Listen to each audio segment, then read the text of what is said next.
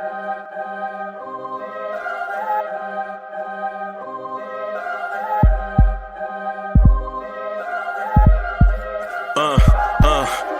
rank where the view is nothing less than phenomenal. For how I express and project from my abdominal. The only view better, both my daddy and my mama know.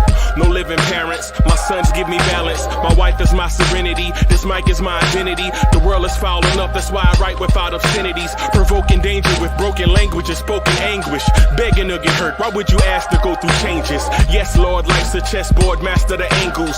Control the tempo, be the one who holds the info. Acknowledge is just as deadly as machete swings. When spoken, the truth is as potent as that Medellin. While others swear the style is free, I just let it ring. Our time is undervalued, soldiers make us better kings. My fans on my shoulder, reaching after better things. Today I take the shot, for them I'd rather set the screen. My mama told me follow my dreams. My daddy told me get it by any means. Stand tall, make him bow to a king. But I've evolved, you can see the resolve. Look in my eyes when you speaking to God.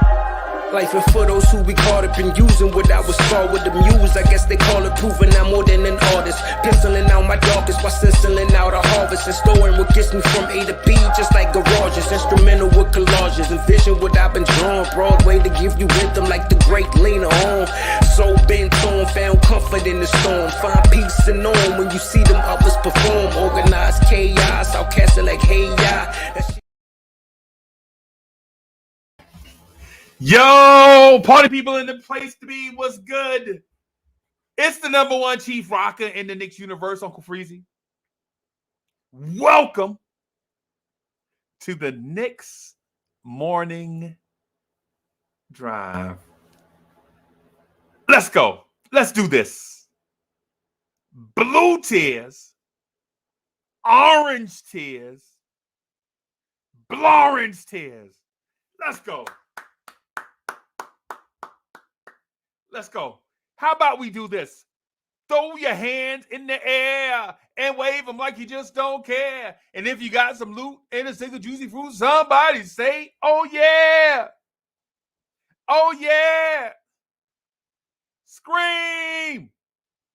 Let's go. Let's go. It's a shame for a Knicks fan to have this much energy on a Monday morning after 2 consecutive losses. But whatever. I am a Knicks fan. Let's go. Let's go. Hewlett Samuel's in the building. Karen Fung is in the building.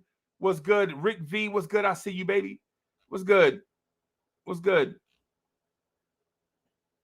Rod and Tucker is in the building. What's good?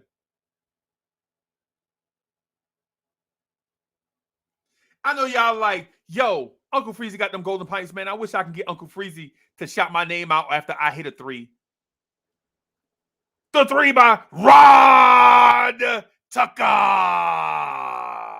for 3. Let's go. Let's go. What's good with you? Eric Serial is in the building. What's good? Parrish Duggar. What's good? What's good? I know Paris Doug is like, I wish I could have Uncle Freezy to just follow me around all day and just shout me out when I do something good. I do that. I charge. I do that. I'll charge a little something because I got to eat. You know what I'm saying? But I just bust up in a spot like, y'all love the way Paris Duggar just got $30 worth of gas on pump 6. Paris Duggar with $30 worth of gas on pump 6, ladies and gentlemen. Good job. Subliminal 209 is in the building. Eli M, what's good? What's good? Yo, so I'm fresh off of this joint called Vibes and Stuff, where I do a morning show with Chuck Allen. So Chuck Allen and myself, we do Vibes and Stuff. I'm gonna see if I can find a link for it. Let me see if I can find a link for it. Let me see if I can find. Let me see if I can find the. Let me go back here. I'll find it. I'll find it as soon as I'll find it and put the link in the chat for those that are interested and listening to two comedians cut up in the morning time to get your day started. So we get the day started. We get the day started over there, and then we come right over here, and then we hang out, and we talk Knicks. Right? I'll put the link to that in here for those that may be interested in laughs and giggles and stuff in the mornings. Right? Chuck Allen is in the building. What's good? What's good? All right. So coming off of Vibes and Stuff Live in the morning, I come over here. I'm prepared with a lot of stuff, but this thing is not as easy as it looks, especially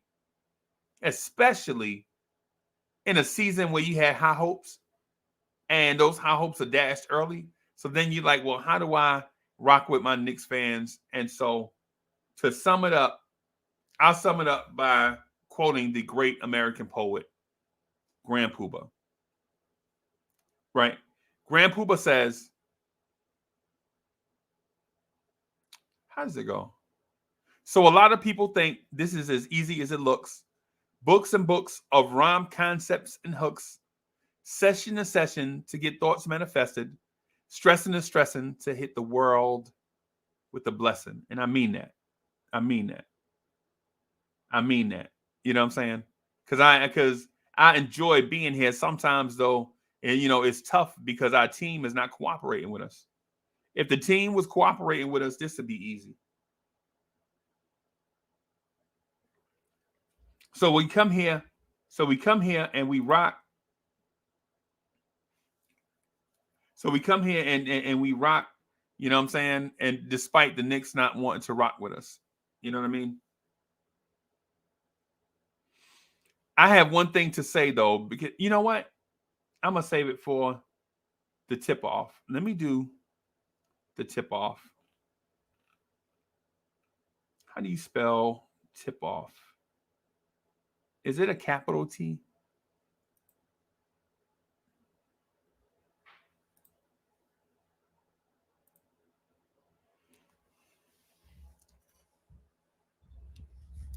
Tom Thibodeau, listen to me, okay?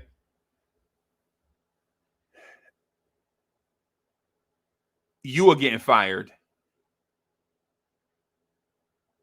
Tom Thibodeau, listen. You are getting fired. Mitchell Robinson and Evan Fournier made sure of that with their comments after yesterday's game. What Evan Fournier said about the team, just let me know that Tibbs is going to be fired. And what Mitchell Robinson said yesterday, Mitch said, Mitch said, I just wasn't prepared to play. Right? And so Evan Fournier was like, we don't have no answers. We just trying to figure it out. So the team doesn't have answers and they are not prepared to play. What else does a front office person need to hear about their coach before they fire him? Tibbs, c'est la vie, it's been real. But you are gone, my friend. I don't know if it's going to be today or if it's going to be the end of the season, if they can wait that long. But for a player to come out and say, we didn't have any answers, we trying to figure it out, we got to fix this thing, that means the coach is not helping. And if you're not having a coach that's going to help, coach is getting fired. And y'all have heard me defend Tom Thibodeau on multiple occasions and on multiple platforms, right? Y'all hear me defend Tibbs often. Some of y'all chagrin. Y'all are like, Uncle Freezy, why you always defending Tibbs? You must be on Tibbs' payroll. No, Tibbs he can't pay me enough for that drama. Right? Tibbs can't pay me enough for that drama. That stuff they going through. Ain't enough bread out there for me to have my name sullied like how Knicks fans are sullying Tibbs and Rose and Perrin and Perry and Allah and all them guys that are in the front office. Do they deserve some of that stuff? Yes. In my opinion, is it too much? Yes. You can't. You ain't. Hey, Dolan. Unless you cut a check the size of Mount Everest, I'm not coming. Rich Boy is in the building. What's good? And after hearing what I heard yesterday, hey, Mr. Vince is in the building. Shout out, Mr. Vince. Man, we got to get you to come back on the show.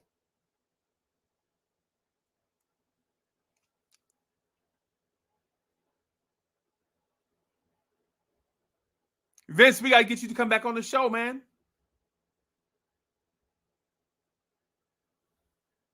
Yeah, we got to get you to come back on.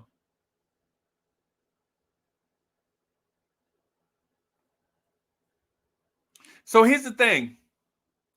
Evan Fournier threw Tom Thibodeau under the bus.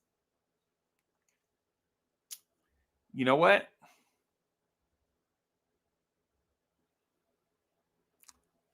Life it's a cold, cold world out there. All I'm going to say is this to Tibbs from Evan Fournier's perspective.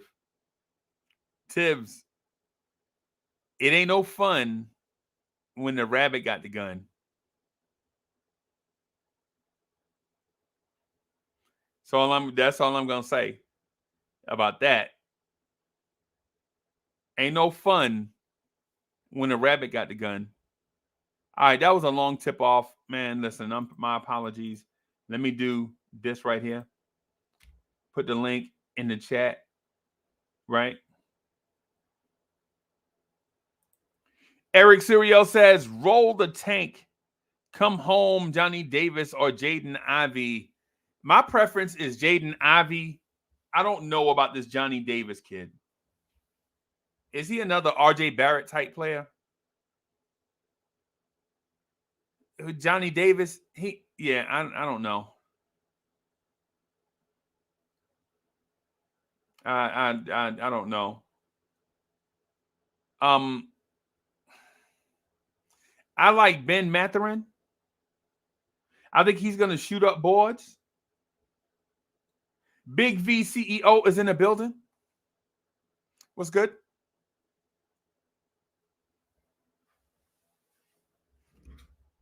Again, you're watching the Knicks Morning Drive with the number one chief rocker in Knicks universe, Uncle Freezy. Salute. Good morning. I'm going to say this. Yo, C-Mac is in the building. What's good? C-Mac is here. Now we can get started.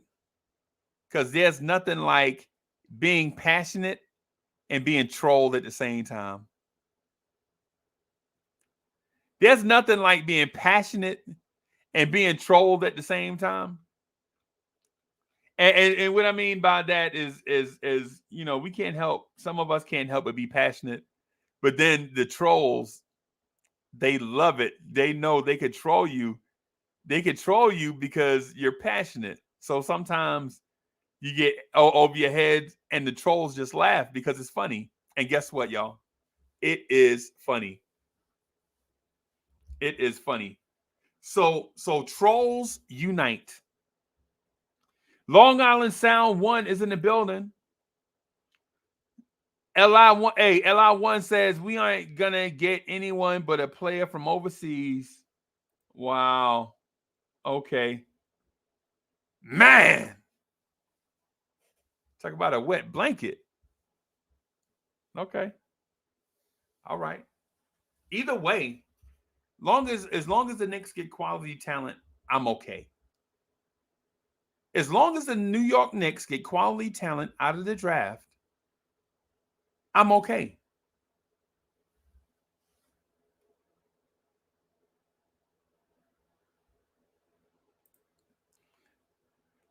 C-Mac says, why would we draft Ben Mathurin if we have a 2 in RJ and Grimes? Because Grimes is a ham sandwich? Who?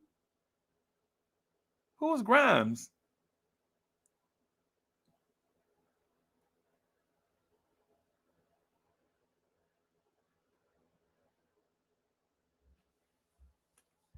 Tibbs is getting fired. I'm calling it. I think Tom Thibodeau is basically ordering his last meal right now on the state.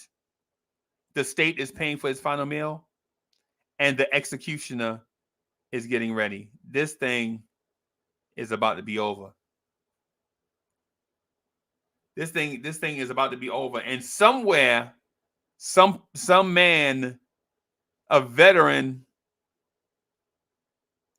of Uncle Sam's army, G-Man for life, is laughing and getting his revenge.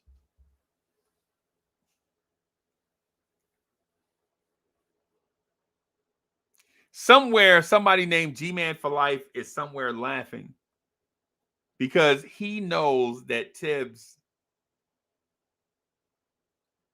is headed to Tibbs' Knicks career is headed to the upper room.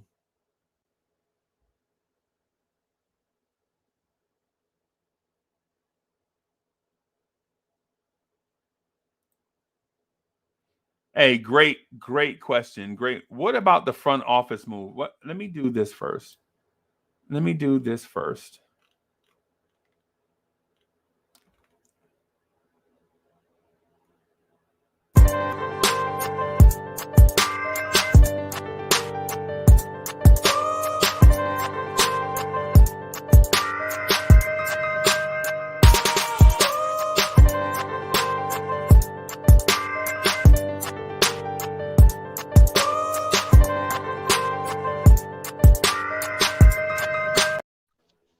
What's going on, please? Good morning, sir. Good morning. How are you? I am exasperated. What upbeat and energetic at the same time? Okay. I'm so frustrated. You know how you get so frustrated, you take the deep breath and you're like, oh. Right. Yeah. Without a scream or something like that. Yeah. Like, yo, yeah, I see. Yeah, that's where I am this morning. For one, it has nothing to do with the Knicks. But let me ask you this. So why hadn't you been on Vibes and Stuff live yet? Because at that time in the morning, I gotta take my daughter to school. Like I'm doing like my morning ritual stuff. So okay. yeah. Because I wanted to ask you, because I wanted to at some point ask you, like, you know, it's only an hour. And so we try to do like 10-minute segments.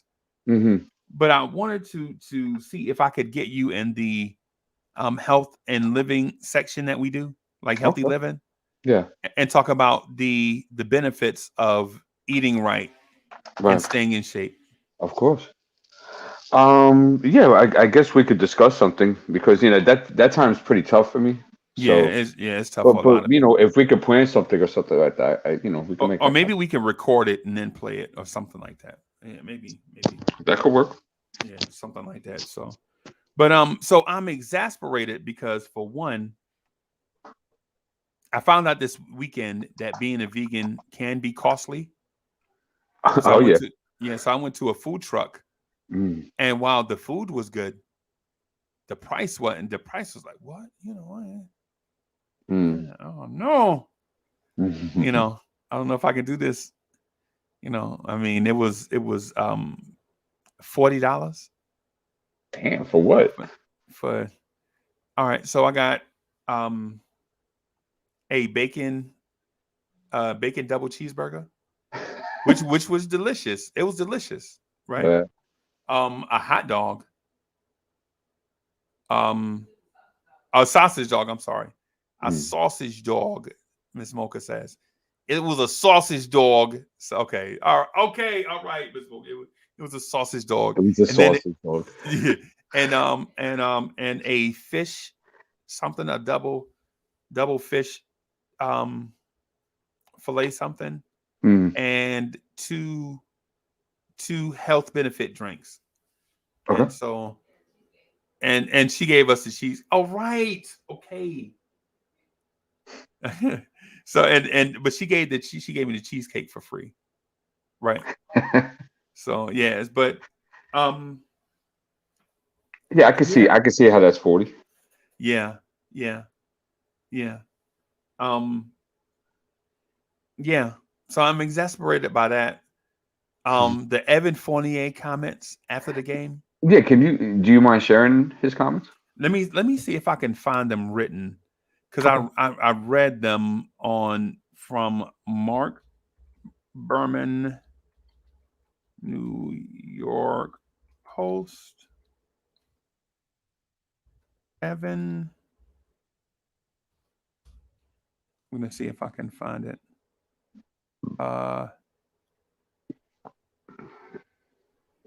looking for the date. Was it after yesterday's game? Yeah. Okay. Yeah, and when you know what, they wouldn't be here. I'll find it. Mhm. I'll find it for us as we continue to move forward with the show.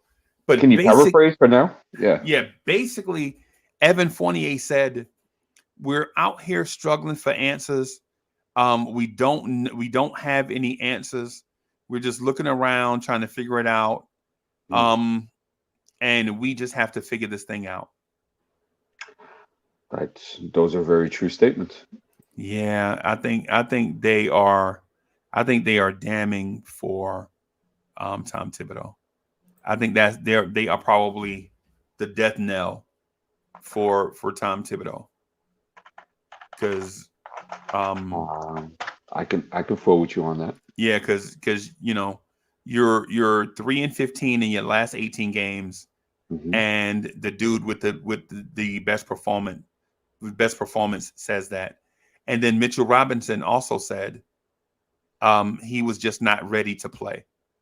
So the team is so basically Fournier came out and said, they're searching for answers. They don't have a clue what they're doing. They're trying to figure it out. And then your starting center says he wasn't mentally ready to play.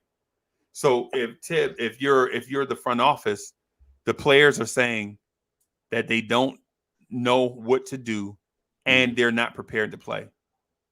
And you're 3-15 in your last 18 games. Yeah. Yeah, that pretty much tells you the story. Yeah. So I mean, I think I heard you say that you viewed that as throwing Tibbs under the bus. Yeah. I think I would view it more as just giving a status on the reality of this basketball team. Yeah. That too. That too. I'm not disputing that. As far as Uncle Freezy goes, my opinion, Hmm. and my thinking was, before I heard those comments, my thing was maybe there is a soft tank thing going on, right? But then to hear Evan Fournier say that to Mark Berman, have Mark Berman quote it and put it in the article, then yeah, I think Writings on the wall. the Tibbs ship is going down, and I don't think a player is going to go to bat for him to save him. I think he's burned the bridges, and he's had a pattern of burning bridges Yep. in this league, and that's just the territory. But my thing is this, though, and you've always known my position. It's always collective with me, and if Tom goes, Leon Rose and Will West have to go right with him. Yeah. Yeah. So that's my big thing. I don't want to see Tom go and these clowns still up there making decisions. Right. Right. Yeah, I agree with you. And so Mr. Vince says Tibbs' refusal to play Deuce McBride is a fear he royally screwed up using the roster. Okay. Now I ain't gonna lie to you, bro. I heard somebody mention that as deep as the past draft was with young players, a lot of these young players, second round picks, are playing, right? Your BJ Bostons, your Herb Joneses.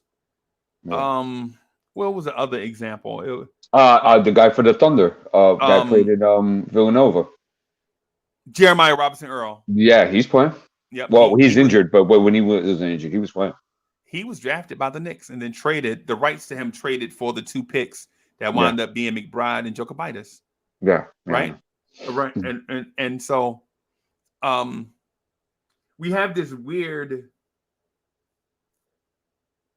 issue because it's not a conundrum because it's not balanced. You don't see fairness on both sides, right? So Yeah. it's not a conundrum. You have this weird issue with Tibbs not playing Miles McBride under no circumstance. Mhm. And so if you're a Knicks fan, you're like, why am I watching BJ Boston play and not Deuce McBride? And we're starved at point guard. Man, Alec Burks. And how many minutes did Alec Burks play yesterday? Oh, don't get me started. That's where I was going this morning. And I don't care how many points Evan Fournier had.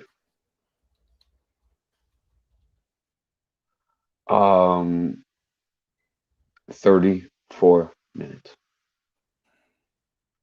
And did nothing. And check this out. Second or fourth quarter. Your bench comes in. Your bench is giving great energy. Right? Your bench is competing. In the second half, they were down 3, I believe. Starters started coming back in. First it was Burks, then it was Randall, Yep. then it was Evan, right? Right.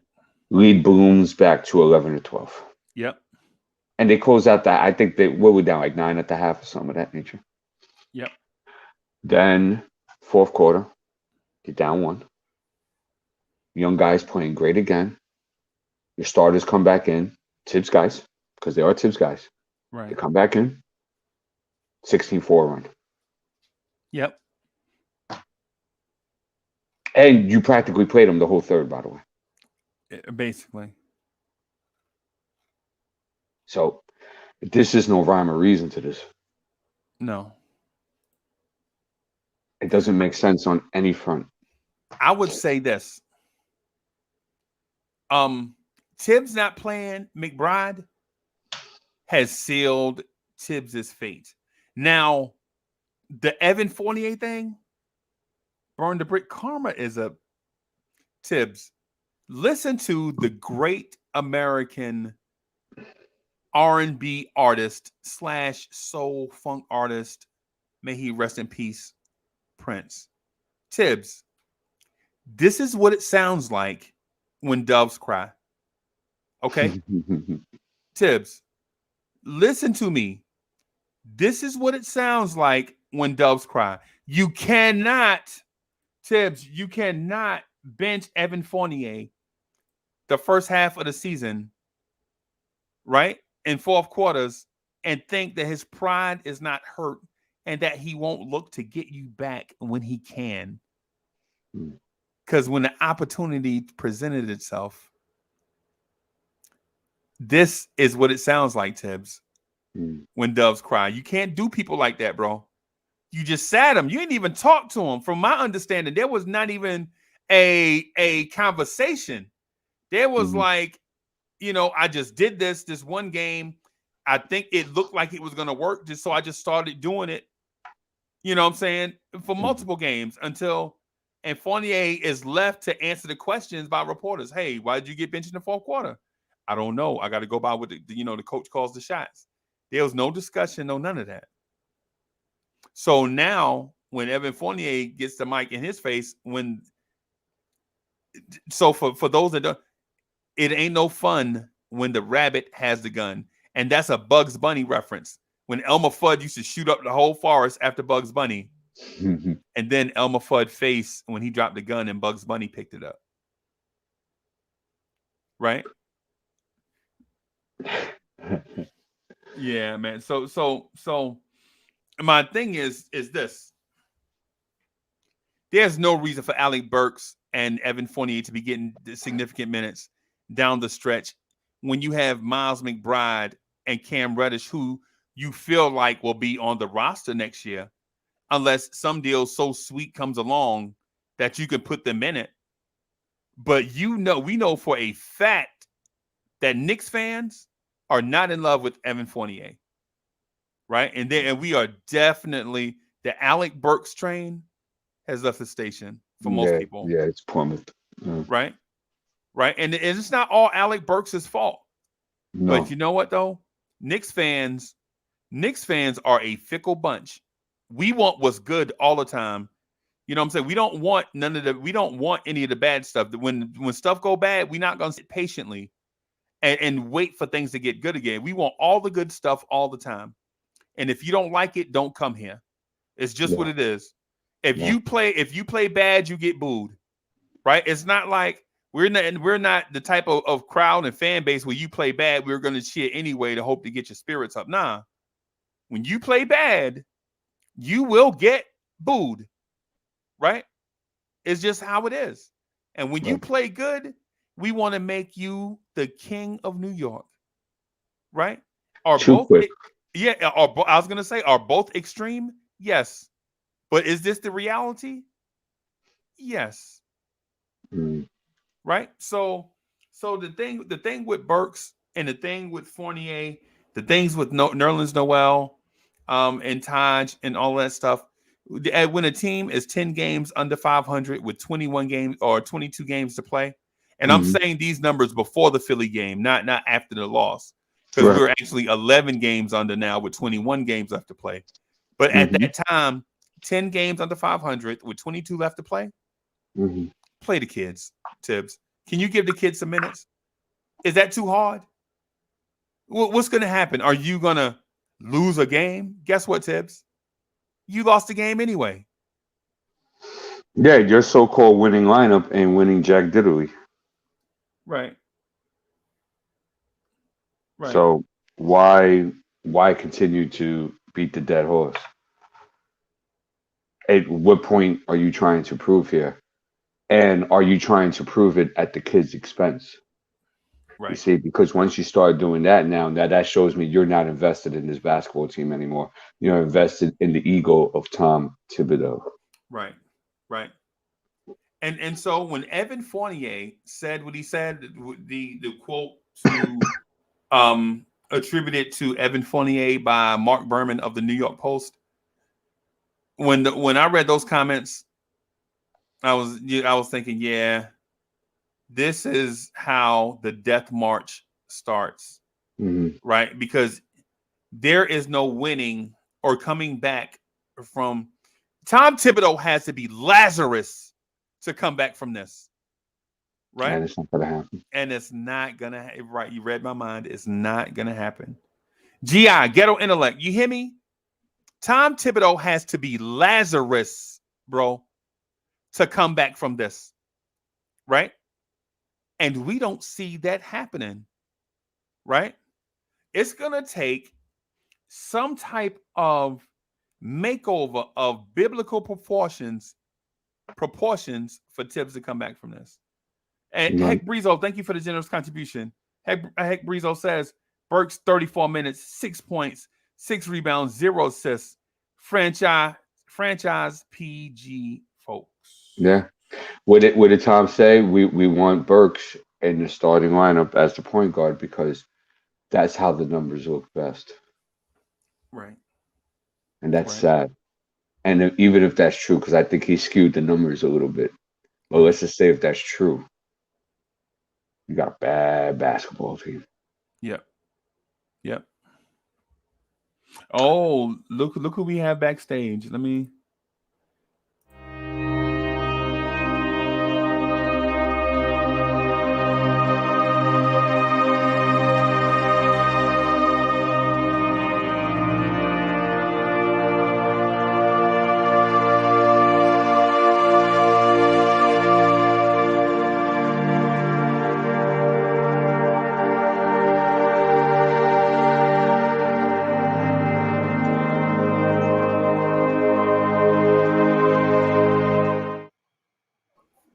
So two of my favorite dudes in the Knicks space. How are you this morning? So hold What's on, up, please. Let me troll you a little bit. So Tibbs is now getting fired because a couple weeks ago you had him going to the front office. Is he now? Is he? Where is he? Yes. Yes. And this Yes, and yes to so what? no, yes to your question, because you asked me. You said now Tibbs is getting fired because 2 weeks ago you said, and so I was answering the first part of your question. Yeah, he out of here, bro. He out of here. He's out of here. Yeah, I think D really hit it on the head. And I believe now you'll see how he acts. Then that World Wide West selling them out to which call was real. It wasn't a rumor. Right. You know, when there's smoke, there's fire. But y'all cook it. Let me jump in where I can here. I want to know from your name there, where do we go from here? I'm interested to hear your perspective on that. Seeing yesterday's performance. Oh, okay, all right. We're searching for answers. Yeah, it's funny. So according to Freeze, that's what Fournier said in the press conference too. Yeah, Like we're Fournier's all press searching for conference. answers. Fournier's press conference was. In fact, I was like 3 minutes late coming into the office because they said Fournier spoke last night. I was like, "Oh, I gotta hear this." And he says, "We're going through the first 3 quarters. We're moving the ball, because everybody's got to touch the ball. So that lets me know that somewhere they're talking to Randall. And you see, Randall is adjusting his game a little bit. I know he's not going to get any credit for it, but are just taking more shots. Randall at one point yesterday was 4 for 9." Deep in the third quarter, so he's not overdoing it. So just is not on Randall. But with that said, Fournier said the ball is being shared. We're cross cutting, we're cutting down, and the ball's moving. And for 3 quarters, he says, then the fourth quarter things get tight. But guys, this is nothing new. This is not some new concept. 20 years ago, before they started changing the rules of playing the NBA, good NBA minds or casual fans would say, you just watch the fourth quarter of an NBA game. Nothing else matters. First 3 quarters don't matter. So you try to get the other quarters to matter. But yeah, if you don't have a team in the fourth, you don't have a team. Right. And I'm not ready to anoint Evan Fournier a prophet. Like, I'm not ready to say, hey, let's all take off from work for St. Fournier Day. No, I'm not going that far. Right. Yeah. I'm not ready to anoint him. I'm not ready to go to the bar and take shots for St. Fournier Day. Okay. What I am saying though is that basically what it is this. This is what it sounds like when doves cry. You can't just keep pushing people away and burning bridges and thinking. And so, and I know people like, why you keep saying the Prince reference? If you saw Purple Rain, you got to understand, like, this basically the premise is this one person thought the world revolved around him, and there were other people that were constantly trying to get him to change so he'll be a better person, right? And it took to the end of the movie when he realized that people were willing to walk away from him and leave him by himself for him to realize that he needed to change. And when he made it, and so I'm getting too deep into it, but basically, listen, when he benched Fournier at the beginning of the season, those fourth quarters, and criticized Fournier deep, all this stuff, when Fournier didn't talk to Fournier nothing, when Fournier got his chance to throw dirt on the grave, he did it.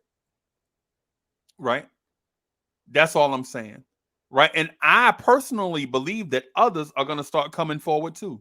I think you're going to start in these press conferences, these last few days of Tibbs, I think you're going to start to see people say stuff like, yeah, the other team adjusted and we just couldn't get with them. Mm-hmm. Meaning that Tibbs didn't make an adjustment to them.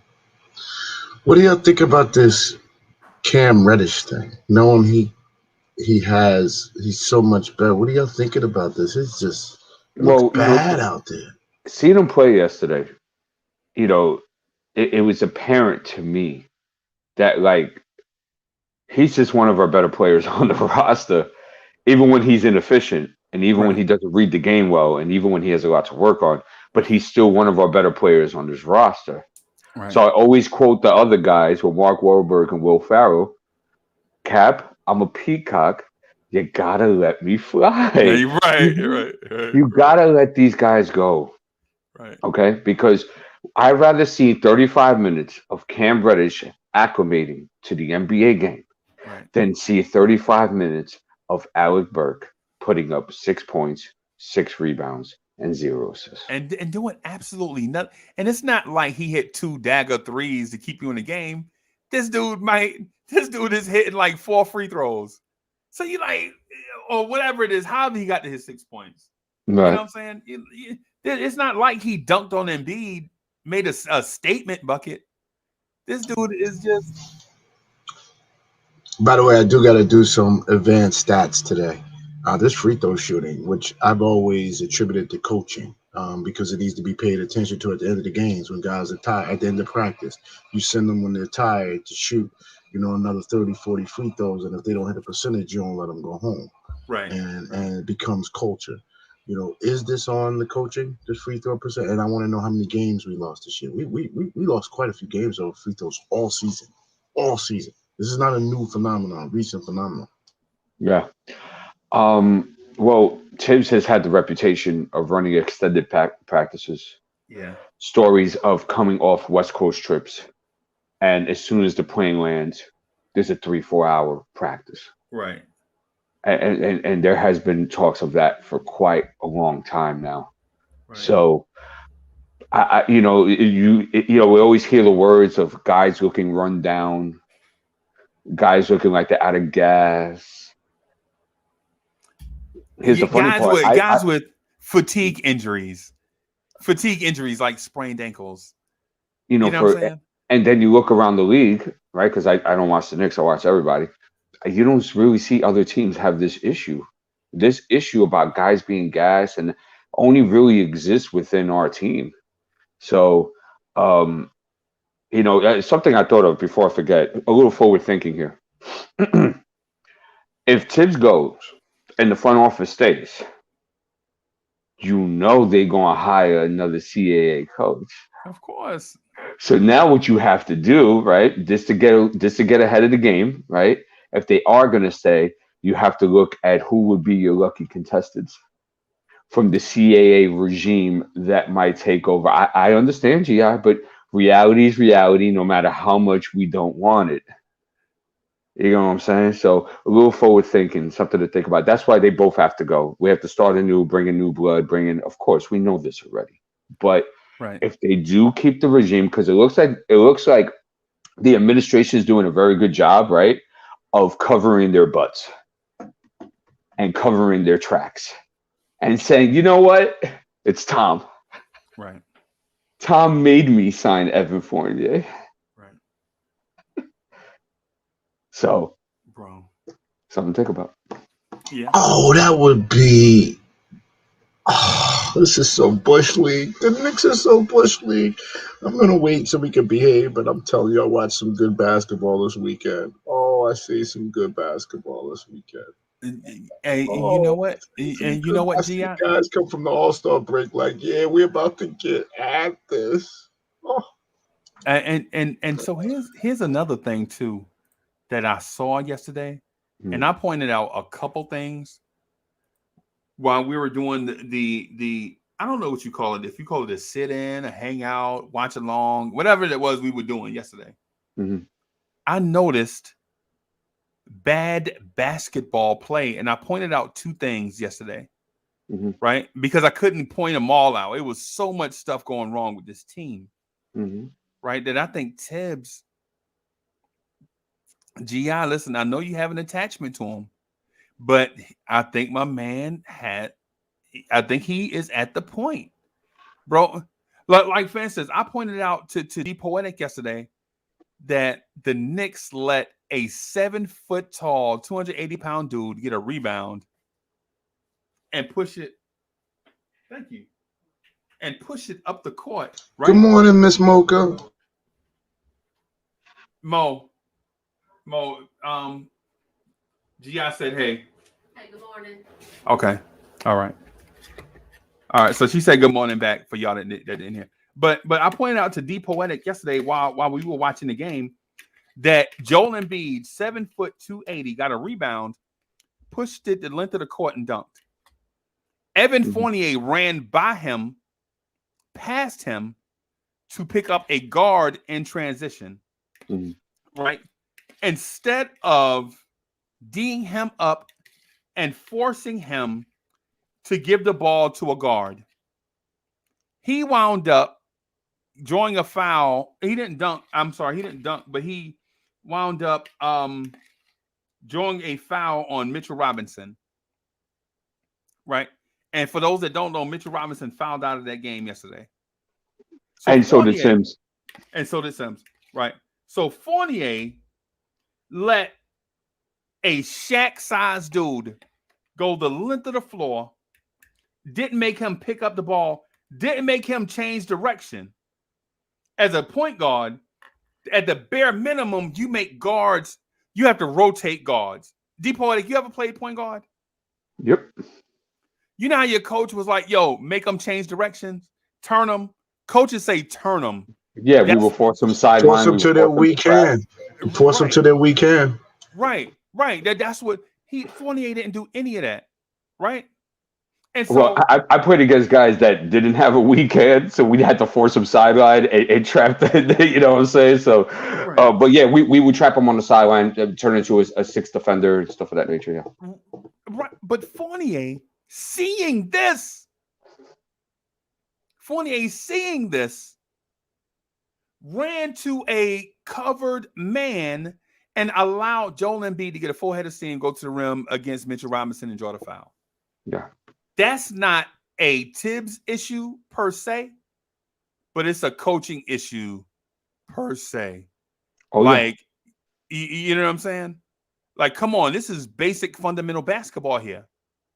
It's easy to veggie back on your point. You know, I'm watching the game now again as we're talking, and I have a note here on the third quarter at 6:38. Defensive guru, laugh my butt off, right. Because you got a team here that still doesn't know how to rotate, right, and help weak side, and right. We're almost done with the season.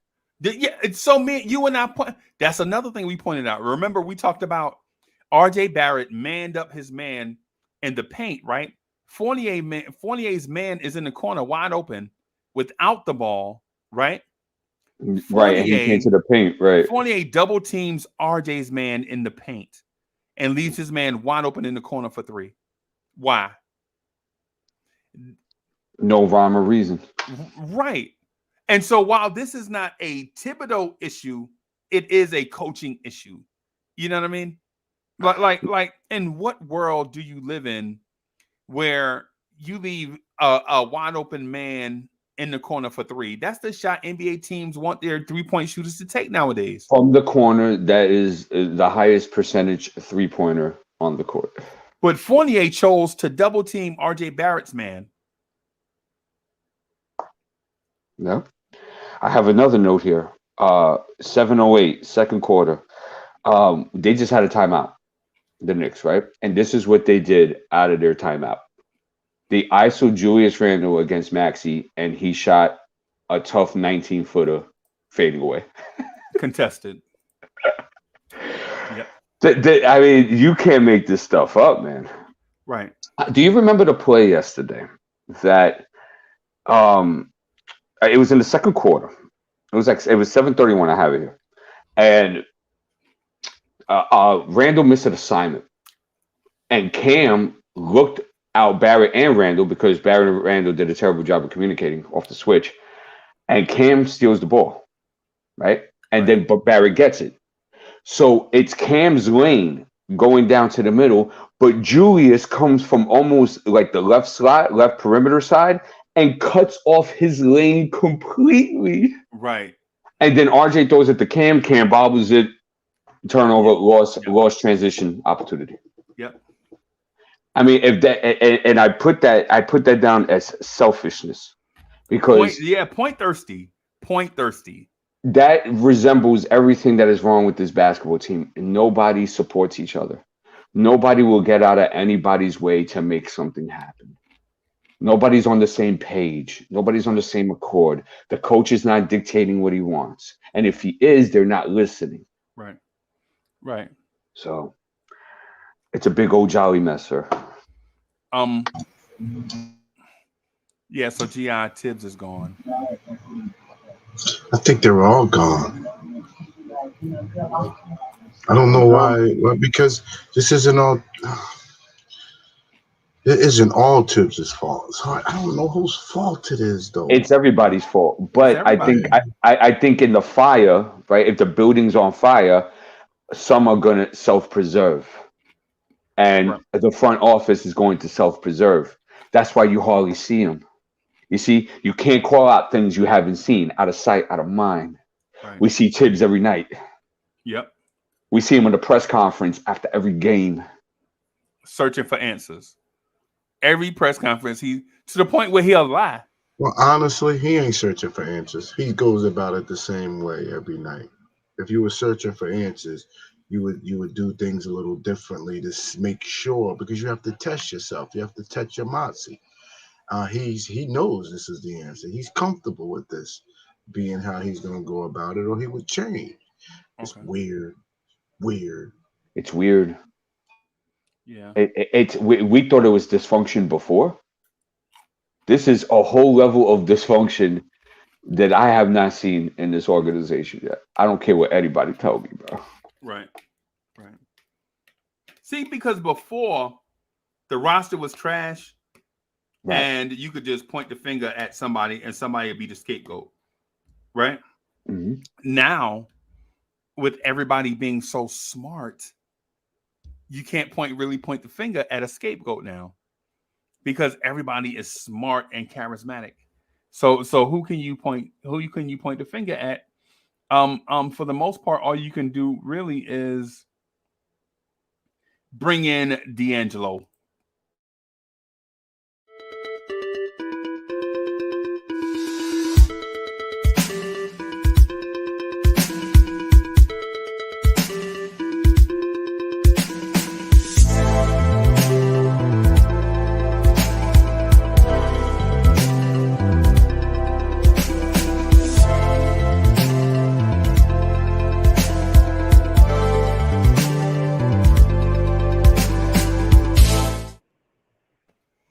Good morning, guys.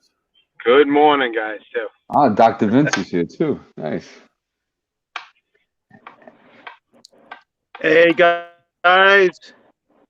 Hey. How you doing? What's up, Vince? Can you hear us? Good. Might be back to square I hear one. you. Can you? Okay. Yeah, we got you. Sorry about that, D'Angelo. Go ahead. No. It just you got the floor. I was gonna say, D'Angelo, don't come in trying to stop us from slamming Tibbs, bro. Because I know how you feel about Tibbs. Don't come in here trying to be like, listen, no. I was He's giving him Tibbs' some number one slack. fan. He's a Tibbite. I was saying it was the front office too. I was giving him some slack, I guess, a little bit there. But now we're back on the Tibbs. I mean, he's lost his team completely. He's just barking out orders. You could see it now. And Fournier saying that statement yesterday just gives you all. It's right there. It's like everybody's just trying to figure out how to win a game. Yeah. And they're not listening to Tibbs. They blocked him out. All that barking he does on the side, it ain't sinking in anymore. So it's D'Angelo, I want you to unapologetically be yourself today. Say it. Just tell her what it is. Tell us. Yeah, no, he sucks.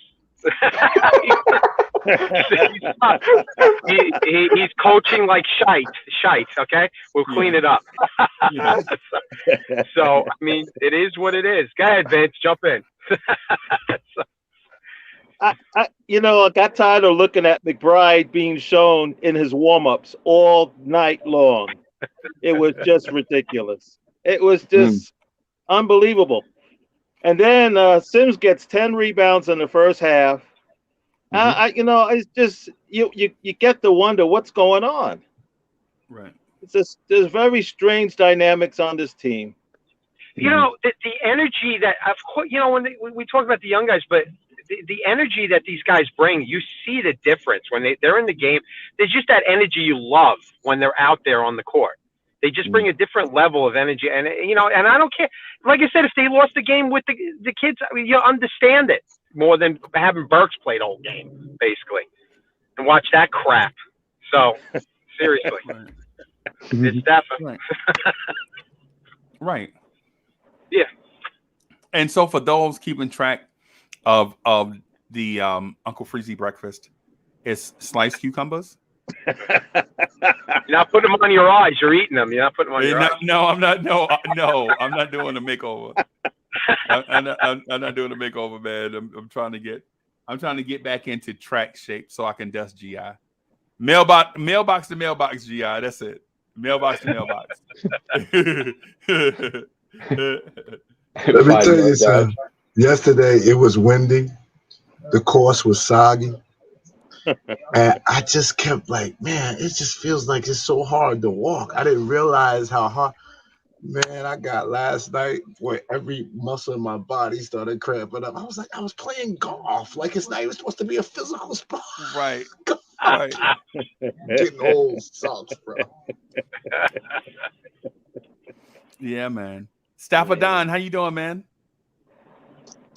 I'm here. Morning, Just morning, blessed morning, man. You coming in to save Tibbs? If who? I'm asking if you are going to take Tibbs off the shopping block and lay down in his place. Nah, I ain't putting nobody on no chopping block, and I ain't laying in nobody's place. You know what I mean? I got my own place to lay down, bro. Yeah, man. But I think it was a close game yesterday until we lost it in the fourth quarter. I wouldn't to agree with D'Angelo about the team he lost the team, because if he had lost the team wouldn't be fighting back in the fourth quarter to win the game when we was only down by 1. So I disagree with that. Well, that was the bench that fought back. It doesn't matter. It was a team. It does matter. It was a team. You know what I mean? So, it is what it is at this season right now. I really don't care if they make it with the kids or without the kids. You feel me? So make what? Wait. Make what? Wow. You said it. Make it. Yeah. What is it? You heard me say it before the play-in, and even these teased me since a couple of days ago about this play-in. So I really know what I mean. So you know what I mean. It doesn't matter to me if it's with the kids or without the kids. I just want to see a competitive team out there playing some basketball for the last 20 games. Ladies and gentlemen, introducing throw this season in the toilet bowl. That's it. Stop it down. You sound like Jesse Jackson, bro. Keep hope alive. Keep hope alive. I ain't keeping nothing alive, man. I just want to see. To see the kids get some experience. You know what I mean? And if they make it or not. What do you mean? But Stafford, but you gotta, at some point, you gotta see that the reality of making it is slim and none. Yeah. So it's not even that. Knowing how badly constructed this team is, why do you care so much about making the play-in? I don't care, man. I don't care about that. That's what kills me. Yeah. As I said before, it doesn't matter. But as long as the kids play, if the kids make it in, you know what I mean, I'll be happy. It'll be a good experience for them. But if we don't, who cares? But you just finished saying that you didn't care whether it was the young kids or the vets, as long as we made a play. No, but I want but you also they're gonna sprinkle in the vets anyway. So the majority of the time the kids play to get that experience, I'm good with it. As what D'Angelo said, we got a whole supply. Yeah, well, to see Burks and Fournier playing in the fourth quarter and just throwing up bricks, that was hard to see. But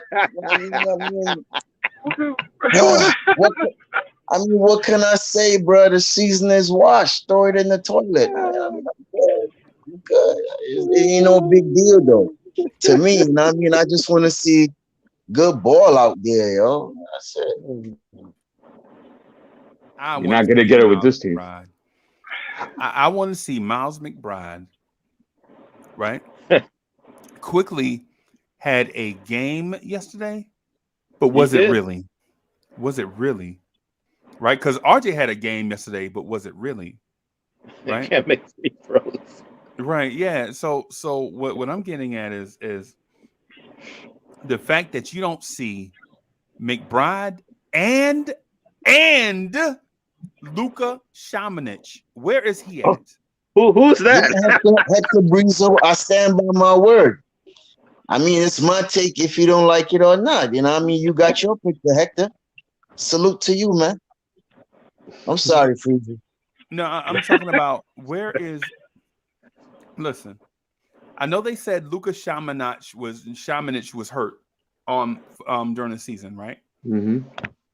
Can we at least see him somewhere? Right? Because you pay him more than you pay Mitchell Robinson right now. Okay. Wow. And for you to pay a two-way player more than you pay your starting center, this joker better be good. Right? Because if this is another misstep by the front office, one that flew under the radar because he was hurt, then this front office should go maybe not before Tibbs, but at the same time to Dolan clean house. All of them. That's what you got to do. Clean house. It's time, man. Jeez, come on now. I mean, we got to take this hope in this season that we're going to make it and go on a 20-game winning streak. Yeah, come on, stop it.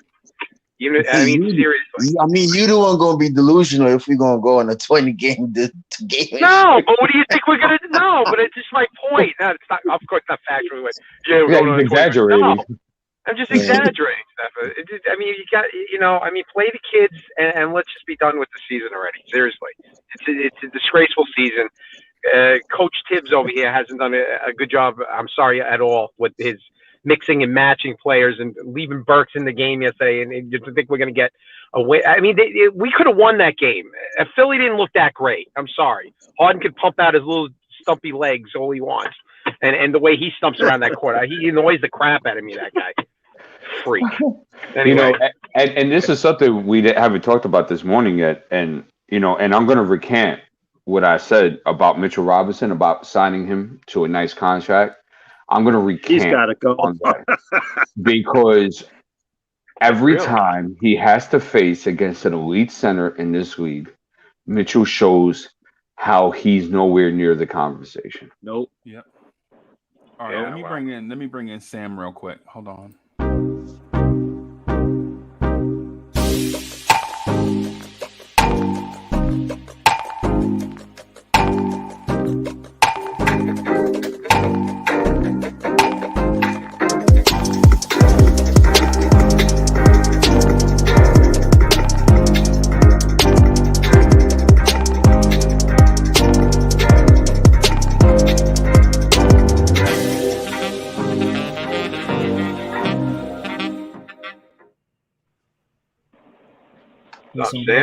Sam. Blessings. Yeah.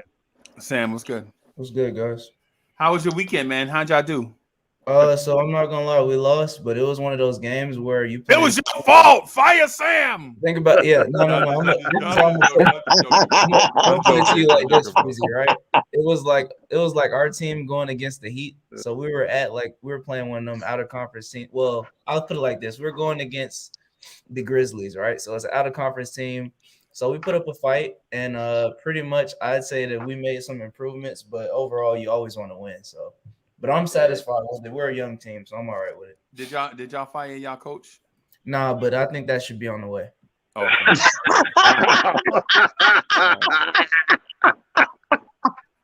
Yeah, I'm not too about it, man. I'm out here, I'm enjoying my last hoorah, so to speak. This is my last season. Then we're done after this, going into retirement, like Tibbs needs to do. Yeah. Hey Sam, does he look like a penguin too? Oh yeah, he kind of looks like a penguin just with more hair on his face. Oh man. All right, let me bring in CWC right quick. I got to do CWC intro because CWC is not the same without his intro.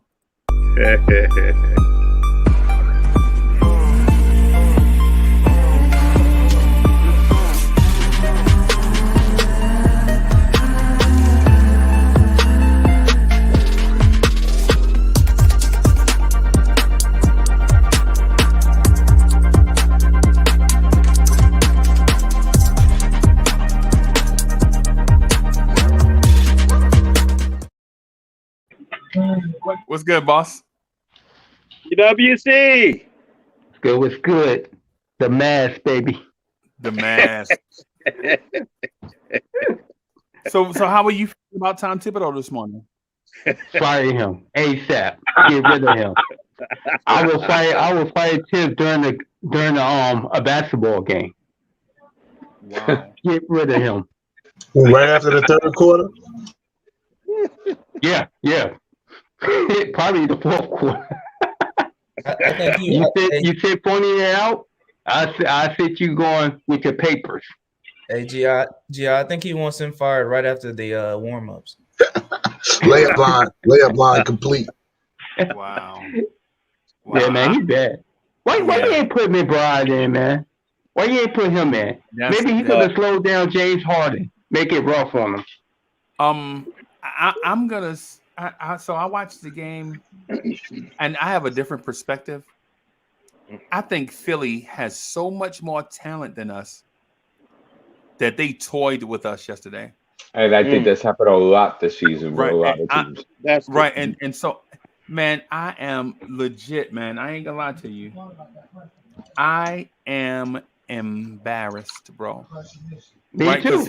Because Philly, Doc was experimenting with stuff and trying out these lineups, man, and trying out these offensive sets and all this stuff against us.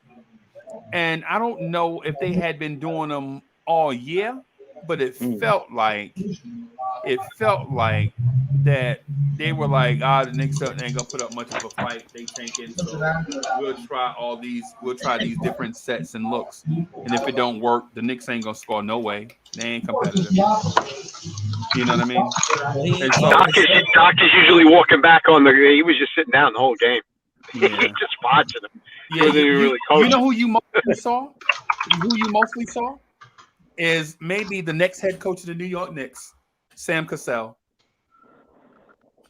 I'll invite it. Not against that. And a side point before I forget. Obi Toppin had some good moments against James Harden. Obi Toppin defensively. He played a good overall defensive game yesterday. Wish he would have gotten the ball more and just to see what he could do, of course. But I gotta give props when props is due. And you know what it is, guys? I think we have talent.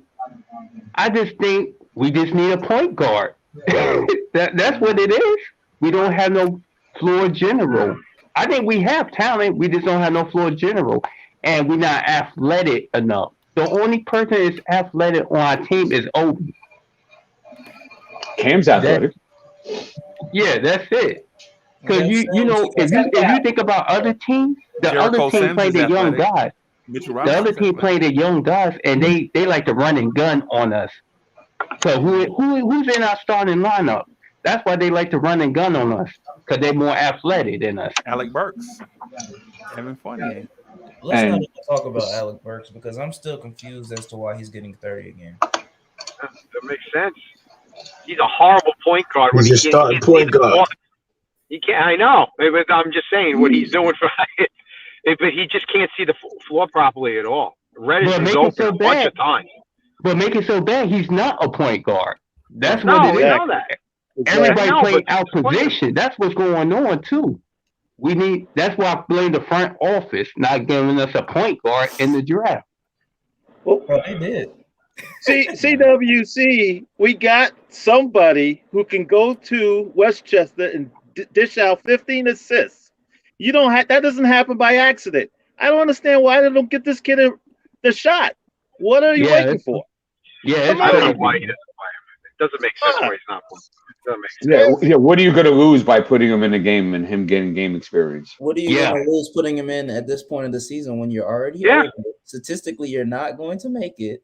So just go ahead and throw him in there. In my opinion, you don't bring Rose back for the season because what's the purpose? You sit him out for the rest of the season. You let him come back healthy next year where he can prove that he's going to be that guy again. And you put Deuce out there and quickly. I don't see why Burks is getting any burn. Hey, Sam, you know who else I don't bring back? I don't bring back Noel, and I don't bring back Grimes. Oh, you see, you didn't have to do that to me. See, you didn't have to do Grimes like that. Why? Why? Grimes should sit. Why? What's the point? No, Oh, I thought you meant next year, as in on the team. Huh? You mean now? I heard you wrong. I thought you meant next year. You mean right now? Yeah, Oh, yeah, you yeah. mean Like, yeah, like for the rest of returning. the season. Yeah. Oh, I ain't know what y'all was talking about. Y'all said y'all want Grimes to sit. Yeah, I agree with you. I thought you were talking about next season. Yeah, of course. For the rest of the season, you don't bring Grimes back. It's pointless. Nope. Let him recover. Noel, if he's actually dealing with the injury or if he's not, I wouldn't play him anyway. So, I agree with that. He had an ace bandage on his head yesterday. This guy's always. He definitely didn't crash have test trouble dummy. walking to get his hair braided. That's though. right.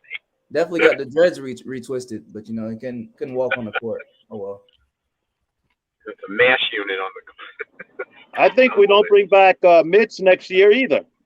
Yeah, that's what we were alluding I to. think the Paulie hit it out of the park. We don't bring back Mitch next year. Why are we And if you decided not to, what you should have done was that you should have traded him at the trading deadline to at least get some assets of the young player back. All right, think about it, D. Because now you're losing him for nothing. Why are we You just could not have got talking Killian Hayes extension? for him. Why are we just not talking extension with Mitch? We should have been doing this months ago. That way. I'll find out. Hey, I'll find out. Mitch turned the offer down. Y'all heard about it? 4 years for yeah, you're right about that. Did you hear He what did? they He did turn it down. All right. What did Okay. they offer him? What was the offer? I'm not sure. 45 the million? numbers. 4 years, If they 45 lowballed him, million. yeah. If they lowballed him, I mean, he's gone then. He's gone. Yeah, they should have traded him. But he don't got no offensive game, man. So you're not getting too much. Rudy Gobert don't have no offensive game. But he better than Simmons Mitch. ain't got no offensive game. So what are you talking about? We talking about Mitch. Whoa.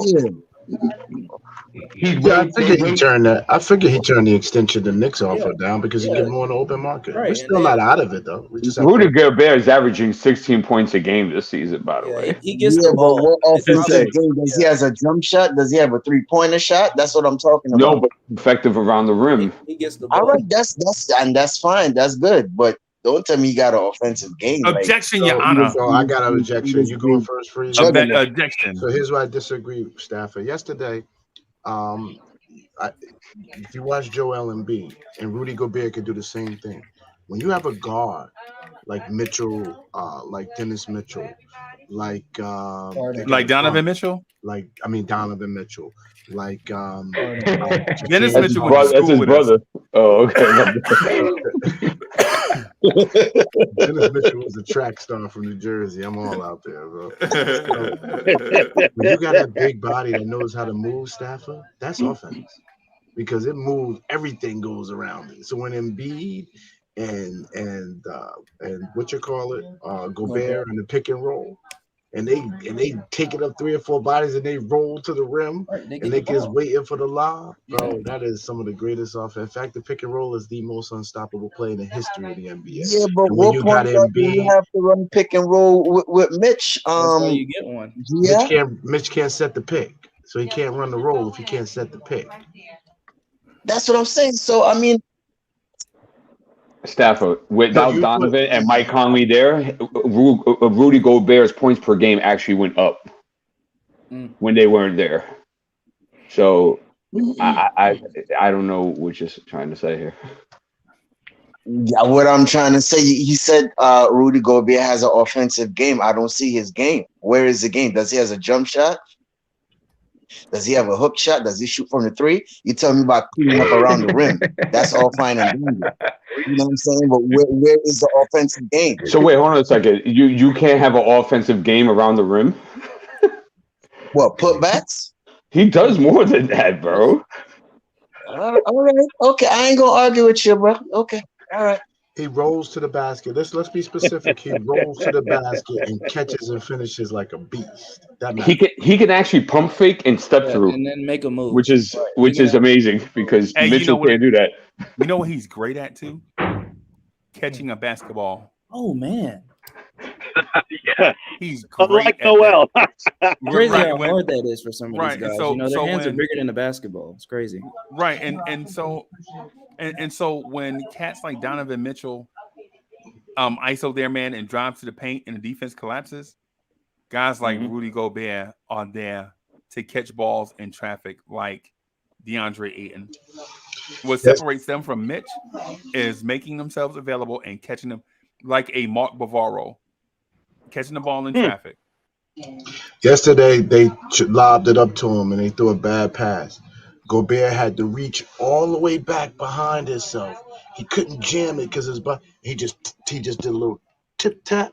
That thing spun around the rim like a toilet bowl, went right down. He ran back up the court like that's what he intended to do. Full Right. body control. Look, so to make y'all laugh, Anthony D and myself had a discussion centered around, is Marcus Camby a draft bust? Right? Is Marcus Camby a draft bust? Right?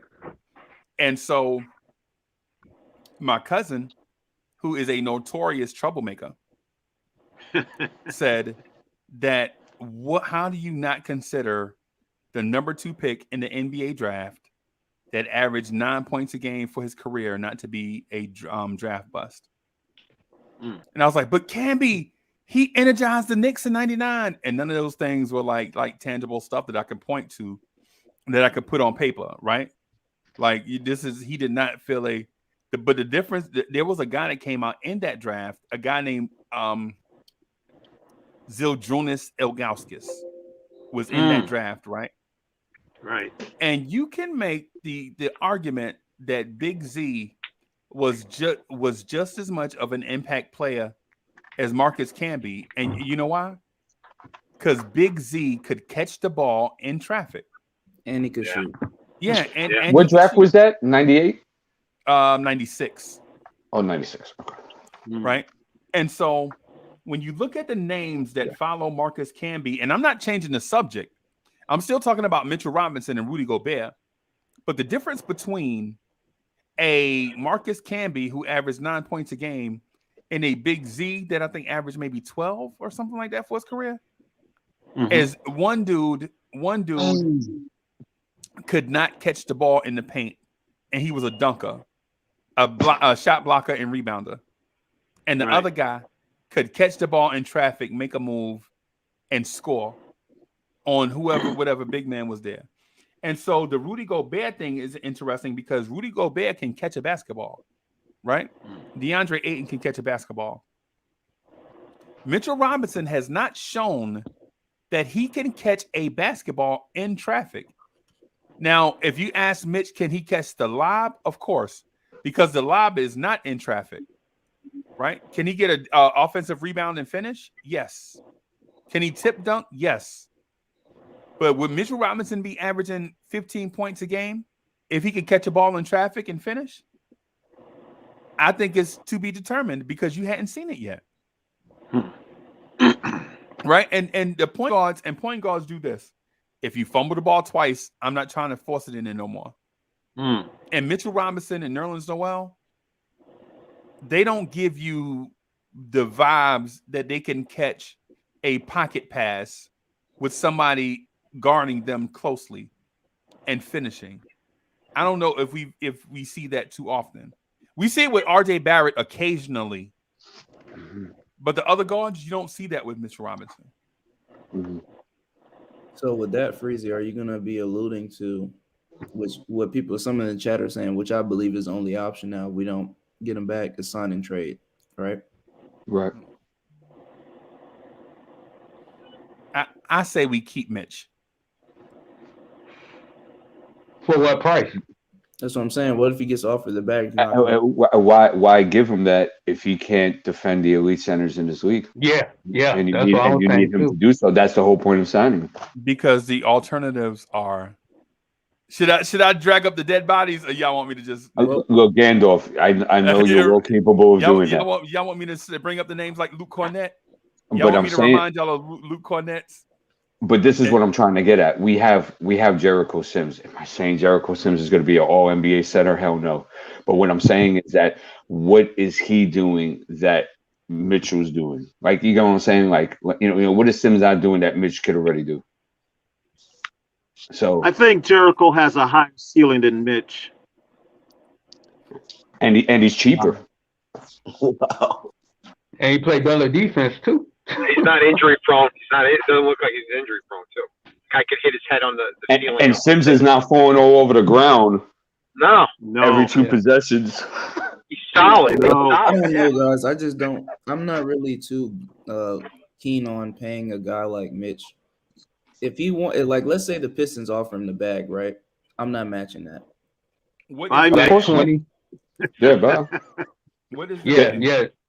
The only Detroit argument gonna is offer that 20 to- if you knew he was going to deny the contract extension, why not get pieces for him? That's the big Yeah, they thing. knew that. That's right. They knew that before Right. the trade deadline, which is why they should have traded him because he But already. this That's the is- front office. But it's business in this sense. 4 years, 45 is business, right? Mitch is like, why are you gonna offer me that now?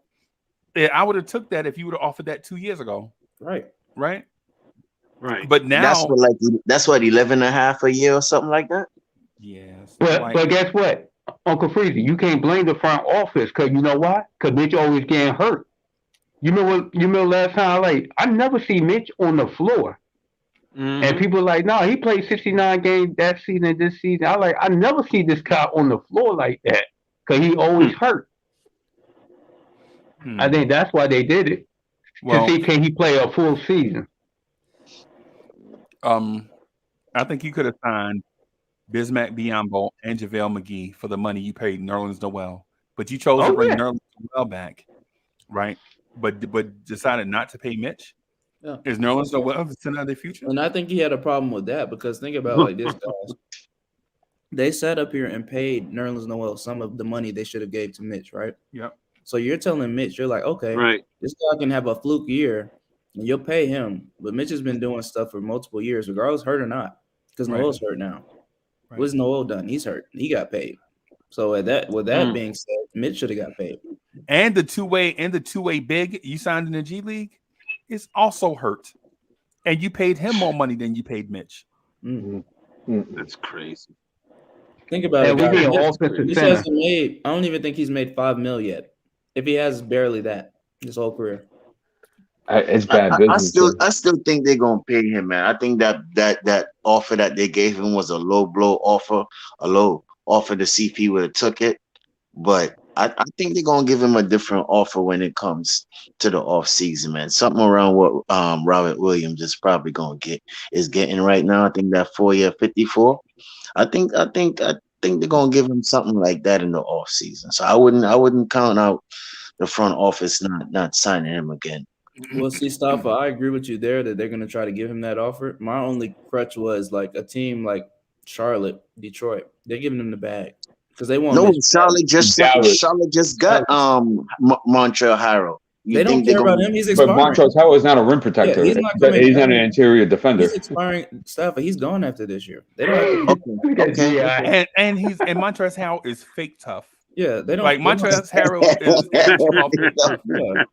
They don't have to bring Harrell back. So Right. them and the You know what? You do got a point because Charlotte do need a center. Undersized. And right. yeah, and yeah. All right, I got you. Like D saying, Add Dallas to that mix too.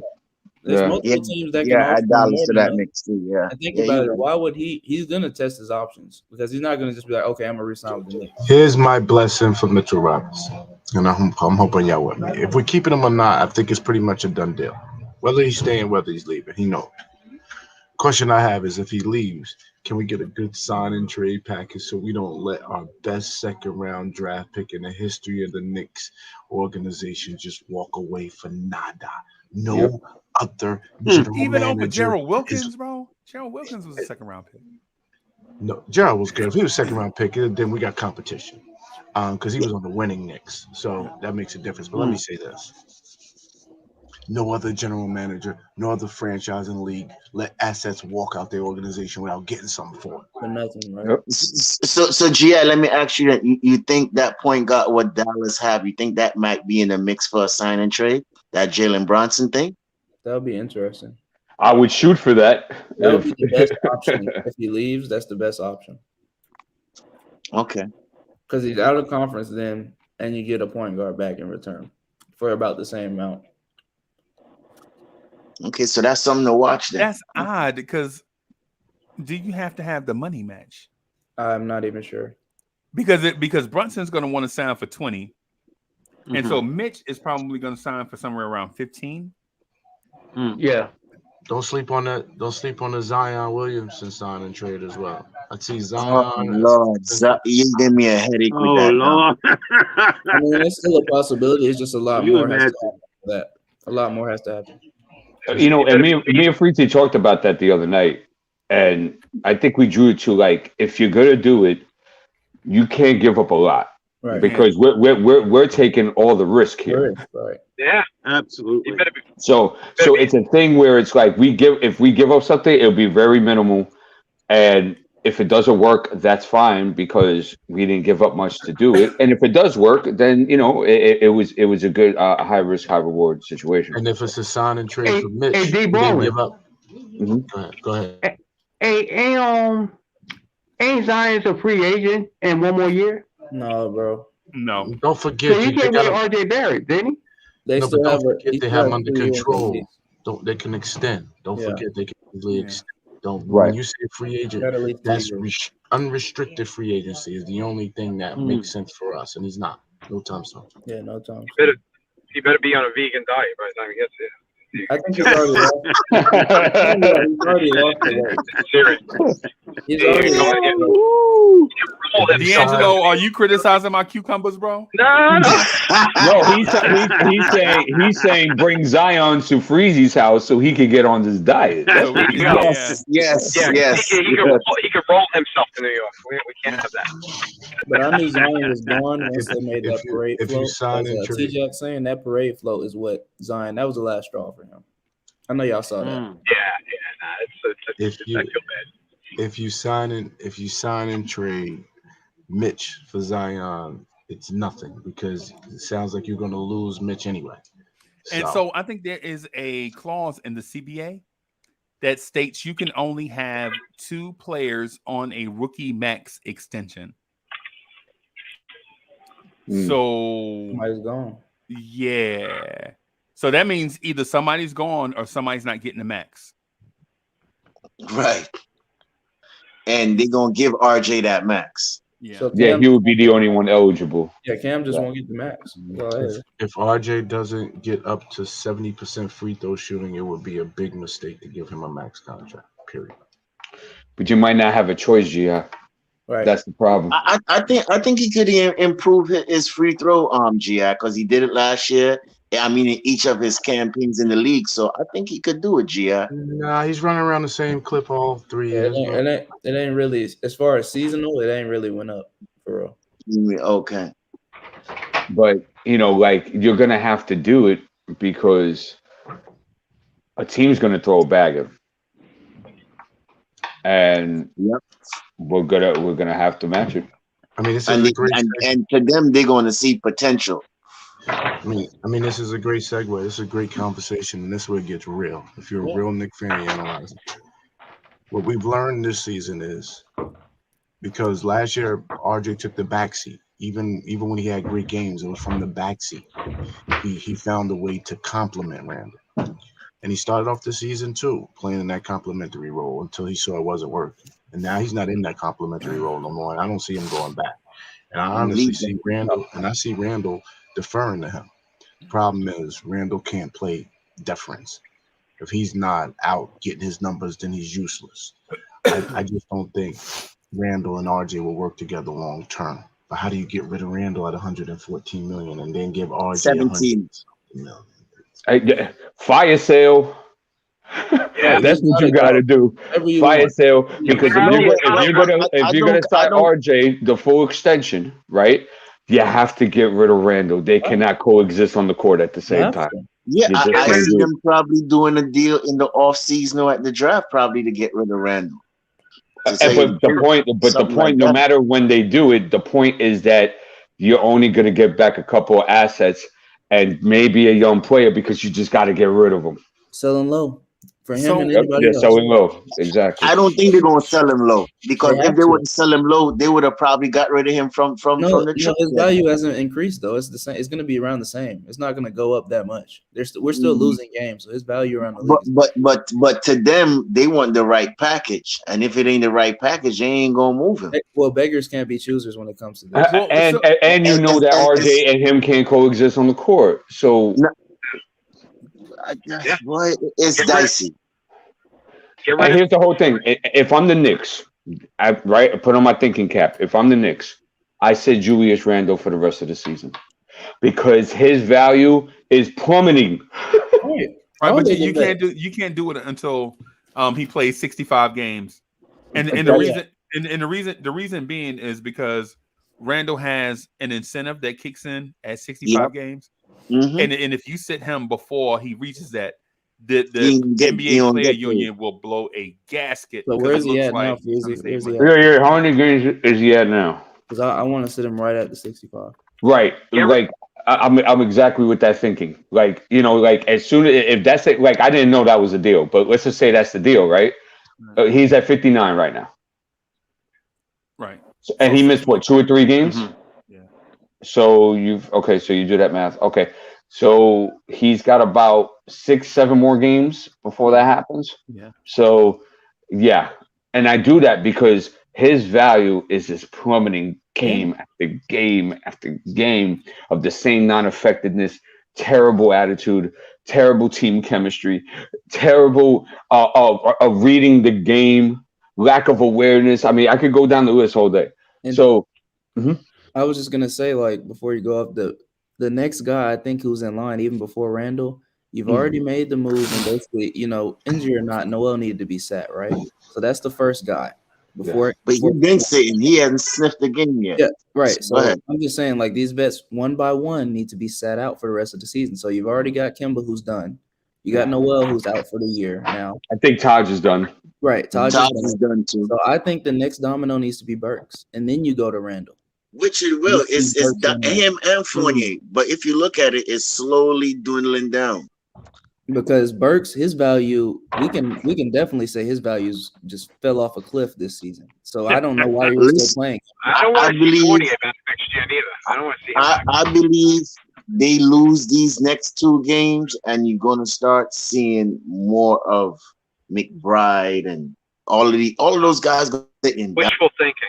Yeah, that's wishful thinking when it comes to McBride. I would say maybe Sims and Cam Reddish, but like I was saying, you know, guys, if Mitch is gone and we do a sign and trade and we get a guard or a wing and we don't get a center, look at the Knicks.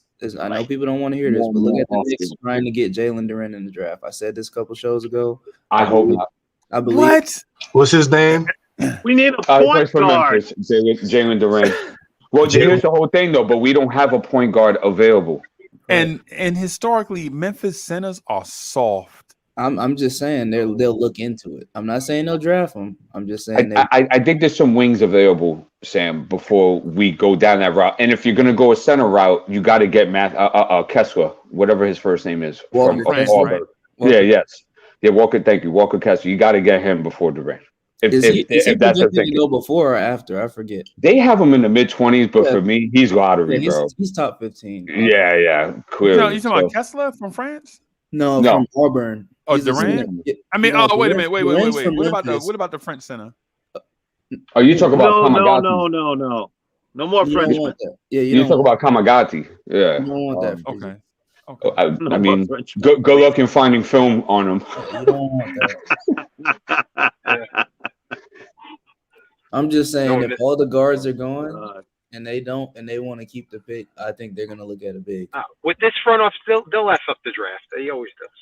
So they'll trade away all the picks. So the Knicks right now are 4.5 games out of the 10th spot. And this is a vicious, and Wednesday is going to get vicious. So it could easily be 7, 8, 9 by the time this is done. So yeah, I don't know, man. It's gonna happen, especially the way Tibbs is not using the the players correctly. It's gonna happen. So Yeah, I think we're moving up to at least 7. At the way we're going, we'll be at least pick 7. If another team falls off, potentially 5 to 6, but 7, I think, is where we're going to be headed towards. I think all this season's been good for is to teach and show young college GMs that want to be GMs or president of basketball operations or coaches, young coaches, how not to do this. Yeah. And I think this season is a great example of showing that. Right. Because this is just not how you do it, bro. From A to Z. Thank you, Adele Chapman. Thank you for Adele Chapman in the building. Hey, how the kids, man? Adele Chapman says, if you're a Rokas, do you even come to the Knicks? Over question. Over question. All right. I think it's a really good question. Do you play a sophomore season there, knowing the Knicks aren't ready, or do you shoot on over right now? In my opinion, if Fournier and Burks are back, I'm not coming to New York to sit the bench. Right? Because basically what's going to happen is your value is going to plummet. Right? At least now you're in a situation where the team has faith in you and you're getting playing time. Right? If you come to New York and then you have to sit behind Quickly, Burks, McBride, and not show what you can do, what's the motivation to come over? That's if Tibbs is still going to be the coach. You know, I mean, he's not going to play these guys. Well, say Tibbs is not the coach. You still have Alec Burks on your roster. You still got to beat out these guys. I would say if they do move on from those, at least the 2 vets, and let's say he just have a Quickly, McBride. Quickly's a combo, so it's not the lock that he'll play point. You just have Rose and McBride. I think he would come over, but I think some people are expecting him to be. I don't have that many high expectations on him. I just know he would come in and be a solid backup point guard. But I think he has the potential to be a starting point guard. Easy. I think he has the potential. Shout out to G-Man for life. G-Man is in the building. G-Man, fresh off of his work trip to Montezuma. He was ziplining in Bazoo. Yeah, Hey, G-Man off of his work trip to Tripoli. Is that where you were, G-Man? Were you G-Man on fresh off his work trip to the Australian outback? You know, before the Rokas thing gets lost, I think it's very paramount that he plays his options close to the chest. And if this team is on a decision to go young, start for the top, give the ball to RJ, they have a younger coach, different administration, of course, I would join in a heartbeat. But if it's going to be this same old type of nonsense and foolishness, he's better off out there in Real Madrid. Right. Just one or two back there. And the thing that Rokas does that the other guards on our roster don't do from the point guard position is when the ball is out of his hands, he can still balance the floor and play make, right? So he doesn't need to be, he can play on or off of the ball. And I know that frustrates the purists that believe point guards should only do one thing, and that's have the ball in their hands. But if you're a modern basketball junkie like myself, that like to see nuanced offenses that are complicated and force defenses to think and create mismatches on the ball and away from the ball, Rokas Jokubaitis is that guy. Now, am I saying he's going to average 18 and 8? No. What I'm saying is if I can see Rokas coming over and being in his first season a 10 and 3 guy. Right. That's what I was looking at. Right. The 10 point, he definitely get those 10 points and the 3 assists. And I would like those assists to be to somebody who needs an assist man like Obi Toppin. So you see him as, because I envision him Freeze as being our premier backup point guard if he comes over. That's what I would say. I'm saying backup with the eyes on a starting spot. I'm not saying backup for his career. Yeah, no. I say, he has the potential to be a starter, but I think if he comes over next season, he would be the backup point guard. Right. So who would you see? Who do you see in him What do you say? Pause. Which NBA past point guard do you see? Stopper said, "Who do you see in him?" Pause, bro. Calm down. Which NBA player do you see Rokas emulating? I'm gonna be honest. Goran Dragic. That's what I was gonna go. I was gonna say a young Goran Dragic, like a Phoenix Goran Dragic.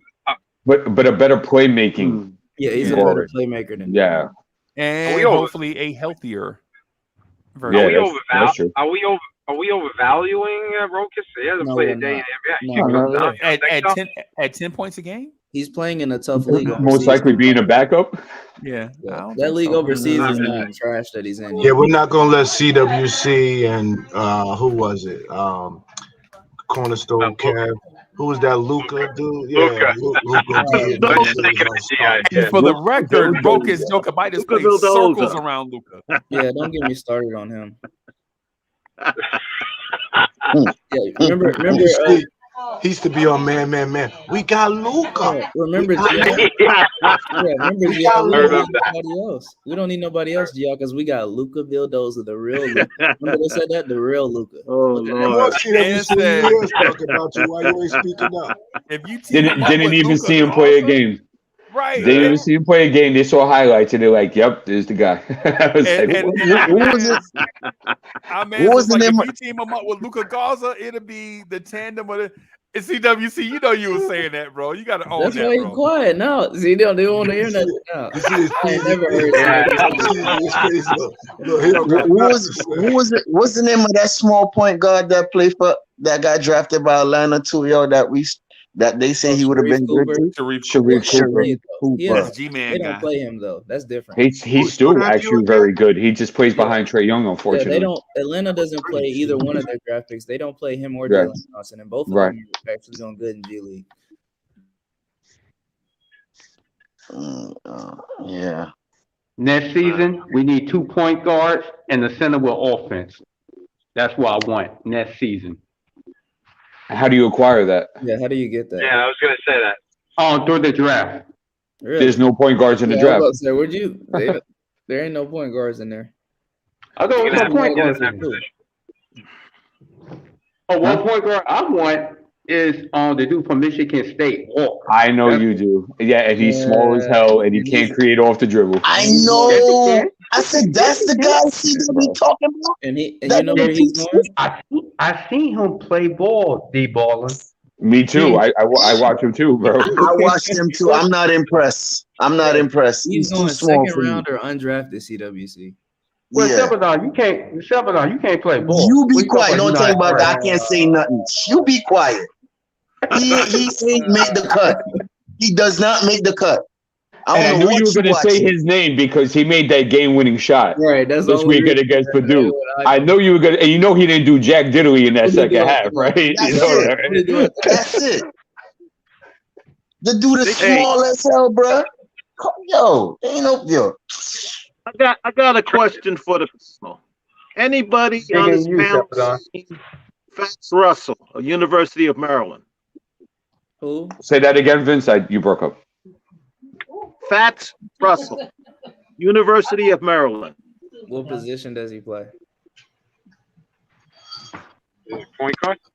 Who's talking, Vince? Because he's not moving. Guard, combo guard. Hey, I'll be back if y'all still on. Fast He's a as combo hell. guard. Yeah, I haven't seen him play. Combo guard, great handle. What's his name? Great handle. Take a look at him. I know who he's talking about. It's Deron Russell, but they call him Fats. So it's Deron Russell. Yeah, he's 5'11", 165. Oh, he's 5'11". Jeez.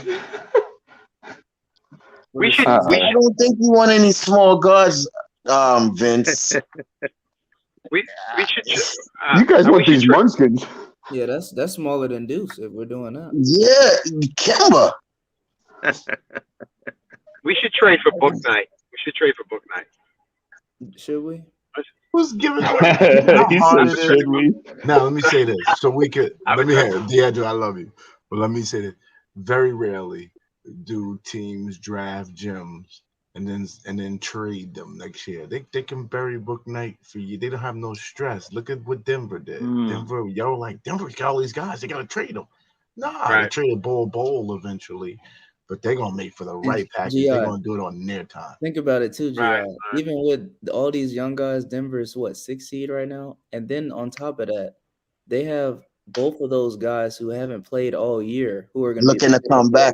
All right, for the postseason. Porter Jr. and Murray are supposed to be back for the playoffs, so that team is something to watch out for.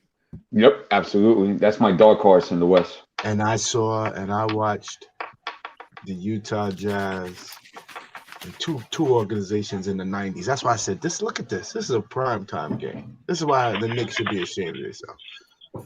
I'm watching the Phoenix Suns and the Utah Jazz in primetime basketball, and I'm like, what? Nobody cared about these teams. And those teams play basketball, even without, and they're missing CP. Could you imagine if the Knicks was missing a player at the level of CP3? But look at the embarrassment loss to the Lakers last night to the Pelicans. No, I didn't have the Lakers making and they blew a lead. Well, the Lakers did it. We also had an embarrassing loss to the Pelicans as well. Hello. And got booed. And I didn't. But Staff, I didn't have the Lakers making the playoffs. Yeah, nobody here had the Lakers doing anything. Their roster is poorly built. When you have but they fighting for a play-in though. I can tell you that. They're lucky to even make that. I end up fighting for a play-in stuff. Oh my God! It's people like you I hate that they made the play. All right, because now you hate is a strong word. D, hate is a strong word. D.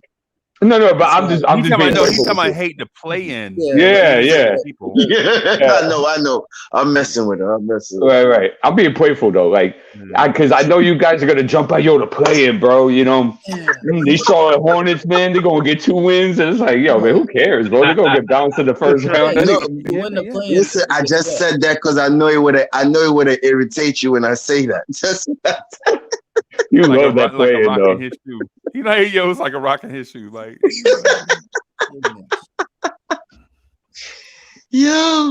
we're definitely I think the Knicks need to go towards like what we're all saying. Go ahead and one by one start sitting these vets and just moving these younger guys into bigger minutes. Because at this point, you're playing for them to audition why they should be back next year and what role they should have on the team next year. So I don't see why you're still playing these guys and ruining their value. Like Burks, his value's shot now. It was already bad, but it's gotten worse now. At least for a little while. It'll bounce back in the summertime, I think. Yeah, but that's why you bench him now, so it trend upwards because it's trending to rock bottom. It's the front office, right? It's the front office. They still fighting for something. I ain't gonna say the word, but they still fighting for something. Unless, as I said before, unless they come up statistically, mathematically, they're about to be real close to that stuff. That's what I'm saying. That's when we gonna see what we all want. Shout out to Hadouken and Sharon. Hadouken is in the building. What's good, Duke? What up, man? I ain't even see him sneak in here. We're about to be statistically out of the plan. Duking. Yeah, man. Because think about it, we're what 4.5 games out of the plan. I mean, we keep losing. It's probably going to be 2 or 3 more games, and we're out of it, like statistically. Yeah, the Philly and Phoenix. And don't forget losses. In order to catch up, you need other teams to win, and there's too many teams we're chasing. Everybody can't lose every night. So it's the Hawks gonna keep on winning spotty games. Let me see, Washington. Charlotte is gonna keep on winning. So those 2 teams, 9 and 10, I think, and Brooklyn Brooklyn is 8. So I don't see those teams slipping, yo. The way we're trending, I even see the Pacers passing us. Oh, I'll even put that claim out there right now. I see the Pacers passing us in the standings at the end of the season. Oh, wow. Well, that's gonna be a good thing because we could position ourselves even better in the draft. We're race to the bottom. We're winning. Sam, I'm sorry. Do you need an intervention? Oh no, Has the cross season gone that bad? No. Hey, my season just started. This season right here is over. My season isn't over, but this season, Yeah, spring's just starting for him. yeah, the next season it's over. It's long gone. I have a question. Done. I have a question. Am I too basic in saying that we need to do something good to correct our karma? Like, what I mean is, it's just been too many years. No matter what we do, it turns out that who saw this ending this bad? Nobody could predict it ending this bad, but it always ends this bad. It always ends this bad for Knicks. It's not even one where you say, all right, that wasn't too bad, but we're going to make a little change. It's always strip down, start back up, strip down, start back up. How about we hire after Pat Ewing gets fired? Because I see Georgetown get smashed again. How about when Patrick Ewing gets fired, we give him a fancy role in the organization and maybe allow him to do something special, sit next to Dolan, teach him the game, and maybe we can try to correct. So not as a coach. That GI, but Pat said he want to stay in Georgetown. Yeah, I was about to say he has to be willing to come over here. Yeah, Georgetown. He getting fired. No, he's getting fired. I'm saying he's got to be willing to accept the job that you're going to offer him. I know he's getting. He would take it. He would take the job. Like they haven't been good. I know Georgetown's probably going to fire him as much as they hate. They have to. Yeah. They have to. Yeah. No, but so let me ask you this though. But isn't what's his name working with the big man too, or we just want to add Pat to work with the big man? I don't believe Kenny Payne's doing anything because I haven't seen any improvement out of any big man on the team. So until that, I don't think Kenny Payne's doing anything but collecting a check. Yep. Okay. This is the big heist, bro. Everybody's getting this shit. Remember, we were getting remember, Staffa, we were getting Kenny Payne and we were supposed to turn Mitch into some sort of Anthony Davids and DeMarcus Cousins. What happened to that? I hear you. We haven't, like you said, Staffa, we haven't seen a hook shot, a drop step. We have seen nothing in the post. Forget that, Sam. It's gotten worse. Forget that, Sam. We have Noel in 2 years that doesn't know how to catch a basketball still. Oh yeah, can't even catch a basketball. No. Hands of stone. It's a mess. One of those passes that Randall, y'all remember the pass that Randall threw him in the corner? Nerlens Noel in the corner for three.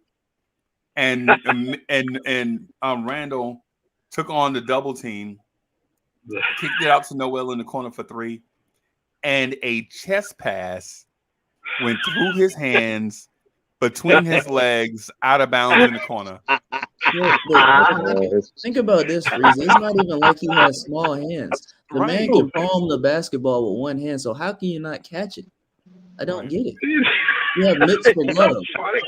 He's a Orlando Jones from the Replacements. No, but this is the thing, D. How did he become the number one pick? Was it just because of his blocking? Well, he had a lot of potential. No, he had a lot of potential coming out. He got hurt. You mean first round because he wasn't the number one pick. Yeah, he was number 6. All right, my bad. But he had a lot of potential coming out before he got hurt. He was dealing with injuries all throughout, and now he's getting exposed for being the guy he is now. Right, you can't even trade him away. That was the Joel Embiid draft, right? Yeah, they got Andrew them the Wiggins. same year, I believe, or it was the year. It was like before or the same year that they got them. Wow. I think they got Noel before they got Embiid. Yeah, I think they might have got him the year before, and then they got Embiid because Noel was dog water. So. What's the Don't contract forget they Noel's signed had Noel? 2 years and Ben Simmons had a year. So while they were going through that process, they were able to play all these other draft. Yeah, remember picks they had got. multiple first rounds. Who was the other big dude they had? Okafor. No, not even Okafor. They had your boy Freezy Aldrich at one point. Oh, stop. No, Cole. No. No, they had Rashawn Holmes. Rashawn Holmes. They also had the other big man that could shoot. Spencer Dario Saric. Yeah. Saric. They had a whole bunch of guys. What's the contract that Noel has? What is it? 3 years? Yeah, you still have 2 more. Option on the third. Yeah, option on the third, but at least 1 more year of paying him at least $8 million. That's minimum. God. Think about it this year. You gave him $8 million for him to basically get his dreads retwisted every 2 months. That's what you did. You paid for his hair appointment.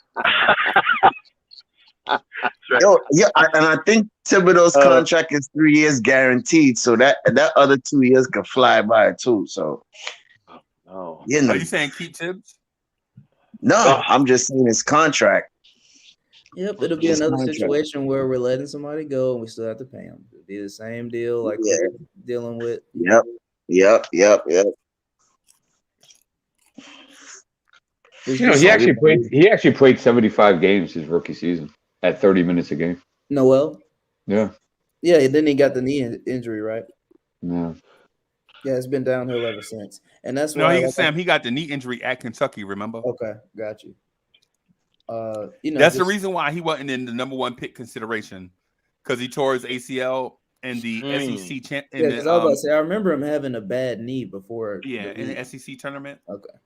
Yeah. Hey man, his first season he was at 10 a game, 8 rebounds, 2 assists. No, hold on. He was a beast. Hold on, 2 steals and 2 blocks. Yeah, he was doing great. Yeah, he was a beast when he was playing for Philly. Yeah. Oh my God. The thing about it is, think about that. Like you said, those numbers, right? Now, how many years has he been in the league? Since 14, so was his 8th year. And you still can't catch a basketball. He still can't catch. Wait a minute. So you said Noel was the number 6 pick in 2014 and couldn't catch a basketball. Who was the number 7 pick in that draft? We can check out what was it, 2014. Yeah, that sounds familiar, bro. God, he's a mess. Should be in a body cast. Draft. He'll get injured if he was in a body cast, this guy. Oh, my God. Jeez. Wow. That's crazy because okay. So I'll go down the list just to it'll be 2013 if it was before. Yeah, it was 13. Oh, okay. Okay, here we go. 13.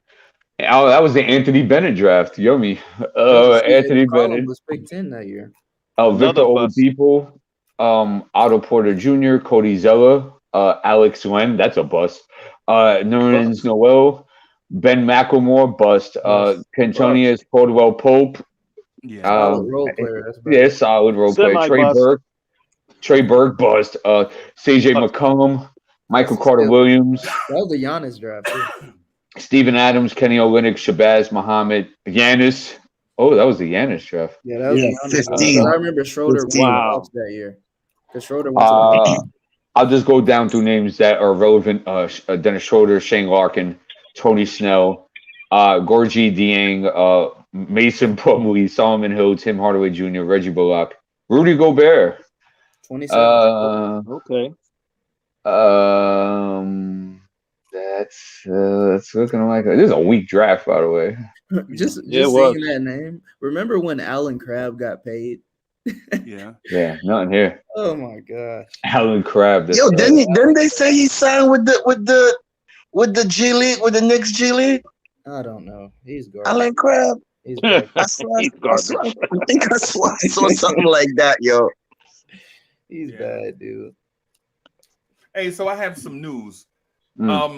So I won't be able to do the KMD tomorrow because of doctor's appointments and all that stuff. So we won't be able to do the KMD in that morning slot if I'm able to. I'm gonna try to do a Knicks morning drive in the afternoon if I can. Knicks afternoon drive. Yeah. So just want to have everybody be aware. I'm gonna post it also to the community page, but it's something that I can't avoid, man. You know how it is. You gotta do what you gotta do, man. Yeah. Come first before anything. Take care of yourself, Reezy. Oh yeah, I am. I'm eating popcorn right now with cayenne cucumbers. Yeah. Okay. Veggie popcorn. Yeah, I was about to say, they got some. Yeah. I was about to say they got that fancy. Me and my wife was looking on Amazon, and we was like, "Yo, man," we ended up buying a old school popcorn popper. Then she bought all this Amish popcorn and then the Amish butter for the. I make one of them every day. Blazing, bro. What you was about to say, Sam? You was about to say something? No, I was just saying, just think about this, guys. And this is what I allude to every time with the Noel garbage contract that I feel like we offered him. okay, you did what you did during the regular season. So what? I don't care. You go to the playoffs, Mitch is out, right? You're supposed to step up. I don't care what it is. You're supposed to play like how you're playing during the regular season. And what happened to you, Mr. Nerlings Noel, Mr. Twig? You got victimized every single game by Clint Capella. Yeah. We all watched it. You get Yeah. victimized by Clint Capella, John Collins, whoever the heck else the Hawks had coming off the bench. Right. And the Knicks thought in their Right. bright mind that yes, this guy deserves 9 to 10 mil a season because he got victimized by Clint Capella. Right. Why? I got one better for you. Sam, what's worse? Signing Noel after that pitiful performance in the playoffs, or giving Randall a 4-year, 100 mil after his pitiful performance? 18 points a game, 30% from the field, 33% from three, average 4 assists and 4.5 turnovers with 11 rebounds. That's worth 4 years, 100 million. It got so bad, guys, is to where I was at home during this series. You know how much garbage I had to listen to? And it got to the point I didn't want to leave the house. Every time I left the house, it's, oh, Randall sucks. What can I say? He sucks. What can I say? He was stinking it up every game. I sat up here. I got hype after the Knicks 1-1. I'm like, yeah, we fighting back. We fighting back. I was like, yeah, you know what Randall's been doing to the Hawks all regular season? And then it just got worse and worse. Bro, I ain't even gonna lie to you, though. Even though I love Atlanta, Atlanta gives me New York Knicks vibes, right? Everywhere I went in Atlanta, all you saw was RJ Barrett jerseys. Yeah, that's. I saw a lady with a Clyde Frazier jersey on. Bro, no, you'll in see Atlanta. That. No, Freezy, you'll see that because most of the people that live in Atlanta are from a lot of New York. Cities. Right. Yeah, so nobody in Atlanta is from Atlanta. Yeah, so like even like Freezy, it could be the Kings in town. You'll see about 50% Kings fans show up at the Hawks game. Like there's just so many different fans from different cities here that moved. Like the Hawks, they only get home court in the playoffs because all the bandwagons come out. Before that, during the regular season, it's basically 50-50. Like I know Stone Mountain got a bunch of island people up on that side too. Oh yeah, they do. They do, Staffa. They do. That's not too far from me. That's where L stays near there. Oh, okay. Another thing too, just before I forget, Emmanuel quickly had a nice game yesterday. Right. By the way, points, right? And not even the points, just the way he did it. He got to the cup a lot. He got to the free throw line a lot. He was making good decisions with the basketball. He was putting pressure on the defense off the handle. He played a very good game yesterday. So with that being said, if he continues to do that, would you still put the stock in him like how we was discussing last night? Well, I mean, obviously, Stafford, if he's going to play like that, then obviously there's stock to invest in that. But I'm saying prior to what he's been doing, that's one game, Staff. We're talking about the accumulation of the whole season. That's what I was saying. If you see it continuously, consistent, right? That's the word I'm looking for. I mean, it's okay to dice on him because he's still in his rookie contract.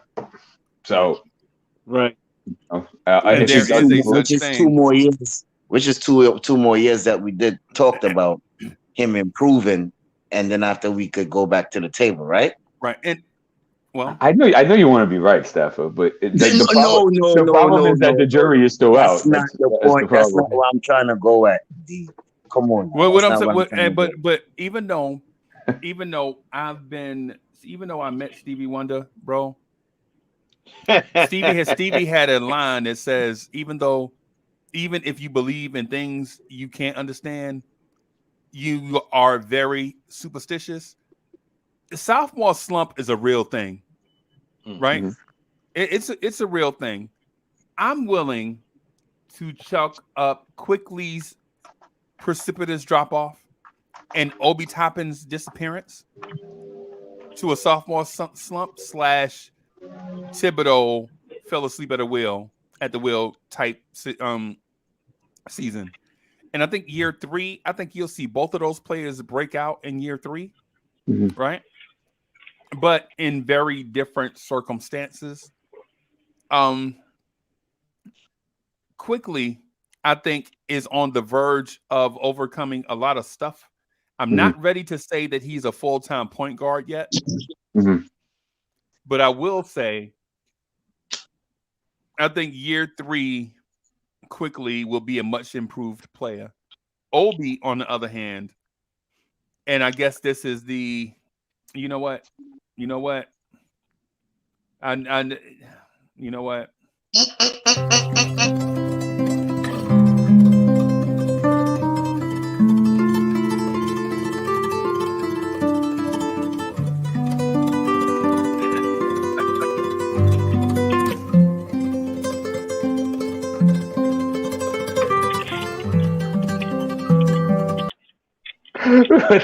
Yo, you gotta put your face on that guy, bro.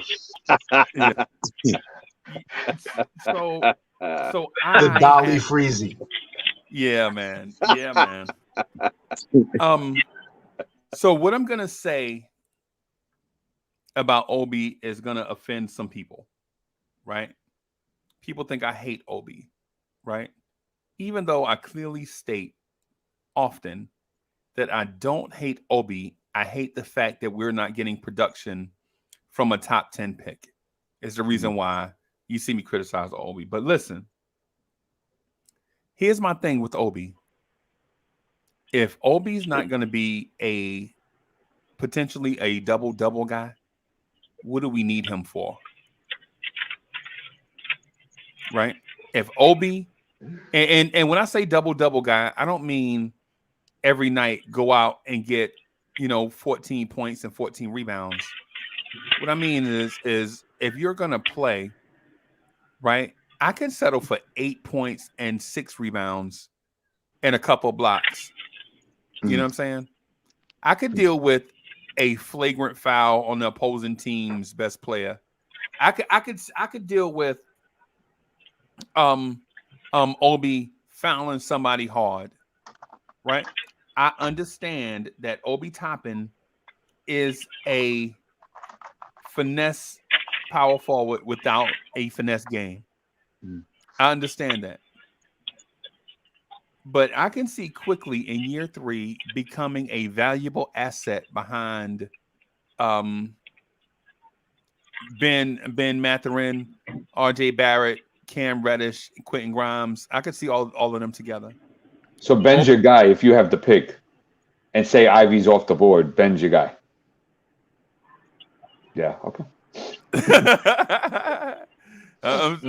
Yeah. So what I'm saying is this: the Obi thing is, I think if Obi is not going to turn into that guy, double, I say move on from him and Randall. Package them together for all I care. You know what I'm saying? And go get a modern 4. Sam, when I say modern 4, I'm talking about little ball handle, definitely 8 to 9 rebounds. I know who you're alluding definitely to. 35, 36% from 3, 75% from the free throw line. Healthy, good screener, shot blocker, all those things. Right. And now listen, I know Tim Duncans don't grow on trees, right? And I know Chris Bosh's don't grow on trees, right? But in my opinion, if you package Randall and Obi, if Obi's not going to be the guy, I say package them two together to move up in this draft to go get one of the young power forwards in this draft. Go ahead and say his name, Freezy. You know who you want to say. You know who I want to say. Harry Eason. Okay, hold on. So I heard Jalen Durant today. What's the other name now? Not with that pick. No. I'm just saying the names, young people names I heard today. I'm on the draft this year. So I heard Jalen Durant. If Mitch is gone. Who else? Did he just say Kerry Eason? Who? Terry. Oh, Tari. Tari Eason, yeah. Yeah. He's out of LSU. Thank you. I just want to hear all these young guys' names. That's all. Thank you. Yeah, and so not with the Johnny Davis pick, right? With the Charlotte pick, trade up in the draft and try to move up to 10, 11, 12 to get a modern NBA power forward like Tari Eason, who can play some 3, mostly 4 in today's game. a flexible defender that can guard 3s and 4s, maybe some big NBA 2s, not a small ball 5 at all. But he gives you what we don't get, and that's consistent energy. Don't we have to do whatever we can to get all the way up to number 1 in this draft or number high as we can get? Don't we have that responsibility now? Since he's saying after that. Yeah, after that, the next pick. You think we'll have 2? If we did all we could to move up, barring we don't win, you think we'd end up with 2? No. Yeah, what's the Charlotte? You meant the Dallas pick, not the Charlotte pick. Charlotte's gone. Yeah. Oh, the Charlotte pick is gone. That's right. Yeah. And the Dallas pick doesn't happen this year. Right. Dallas pick happens in 2023. I'm sorry, I had a brain fart, man. I'm sorry, my bad. Yeah, because that's why I was trying to go with your thinking. Like, wait, something's missing here. Yeah, my bad. I forgot. It seems like we didn't. You could throw Cam Reddish. You could throw Cam Reddish in with. And I'll try to keep Cam. Hey, but D, just to make sure that we're on the same page. So, if you do have Johnny Davis and Ben, you're taking Johnny Davis, right? Yeah, I take Johnny over Ben. Okay, I'm just making sure. That's my personal preference. Where Freezy would take Ben over Johnny. I would take Johnny Davis over him in a heartbeat. Yeah. Oh yeah, in a heartbeat. I wouldn't even think about it. The great thing about having, only thing better than having one RJ Barrett is getting 2 of them, right? Is that what we? Johnny ain't no RJ Barrett. RJ Barrett. What? RJ Barrett wish he was Johnny Davis. Somebody said it in the chat, and I agree. I see Devin Booker like skill. Yeah, absolutely. I asked me Poetic that yesterday. Yeah, and I said I could see it. Okay. I wouldn't necessarily compare him to that, but I could see what people would come with the comparison. Yeah, but what we was also talking about too was his explosiveness. He's not that explosive that that we're looking for. Devin Booker. Wait, hold on. He's explosive. He's not He doesn't have explosiveness, but he's explosive. Right. Yeah, that's what I'm getting to. Right. Okay. I mean, you have to understand that Johnny Davis is a sophomore in college that literally has his whole offensive game polished. Wow. The only thing he's lacking in is a 3-point shot, and I think that will come around for him because he's a very good free throw shooter. So, I mean, he's a bulldog. He's a pit bull, and I just wouldn't pass up on such a talent. Yeah, I like him too. Wisconsin kid, he's nice. But I like Ben too. That I was just about to say, it's just something about Ben too, man. Oh my goodness. Well, see, my issue with Ben and why I choose Johnny over him is because Ben has a problem getting his own shot. So, which means that in his first couple of seasons, he might need the reliance of good guard play and good offense in order for him to offset. Where with Johnny, first day, I can give him the ball on the post and he'll make something happen for me. I can give him the ball on a PNR and he'll make a read. He can get his own shot anytime. Okay, so if you watch that Rutgers game against Wisconsin and Rutgers, first of all, shout out to Rutgers. Small time school, small recruitment. They put a great team together there. Nice, long guys that want to play defense, really gridiron guys there. So McConnell guarded Johnny Davis.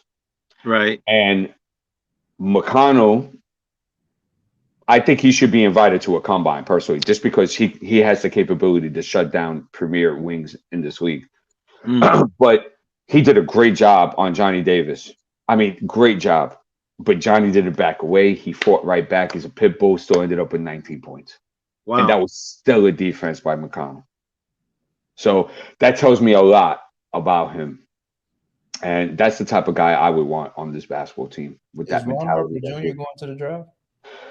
I mean, he's got skills, man. He's really good. I of course, his lack of athleticism. I think he's got a little bit of a weight issue as well. He's a bit slow-footed, but I mean, he's got a nice game though.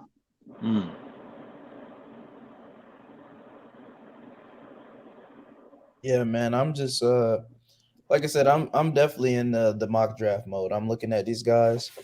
And because we have to at this point, right? The season's over. Like I said, season's over. You have to start looking at these college guys. Get them to the draft. Get them to the draft. Get them to the draft. That's what that's what the soft tank was about, baby. I've been waiting on. Yeah. The draft is normally my favorite and least favorite time of the year. It's my favorite time because I love like scouting these prospects and seeing different angles that the Knicks can take. But then also in the back of my mind, it's like the Knicks have the history of getting these guys who just don't do it. My worst fear. We have a history of not developing, but let me show you. Well, yeah, that too. But my worst fear is that they keep this administration and we end up with AJ Griffin. And if I see that, that's my worst fear. They already told you what I'm doing if we get him. I'm not watching. I will not watch next season if we get AJ Griffin. And keep hey, Sam, it was nice seeing you, bro. Yeah. I will tell every season that I'm submitting my retirement from podcasting. Yeah, man. Yeah, man. The frustrating thing is the two players that we don't want to see will probably end up as Knicks. One is Ty Washington, and the other is AJ Griffin. Who? Right? Yo, I will lose my mind, yo. And people will be, and so D Poetic understands this. Y'all, all of y'all understand this. If we draft Ty Washington, Knicks fans will automatically anoint him a instant Hall of Famer. Oh, we got the point guard of the future. Oh, the point guard of the future, I was going to say. Oh, my goodness. He doesn't even play point guard. And anybody that anybody that watches knows. Yeah, knows he doesn't play point guard. He doesn't play the point guard. They have a 5'8" guy running the offense. It's not him. So that's why, for example, like on Knicks Fan TV, when they had a show about the 3-point guards, Ty Washington was like, dude, these guys are not watching college basketball. They don't watch college basketball at all. Right. And so the thing is, in my opinion, right, if the Knicks get Ben Mathurin, I think we'll be one step closer to having the perfect complement for RJ Barrett. I'm cool with it. Somebody to balance the floor. The only thing though is there is such a gap in projection between the Ivy kid who doesn't look 6'4" to me. I don't think this dude is 6'4", bro. I think this dude might be like 6'2"-ish. Okay. Right. So John Morant size. Yeah, something like that. But bigger though. Yeah. Bigger stature. More filled out. Yeah. And so if you go get a small 2 guard that plays point, what do you do at point guard? What do you mean? Like if you get Ivy? Yeah. Oh no, you give Ivy the ball and you get the hell out of the way. Okay. They don't have a choice. And it's not even that. So you stop running the offense through RJ once we do that? Well, what I'm saying is that because Ivy has the ability to do things that nobody in this draft could do. That normal human beings can't do. Right. In transition, he's a blur. Right. He's a really good finisher in transition. So now I've had discussions with others that feel that in the half court is not the same. I personally feel it's the way Purdue uses him. Right. That's my opinion. But I feel he's the type of guy where, you know, it kind of reminds me. I'm not saying he reminds me of Jordan. That's not what I'm saying. But that it reminds me of like a Jordan to Trailblazers to Chicago thing, where I'd rather see Jordan just have the basketball in his hand and everybody get the hell out of the way, and he'll do everything from there. Like I feel that way about Jaden. Like I feel like just get the hell out of his way. So hear me out. So hear me out. It's just to make conversation. So you're telling me we're going to pay RJ this money and then give Ivy the ball. I mean, why wouldn't you? Let him run the show. Why wouldn't you? I'm just saying, just to make conversation. So I'm asking you a question. No, I'm asking you a question with a question. Why wouldn't you? You know what I'm saying? Like RJ's usage is not going to go down. I mean, he did it with Randall. But I'm saying though, if we're gonna say that he's the face of the Knicks, and you pay him max money. Hey, look, man. Anybody that cares about that has got their priorities backwards, bro. Right now, you need a good basketball product on the basketball court, Right? And that can come in many different ways. And no matter how it comes, you have to be willing to accept it. So, if RJ has to stay at the 2 where we want him anyway, and his ball usage is still at a 27, 28, I don't see what would be the issue of giving Jaden Ivey the ball, get the hell out of his way, and make him make plays. Because that's what I mean. I don't mean Jaden has like a 40 ball usage rate. I mean that he just makes decisions. Yeah, we're not giving him Luka Doncic type usage. Right. No. Okay. But Randall and Tibbs have to be gone for it to work. Oh my God. And the administration. I mean, and the front office. I'm not disagreeing with you there. I agree. They all have to be gone. And that's the worry I have. I have the worry. See, Tom is really digging himself a grave, and I think that the front office is going to do a good job of saving their butt and extend it for another year upstairs. But they can retain it. I hope Dolan's makes the right decision, gets rid of all of them. That would be great. Yo, somebody is such a troll. How dare you say? And I don't even feel like I should give you. I'm not even gonna say who you are. But how dare you say Ivy is a smaller Obi? How dare you say that? So what? Smaller Obi. I'm not gonna give him credit by saying his name, but how dare you say that? No, this kid is legit. Oh yeah. He's got things. He's got things he has to work on. Against Rutgers 2 weeks ago, he just tore it up. And explosive to the rim. Oh my God. Yeah. By the way, he has stuff to work on. Like his jump shot, he doesn't have an in-between game. He's very right foot dominant, right, with his explosive first step. If y'all want to come at him, guys, he's in the chat. I'm just saying, I don't want to say his name. He doesn't deserve it. I don't even read the chat. But yeah, so and I've opened the challenge all the time. If somebody has something they want to say, they want to discuss, debate, it's always welcome to come.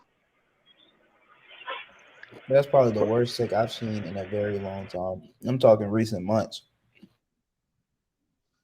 Yeah. So, but yeah, I mean, that's where we're at right now. And these are the things that are concerning. It's like, if the front office have full autonomy of the situation, I don't think we'll see Burks and Evan out there for 34, 37 minutes.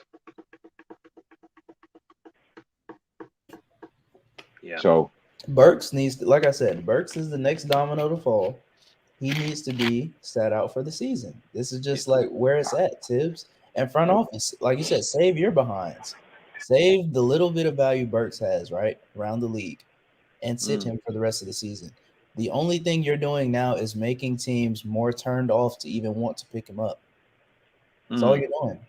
And the reality is that I can make the case that Tom has done a great job of devaluing these guys and making them play out of positions and doing things that they shouldn't be doing. All right. Holy cow. All right. So it's true. Instead of just having Randall play his game in the mid post, you could put him in a pinch post. You could put him some P&R. You could put him some pick a pop, and it would have been easy. But no, you wanted to make up a point forward. And think about it, guys. We've literally been saying this. And I know I have for at least even from the jump. When they said they were going to name Burks a point guard, I said, you know what? He has the capability to in spurts, but he is not a point guard. So expect him to have a worse field goal percentage and more turnovers. Yeah. And this is what you see. And then, like I said, this guy, yes, because he has the versatility, but he's not a point guard. We all knew this. Yeah. And it's like Tibbs saw from the first go around, it didn't work good. And then he's like, oh, you know what? I got stabbed in the leg. Let me, I'm still alive, so let me try it again. Yeah. like what are you saying, Tibbs? Yeah. And even the decision with IQ of having him do, whether IQ decided or they did, it doesn't matter. The point being is that, look how much he struggled and how much his value has gone down around the league this year just because of him struggling at a new position of somewhere where he probably shouldn't have even been to begin with. So I don't know, man. It's a mess. It's just so funny. It's so funny that he has been allowed to make all of these bad lineups the whole season. Yeah. No consequence, no sit down. Like I've been with my pitchfork up for the firing for the past 2 months, and we haven't seen that. So yeah. And think about this too. Last year, front office signed these vets to 1 year. But because there was a semi-magical thing going on within the season, right? They came back multiple years. But what's funny is, Sam, I think it was you that brought this up to me, that Tom had signed Taj Gibson in Minnesota for that 2 year. What was it again? He was making 14 a year in Minnesota. Right. So it was a 2 year, 28, right? So, and that's when Tom was making the decisions. Exactly. In signing guys. So that means that he's not, what's the word I'm looking for? It's not out of the realm of reality of that a lot of these moves in which happened his off season were actually his moves. Right. Think about it, guys. Taj Gibson. We can all relate to Taj Gibson being like at least a solid piece on the Bulls. On the Timberwolves, he was making 14 mil a year. Who heard Taj Gibson's name even close to all-star or even starter for 14 mil a season he was making in Minnesota? He was not even a starter. Yeah, but D also too. I don't think Tom made some of those moves. Yeah, I could see the Gibson, but he wanted back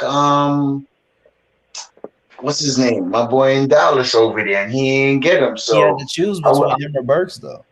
Yeah, so I wouldn't fully, I'm saying he made all the decisions, bro. I never said he made all the decisions. He's saying it's not out of the realm that he could have had a say. Right. And some of these signings, because based on his past history. That's what we're saying. He doesn't have a good history. Like I said, the Minnesota, with the Taj Gibson. That's why I brought that up, because I was like, man, we're complaining about Taj now making 5 mil. Imagine you paying this dude 14 mil a season. Let's shout out the new guy here. I didn't see him till right now. Atrani. Yeah, I'll pull out my here for that. 14? Shoot. Okay, is Atrani here? Yeah. Going once, going twice. Salute. Okay, what up? How's it going, guys? All good, man. Go ahead, get it off your chest. Talk your mind. What's up? Nah, I'm just listening to what you said, D, about the draft. Like, the season's been so bad that now I'm just going looking at the draft. Like, I'm like I do sports betting. I do sports betting now. It's at the point that I'm betting on the other team instead of the Knicks.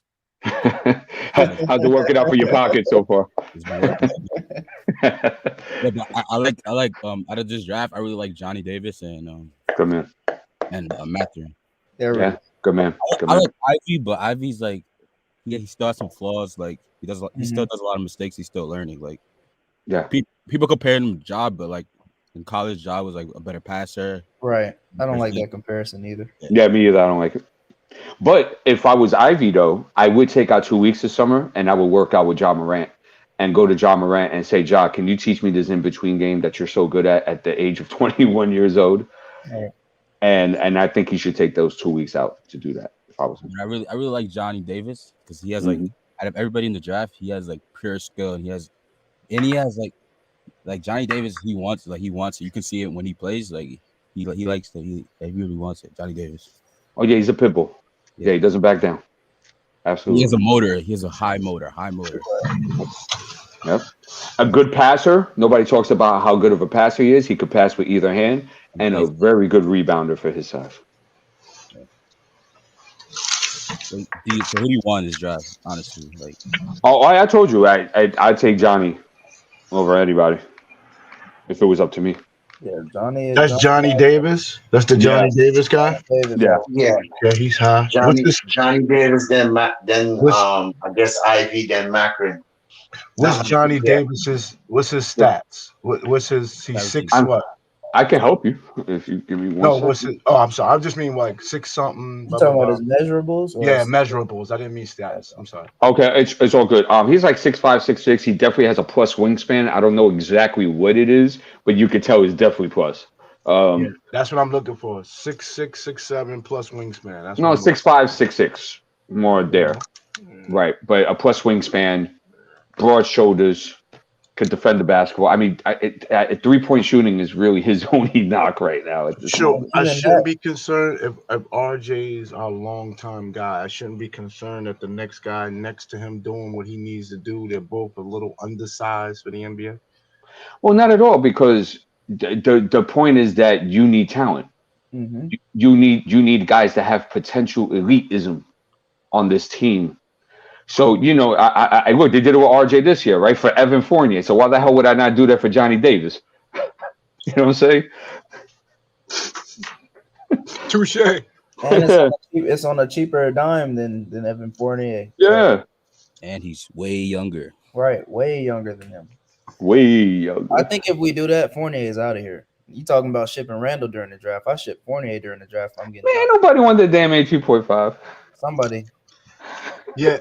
I'm about to say, guys. So we spent all our money last season on these guys, and then we just think the rest of the NBA is gonna give us cap space this year. And that's what's so funny, GI. That's what's so funny, because remember, we were sold on, oh, these are movable deals, this and that. They should have been smarter, and they should have been like, just like how we said with the Randall thing, they should have waited a year. They should have gave these guys a year, been like, okay, vets, prove it again. Right, exactly. Prove it again. Why are you giving these guys 2+ contracts? For what? They've been journeymen their whole career. It makes no sense. It makes no sense. And then at the extravagance of it as well. Like, nobody on the planet Earth was going to pay Evan Fournier 18.5 this season. Nobody. The Celtics even said they weren't going to match it. That's why they let him go. Yeah, they said that's y'all bill. The Celtics said they wanted him back, but not at that price point, which was very smart of them to do. And now look who they have. Look who they have now, Derek White. Right. And got him for crumbs. Right. And we talked about this. And we talked about how the front office is just as culpable in this. Because why the hell did you give him multi-year contracts knowing you got smacked in the first round? It wasn't competitive. You got smacked. Yeah, that's it. So why would you do it? It makes no sense. You reward journeymen after getting victimized in the playoff by a young team, and then you say, you know what? Yeah, you're deserving of 8 to 9 mil a season because of what you did in the regular season. Even though, like we all know, it's a fluke year. Nobody on that team is doing what they were doing last season. That in reference to the vets, none of those guys are doing what they're doing last season. Right. Yeah, and the other thing too is that you give and Price, you took away all your leverage for this year, because when you signed Julius Randle, you took all your leverage away. Yep. Yeah. That's why he's playing like this. When you gave the multi-year contract to Noel and Burks, you took away all your leverage because you could have hired them as expiring contracts. I mean. And then seeing how the season's gone, you would have offloaded all that, and you would have gotten something decent for that. You possibly could have had another draft pick in this year's lottery if you did that. Think about it like this. Another way to think about it, like I've been saying, they shot themselves in the foot with Mitch by doing this, because you sat there, and Mitch is basically playing for you for crumbs his whole contract. This man sat there and watched Noel have a one miraculous season out of his career and get paid what he's paid, which is why they can't lowball Mitch at any way, shape, or form, because you just paid Noel how much? And you think Mitch is going to take a 12 mil to 14 mil a year contract? You lost your mind. Yeah. And also, too, we always talk about it. What's the incentive for them to come back on top of that? There is none. Bro, and he's going to say, take what you gave Noel and Taj, and they can't do it. Together, they can't do what I can do on the court. I have a trade proposal. What you got? Easy trade machine. I'm on trade machine. That's why back there working on it too, because he just turned on the camera and said, "I got something," like showing between cucumbers. Yeah. In between. D'Angelo, the comedian. I'm sorry, brother. Don't apologize for being yourself, man. Come on, stop that. So here is our trade proposal. We give the Orlando Magic the 2022 first round pick, Julius Randle, Nerlens Noel for Mo Bamba. What's the kid? I keep You must be forgetting his wanting name. Suggs or somebody if you get No. The kid that's always hurt. The 6'11" forward that's always hurt. Isaac? Yeah. For Isaac. Yeah, Isaac and what's the third guard that they have? The point guard. Fultz? Is he the third guard? Yes, now. Yeah, because he hasn't played. Has he even played this year? No, he hasn't. No, he's coming back. He's making his debut tonight. Is he? Okay. Yeah, against the Pacers. Yeah, he's coming back tonight off of the ACL. And why would Good for Orlando him, do by it? the way. Why would Orlando do it? So Orlando would do it because, for one, they have a dude named Franz Wagner, right? That when Isaac comes back, you don't want to have them splitting time doing the same things, right? Also, Orlando was still rebuilding, so the first round pick entices them where they can go get a guy like a whoever they want to get, say whoever. What does this benefit the Knicks? You come off of Randall's contract, you come off of two veteran guys' contract, you give it to Orlando, that's their problem, and the Knicks get a center that replaces Mitch and that can stretch the floor. They get a forward to replace Randall that's potentially an all-league defender. And hasn't played in 2 years. Yeah, hasn't played in 2 years, but it happens. Joel Embiid didn't play for 3 years, right? And so you give them that, and the Knicks get a young guard to add to their young point guard mix. And who's the guard again?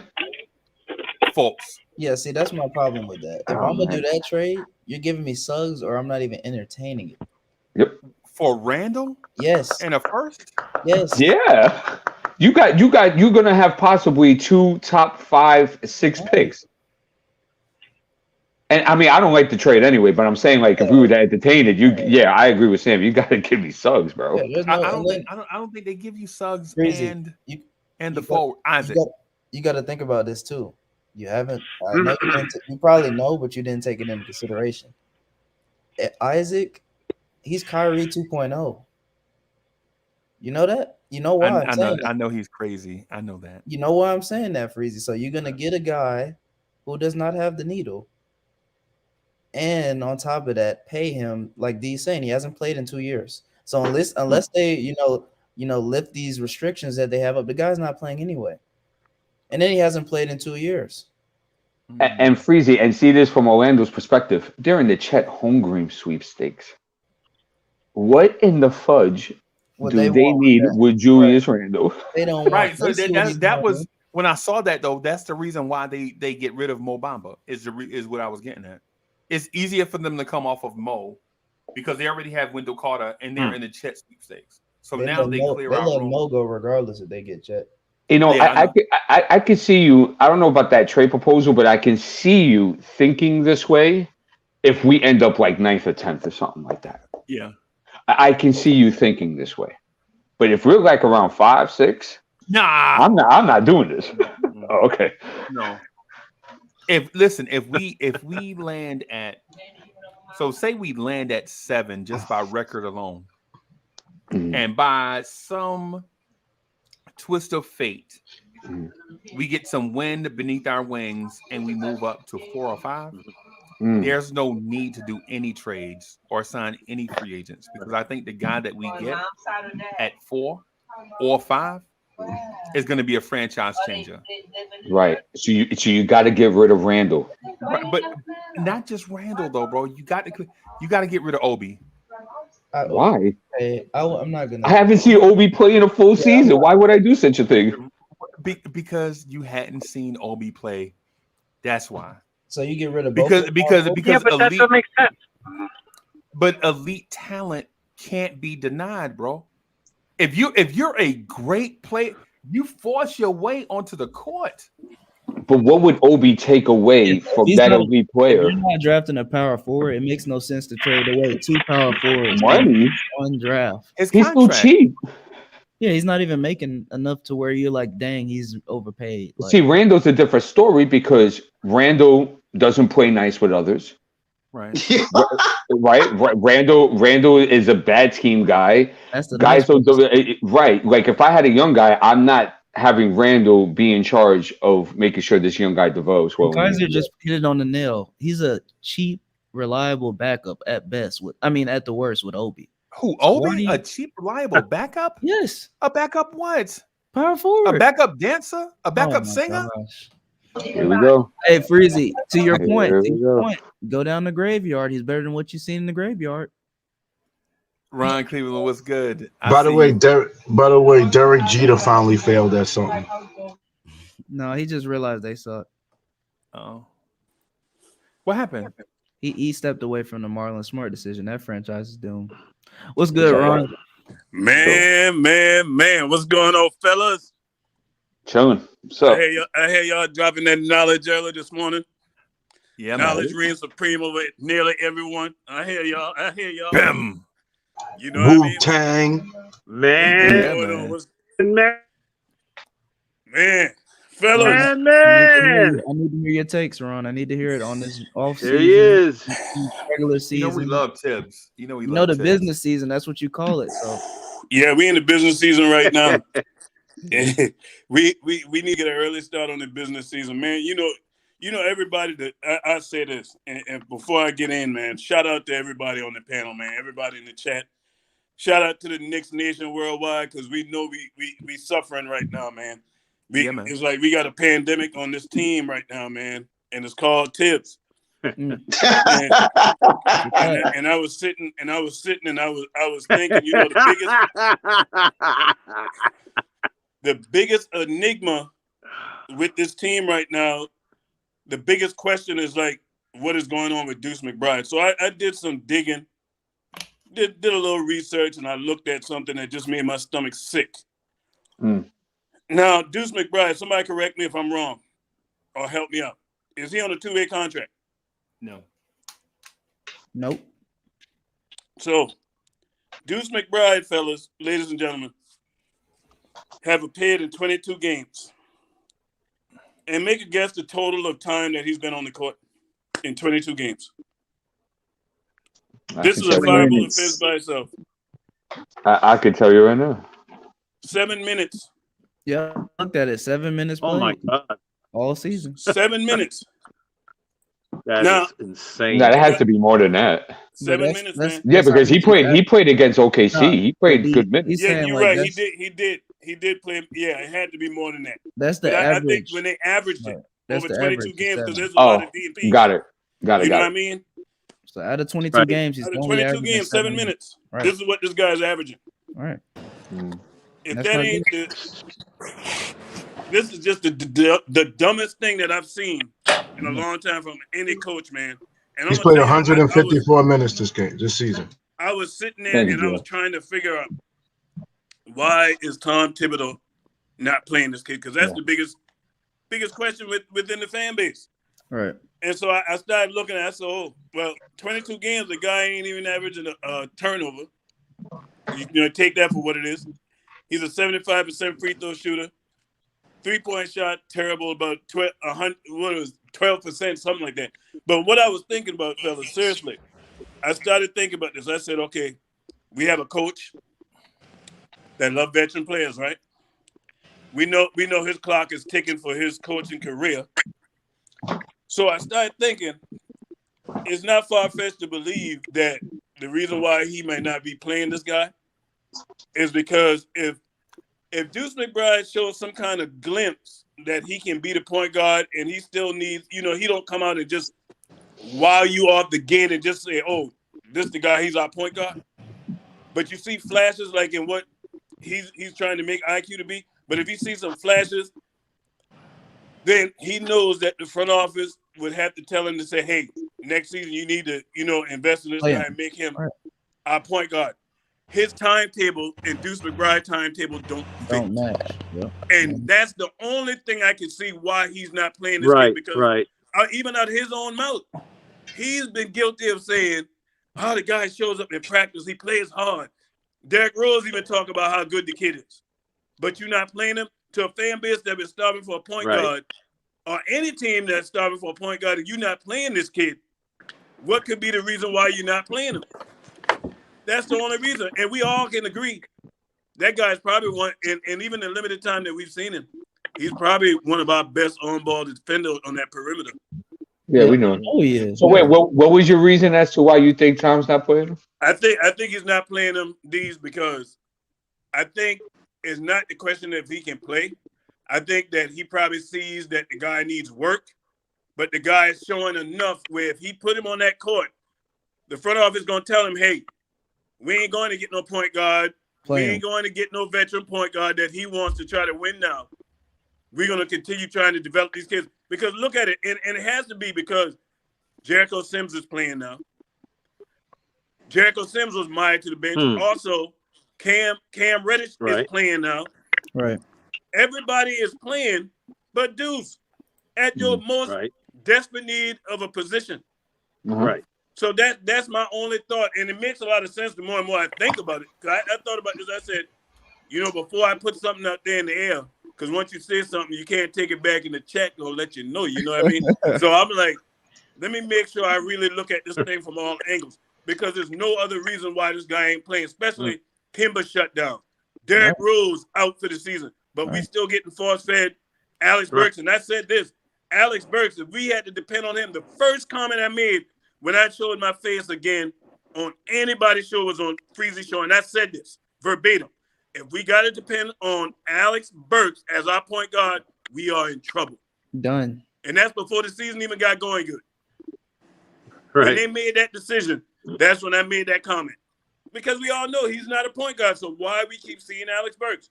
So it is what it is, man, and I agree. Somebody said it, that this has to be a package deal. They got to pretty much clean house. Yeah. Yeah. Because if in your front office, if your front office is watching the guy you brought in to build this thing, not playing a guy that you beat the table for, because that's another thing. He beat the table for McBride and Grimes, but you're not playing this guy, and you come crying to me, but we need a point guard. Something's wrong with that.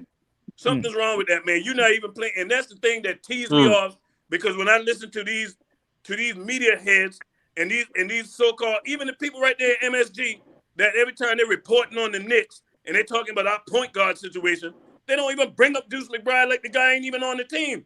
That's so disrespectful. If I was him, man, I would ask for a trade. Get me out of here. And as long as Tibbs is here, we not getting no free agents. And as long as Tibbs is here, we ain't developing no players unless it's by we absolutely have to do it because we're in a situation now. The only reason why we seeing these guys playing, and we all know it, is because we struggling to get wins. Get that guy out of here, man. Y'all done got me riled up early this morning, man. And Ron, I'm gonna even add to your point. Ron said we got him riled up. Think about this, Ron. I'm gonna add to your point. Even if McBride is the guy, right? Think about the contract you have him on. You have him at such a discount right now, and you will never even know. This man is not even making $1 million this year. Well, you could have had a starting point guard potentially. Sam, let me ask you this, because I feel where y'all going, and I understand where Ron going to. But Sam, answer me this: what type of point guard is Miles McBride? Explain his point guard style to me. You want me to explain it? Because I got it around the tip of my tongue. Yeah, go ahead. Miles McBride is a methodical point guard. He's cerebral. He's a thinker out there. He's our best decision maker at that point guard position, other than a guy that they praying and hoping come back that done had multiple surgeries in Derrick Rose. Quickly is not a point guard. I'm gonna tell you, when I look at McBride, even with the short sample size we had him out there, and even I always go back to that Houston game, and I looked at how that kid controlled that game, and I've been watching a lot. I ain't never been really no G League fan, but I've been watching it just to watch this kid. And I'm telling you right now, that kid is better than these guys that Tibbs are trotting out there. He's a thinker, man, and he doesn't overpass, and he constantly moves the ball, and his handles is better than I thought. The guy got handles. So my thing is, man, you can't. Well, I think you're overvaluing him a little bit, Ron, because the issues of him coming out of college was that one, wasn't a great finisher at the rim. Right. 2, he wasn't very creative off the bounce Right. to get separation. Crafty. And number 3, he was not running the point guard exclusively in West Virginia. Right. So, and I know we've seen certain games, and I think there's a verdict still to be out to determine what Deuce is, and that's why we want to see him, because we kind of want to make our assessment, right? But Hey, to I go don't out know. there and Y'all hear but me? to go, yeah, I can Y'all hear you. hear?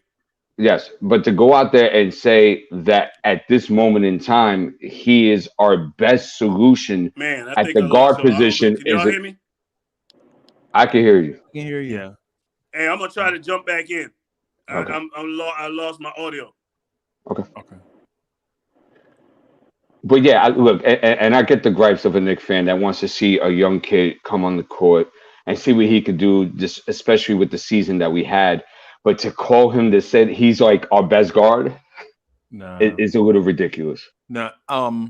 So the reason why I asked Sam is because nobody knows what type of point guard that Miles McBride is at the moment. Now, what he can be in a few years, we don't, that's up to Miles McBride. But right now, how about read a defense correctly and manipulate them, get them to move out of spaces so that your plays can run effectively, right?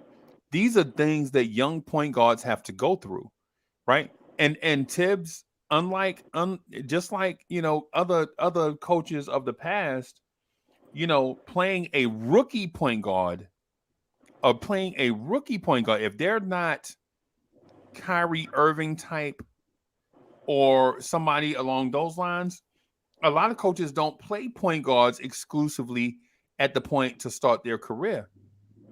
And if you're asking Miles McBride to jumpstart the Knicks offense and carry that load, I don't think it's fair to the rest of the team to have a rookie. Now, do I want him to play?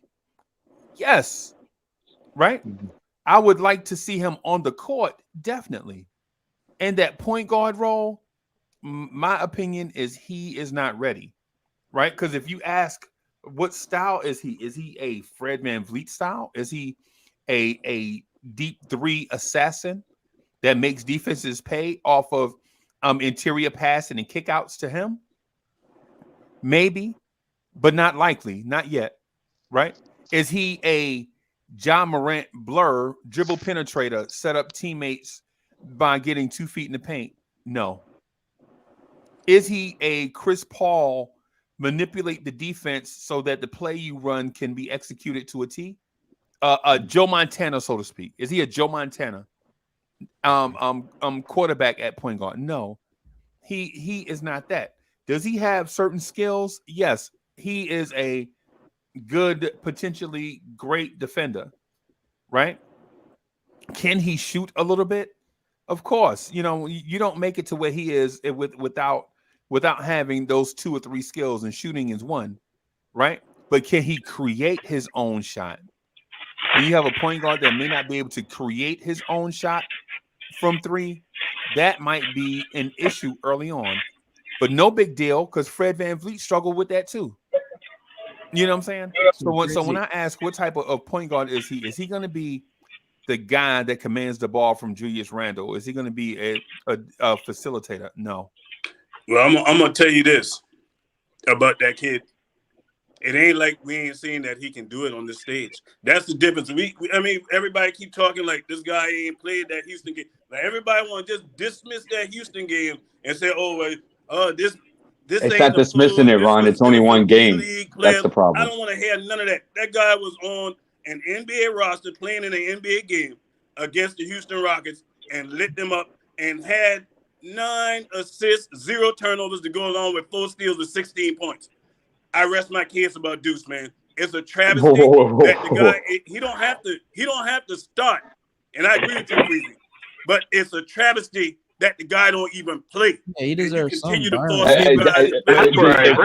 If you're resting your case on one game, then you're not really reading into this, because the whole thing is that now if you had a 2 or 3 week, thing where it's like, look at these numbers. You see The Deuce guy hasn't throughout been these 2 given 2 or weeks. 3 weeks. You prove my point. I understand that, but what I'm saying, I know we want to see him play, but for you to go out and say that like he's our best option at the guard position at the moment, I think it's frivolous. It's too early to tell because we That's haven't had your enough of opinion, a Deez, sample but I'm gonna size. tell you this.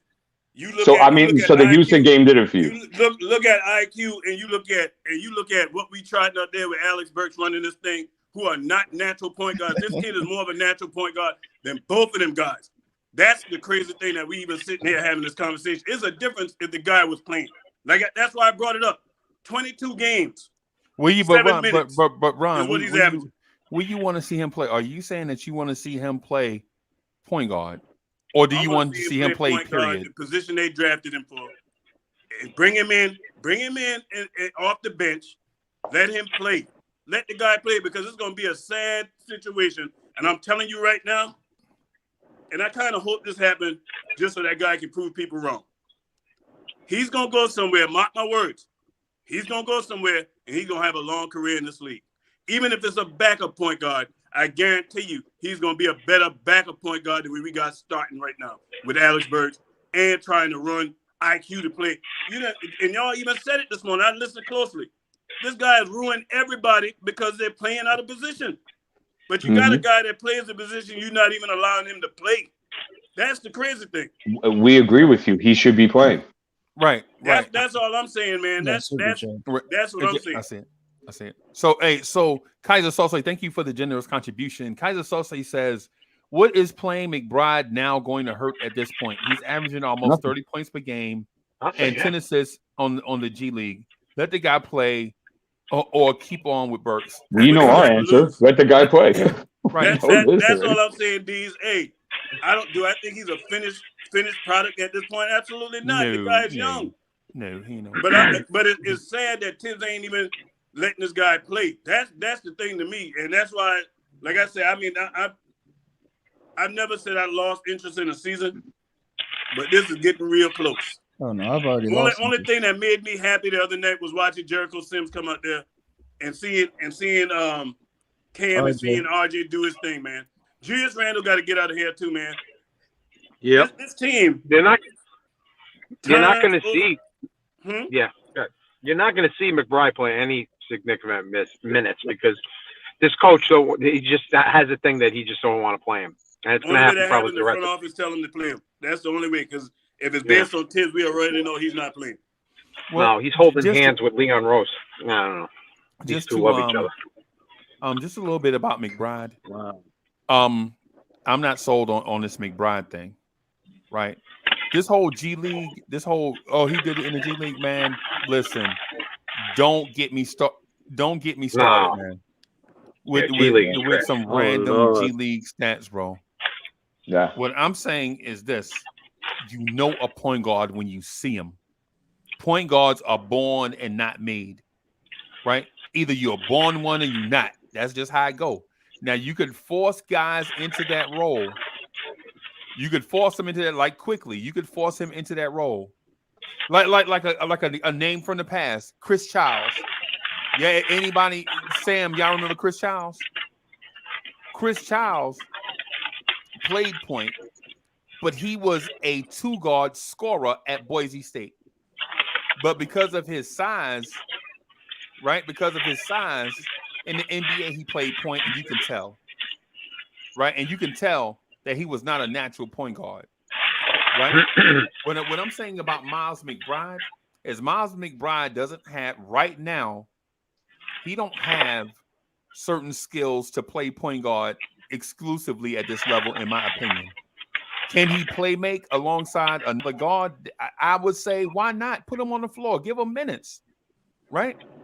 But if we're saying right now, roll the ball out there and let Miles McBride play point guard exclusively through the rest of the season, you don't just hurt Miles McBride. You hurt others because basketball is a 5-man sport, right? You have dudes cutting, it's going to be open and all these things. And the frustration with breaking in young point guards is that guys that do the job it's like breaking in a rookie quarterback. It's like Miles McBride is akin to a 4th round pick quarterback, right? You have to let him play through his mistakes. Meanwhile, your receivers are running down the field wide open. Frieza, Right? I hear you saying that, but you know what? I've been watching this train wreck all season with what's going on, and I know the same thing you just said that you concerned with the Deuce about missing cutters and stuff. I watched it just last night. Obi cut to the basket, easy alley-oop. Your point guard didn't even try to hit him. Right. You know, it's a lot of that going on with this team. So it ain't just would be exclusive to McBride. These But guys Ron, who we tried to, Alex Burks does the same thing, miss cutters. Right. Same thing. But my point is you know that's happening with 2 guys on your roster. Why add a third? So now instead of having 2 guys, instead of having 2 guys that miss cutters and all that stuff, you add McBride to the mix, and now you have 3 guys doing it. You know what I'm saying? Yeah, I don't know. He's got to play through his mistakes. Who all watched that Houston game? His only game that we really saw, like really. But Ron, Houston's the worst team in the league, bro. Hey, regardless you play who on your schedule, we arguably the worst team. I don't know about that. Yeah, we I might was be the about to worst say team. that. I don't know about that because what I'm seeing at the Knicks, I think we the worst team. Definitely in the East. We look like we need more evidence on Deuce McBride, and therefore we want to see him. And therefore we want to see him. Okay, hold on, man. And therefore we want to see him play. Right? Let's not put him in a box and say he's this or that or that or this. Let's just have him play basketball and see what he could do out there with 20, 25 minutes a night. That's it. And if McBride got the same kind of minutes that Grimes got, you never know. You could see the things that we got there. But D'Angelo, so the point is being. I know the point. The point is going from washer and dryer. What I'm saying is this. I want to see Miles McBride play. Right. That's not the argument I'm making. Right. What I'm saying is I don't want to see him exclusively at the point. At point guard the whole game. Okay. Right. That's what I'm saying. You know what I'm saying? I'm cool with that. I'm cool with that. But I tell you what, our perimeter defense get better with him out there, other than Quickly and Burks. That's true. But then they just gotta play. That we want to see him play. We all are in agreement to that. Right. What the hell this coach is going to do is on the other hand, he's not going to play him, and he's probably not going to play him. He's going to play him with garbage minutes. And I'll take it a step further. When I saw him guard Shai Gilgeous-Alexander in OKC, I was like, this guy has to at least get 10, 12 minutes a game. Thank you. Remember him guarding Chris Paul? You saw what he did to Steph? Yeah, right. 94 feet on Chris Paul the other night. Yeah, that's what I'm saying. So we don't dispute. So none of us are saying that the guy shouldn't be playing. What I'm saying is, are you ready to turn over your offense, the keys to your offense, to Miles McBride? I'll tell you this, Breezy. I'm gonna answer that for you. In a season that's totally lost, because this rest assured, if you had a vehicle right now, a brand new vehicle you just bought, and you wrecked it, this would be a total loss. In a total loss season that this is at this point, I'm about developing these young players. I'm giving them the keys. And another thing, Sherwin just brought it up in the chat too. That guy went to college as a point guard. He didn't play out of position. He played point guard. We got Quickly that they're trying to force to be a point guard when he was at Kentucky. He wasn't even playing the point guard. Let that he was not exclusive. Listen, don't listen to Sherwin, bro. He was not an exclusive point guard at West Virginia. That has to stop. I don't know who keeps spinning that. And John and the thing about Quickly is he went to Kentucky as a point guard and was named the starter at point guard when the season got canceled because they were benching Ashton Higgins. Right. So John Calipari was inserted quickly into the starting lineup, and Quickly, remember, was the SEC Player of the Year that year as the combo guard, as the third guard. Yeah, so to say Quickly does not have any clue of being a point guard, man, is false. So I just think it's not natural to him. You would think Mr. Dribbler out the basketball, run the shot clock down. That's what we want to run a different point. You would rather see Quickly than Burks. You would think just off of that alone. You would rather want to see Quickly. Absolutely, I would rather see Quickly. But nobody's disputing. But that's not what we're. That's not what. Hold on a second, because there was something that was agreed upon that was missed, and we got to go back to it. Ron said that he would give the keys, right? So when you said, I know you didn't, but when you get the keys, right, that means that's your team. So what I'm saying is that you're gonna give Deuce McBride the keys over RJ Barrett. RJ, I don't want RJ to run point. I'm tired. I'm tired of That making that that guys. that doesn't have to be the keys. No, Point but I guard mean, and hey, keys are if two you think different about it, things. RJ, this is RJ team. Don't get it twisted now, because I ain't gonna be no fool and say no mess like that. This is Okay. RJ team with Julius Right. Randle. That's what I'm Right. telling you right now, and that's Okay. the first time y'all heard me say that. Period. RJ has ascended. This is his team. That's why Julius Randle got to go. But the Okay. thing is, this season is gone. That's what I'm saying. And if it's gone, ain't no need to keep trying to play these guys that ain't gonna be here, that don't clearly have a future with this team. Then the type of guy you picked in the second round and you played him, he appeared in 22 games and only played 7 minutes. 22 games, 7 minutes. Let that sink in.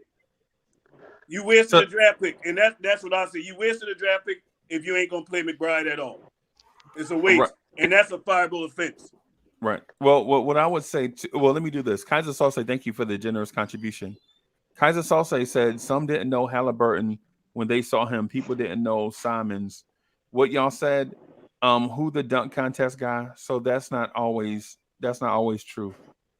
Nah, man, you know talent when you see it. Kaiser, that's a good point though.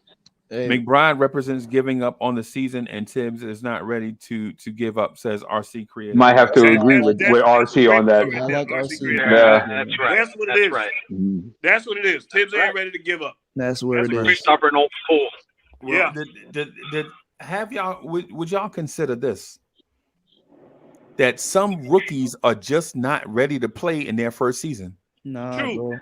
But you know what, Freezy, I understand that concept. But that's on a team that's going somewhere. That's I winning. can understand. Right. Yes. That's what Yes. for. We Exactly. all develop. But when your team Exactly. ain't developing at this Right. level, where everybody looking like they could be getting beat by some of these G League teams, Right. because let's face it, the Knicks have gotten embarrassed this season, man, by teams we shouldn't have lost to. G League superstar. Guys coming off the bench, off the G League, All right. coming in here busting us up. Yeah. Let's don't get it twisted. Yep. So it's all circumstantial, Freezy. So yeah, of course, if we're competing and stuff like that, yeah, Deuce would have to sit back a bit, and do that. But if the season's lost It's and you're gone. not competing at a high level, you got nothing to lose. Nothing. Yeah, Right. that's it. Right. And that's Right. why I asked y'all the other day when I was on there, what would y'all deem a success? And everybody was in agreement, play the kids. Play the kids. Yeah. Yep. So let's not backpedal off of that. Because that's But basically where we but at. Ron, I'm not backpedaling, bro. What I'm saying is I want to see Miles McBride play. Yeah. Right? But I don't want to see him exclusively at point guard. So Well, I mean, when I say ain't play got the a problem kid, with I moving completely the agree with one on that. the two. Yeah. yeah. So when we say play the kids, we want to make sure that we stick into understand the context where I'm coming from. Yeah. Because when I got say you. play the kids, I mean play all the kids, right? But I don't want to see Jericho Sims at the 4, right? I don't want to see Miles McBride exclusively at the 1. I don't want to see Quentin Grimes exclusively at the 2, right? I don't want to see Cam Reddish splitting minutes at the backup 4 with Obi Toppin. I want to see Cam Reddish at the 3 getting That's some what minutes at the 2. I think his natural position. I Right. love that kid at the 3. Right. I'm gonna But- tell you this, Freeze, because I thought about this. Sometimes, and they brought it up, sometimes you can have a player come in the game and what level of skill that he does have affect the game in such a way that it just lifts the team. Man, watching Jericho Sims the other night, I got mad. I got real mad. I said, this guy had 10 assists and didn't start the game, and it was 9 minutes and some change left in the second quarter. 10 assists, and wasn't going up against no slouch last night. You know what I mean? The best center, in my opinion, in the game, in Joel Embiid, and he held his own. Even in the game against who was it? Nurkic, that was killing Mitch. Oh, yeah. And Taj. He couldn't do that with Jericho Sims. And that's my thing. You never know what this guy could bring. I know one thing that McBride can do. McBride can cause you to have to speed up your offense, i.e. going to cause trouble in that backcourt. He's going to be a pit bull. I know that much. He right now, you know who I would compare him to? And I just thought about it. His name came off top. I just thought about him. he could be our Patrick Beverly right now until he get better. That's a good comparison for right now. That wouldn't be bad. Something That else. would be a good thing. But Patrick Beverly is not a great point guard though. That's what I say right now. That's key word in that phrase, Freezy. I say right now until he develop. How long Patrick Beverly done been in the league? Right. Yeah, but yeah, that's what I'm saying. So I agree with you. Pat Beverly thrives when he doesn't have point guard duties. Like he can be on the floor. Like when they ran him with Shai Gilgeous-Alexander and Los Angeles with the Clippers. Yeah. With those two together, then you could see Pat Bev guard everybody. Man, he was guarding Kevin Durant, remember? You know, the dude guarded Kevin Durant, and so what I'm getting at is I agree. The thing with Deuce at the point though, bro, I think we need to calm down. No, I agree with that too. And let him develop at the point. Let him get some more non-pressure NBA minutes at point before we start saying that he is the future at the position. Freezy, I like that because at this point he's not even getting those. So I would agree with you there. If he gets the non-pressure NBA minutes to where you're not forcing him to be a starter, but at least get burned, then I'm that's the thing. He ain't even getting burned. That's what we talking about. I ain't even worried about him starting. He's not even getting no time on the court. Even in games where we getting blowed out and teams emptying their bench, he still ain't getting off the punt. Right.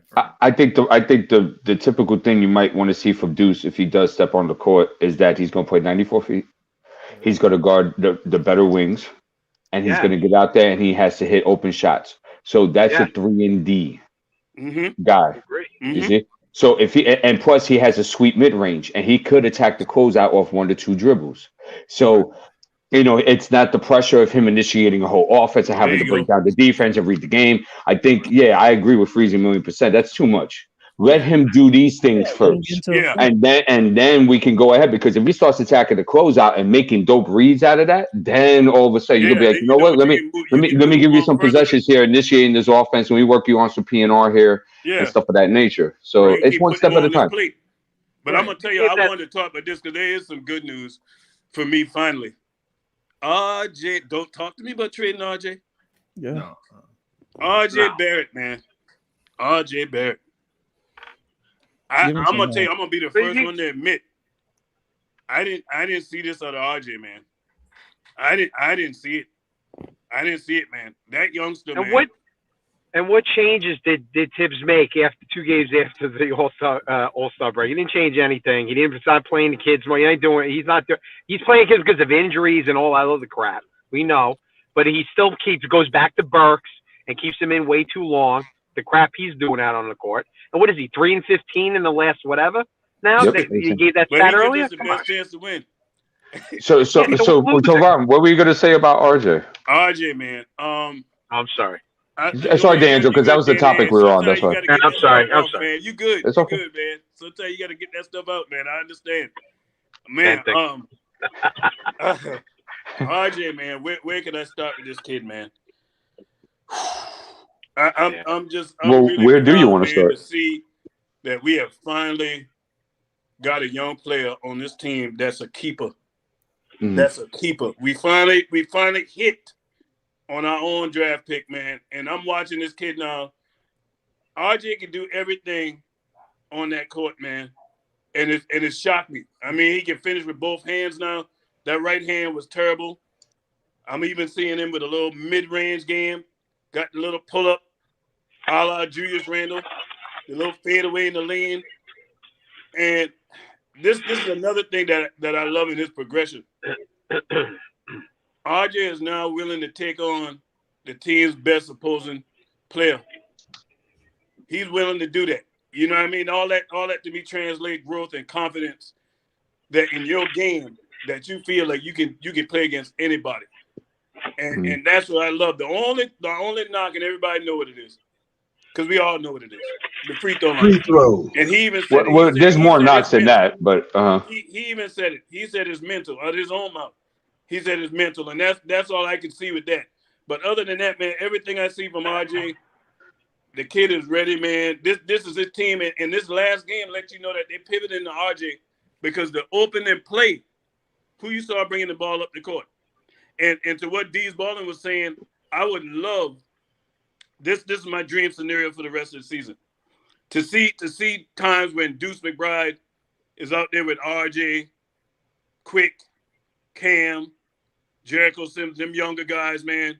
And Grimes probably ain't gonna be back again now for. Yeah, hopefully he sits the rest of the season. Playing for the rest of the season. So, because what you were talking about playing off of somebody, Deuce McBride would play perfectly off of RJ. RJ can bring the ball up and allow him to do those shoot off of RJ. You know what I mean? Taking them shots, man. But just RJ, I would say this when I look at this team, IQ wise, and I ain't talking about Emmanuel Quickly. I think RJ got the highest IQ on this team. That's sad. Yeah, I was about to say. Ain't nobody said nah. And that's the sad thing, Ron. It's only 21, and that's where we're at. He's only 21 years old. This is a great take on RJ. Here's your problem, though. Your problem is, why did it take? It just goes to show your management, your front office don't know what you have. Because if you know it, that RJ was going to take this step, and you can see it in him, then you definitely don't sign Randall, because you know long term. Right. Or Evan Fournier. Yeah, or Evan Fournier. Right. Yeah. But you still have to use 90% of your cap on something. Yeah, but you didn't have to Point guard. that. Use that on point guard. Small forward. Or you could have signed a bunch of 1 year guys and kicked the can down the road one more year. Right. Because now you can't turn it's going to be so hard. The Randall signing was stupid. It's going to be hard. I want you guys to be realistic about this with RJ Barrett. And he has ascended. I think he deserves to have the keys for the rest of the season. And I think he deserves to be a piece moving forward. So I'm keeping that in mind. But he's 57% at the rim this season. He's 30% on all mid-rangers. And he's 36% from three, and he's 32% from the corner three. So RJ is wildly inefficient. And that's something he's going to have to get better at moving forward. He's going to have to, like, when he was efficient against Miami, that was like beautiful. If he can do that at least 3 out of 5 games at a time, I love RJ. I want to keep him forever. But he has to be more consistent with his efficiency. I'm going to tell you, Deez, what you're saying is 100% correct. That's the one thing we've always said with RJ. He just got to get consistent, man. The one thing that I'm noticing now where he's being consistent at is attacking the basket. And that for me is really surprising, because I didn't see that. I didn't think he had the skill level to be like that. But I'm starting to see, and I ain't calling him this guy. Don't even take it that way when I say this. But he's doing some of what James Harden is doing. Okay. Oh, forcing the wow. action. You calling him? Forcing the action. Yeah, Freezy, exactly. No, forcing the action, getting to the basket, putting the pressure on the refs. Either I'm going to make my shot or you're going to foul me. Right. That's what RJ is doing now. And I'm going to tell you this. I got to say this because this been on my mind too. Julius Randle, ladies and gentlemen, has to get out of New York. And I'm going to tell you why. Thank you. This is why. You can't have your star player can't play at home. You cannot have your star player can't play at home. And let's add this thing all up, man, because we got enough evidence now. Year one with Fizdale, average about 18 points a game, was wildly erratic, turnover machine, spin cycle. So the one season that he had, which was a good season, was year two. The stands were empty. And then the minute the playoffs started, what happened when fans was back in the building? Went back to looking like year one. What we see in this year in the Garden, looking like year one. Julius Randle can't play in the Garden, fellas. Nope. He can't play in the Garden. He might have a good game here and there, but consistently, like what we talking about, Deez Ballin, his consistency has showed that he is not a good player in the Garden. And that's okay. Many have come, many have failed. But we got enough evidence. The front office got to get him out of town, man. They got to move him. They got to move him, man. I said to watch this dude. I said, man, you average 27 points a game on the road.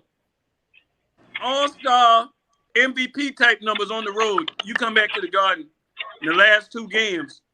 This guy, I think, is about, 3, 4, maybe 5 for 20 or something. And Ron, the only reason he's getting these points is only reason he's even seeing double figures because of free throws. He's like you said, he's shooting 2 for 14 or 5 for 20 every single night. Yeah, yesterday he was 4 of 13.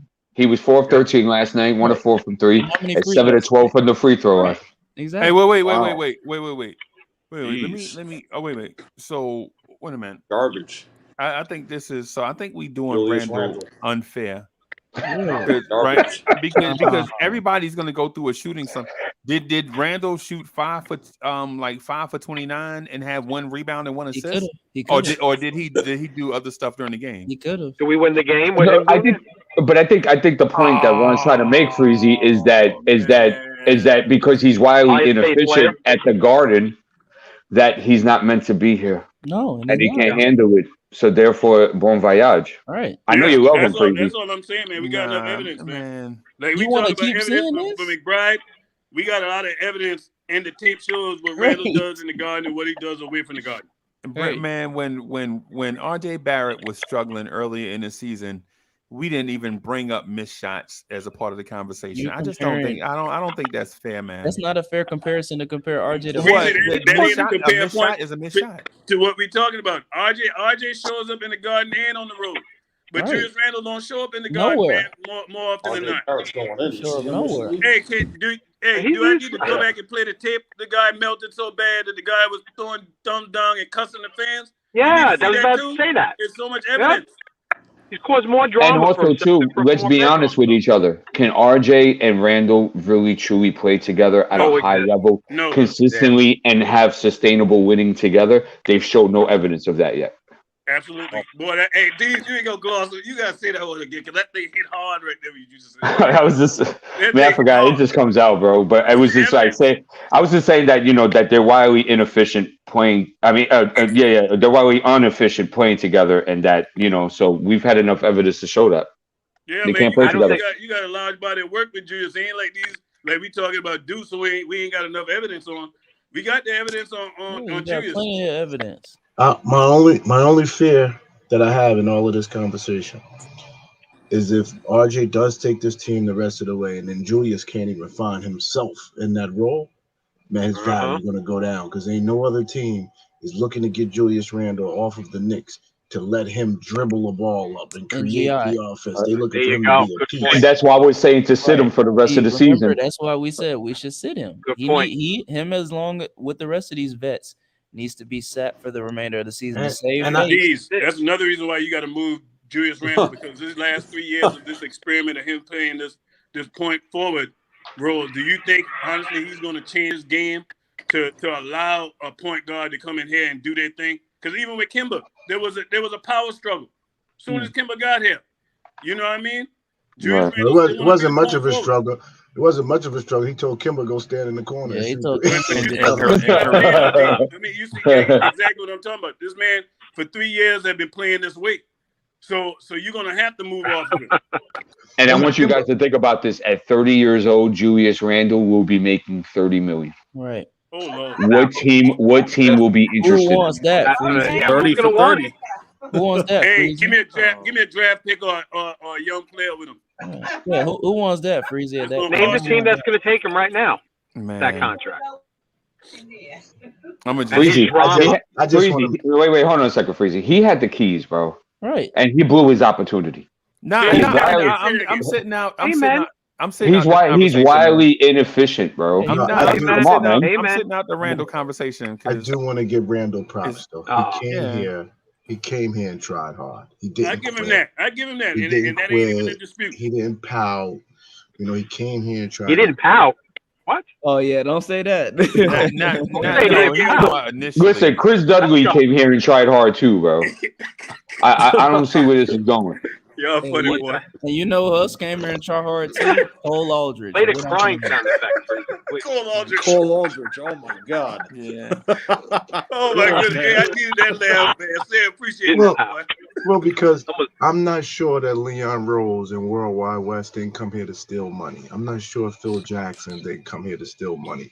I know that Julius Randle didn't come here to steal money. Is that a little better? I agree with that. Hard player, man. Hard. He tries hard. I give him that. I can't. Hey, let me ask you. let me ask y'all this. Since we bashing Randall, right? Uh-oh. How did Don't know me. I thought you... Look, I'm Hello. gonna go ISO right here too. I'm gonna go ISO, y'all. I'm gonna go ISO here.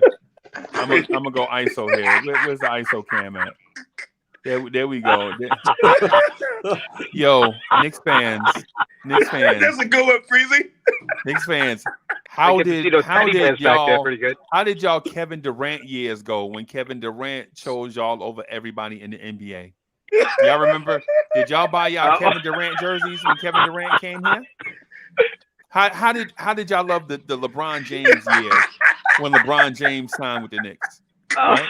Did y'all enjoy the LeBron James year? Boy. Oh, right? man. When Giannis left his team in Milwaukee to come sign with the Knicks, did y'all enjoy the Giannis years? No, you didn't. God. You know why? Because they never happened. Be grateful. Julius Randle, face, Freezy. I gotta back up. Julius Randle came here knowing that the franchise is not only a grease fire, but if he didn't win, he was going to be the scapegoat, and he still took on the challenge. That's the multi-flavor. That's the multi-flavor Kool-Aid there. What we do as Knicks fans is if you don't win and be successful right away, we want you out of town on a Greyhound, right?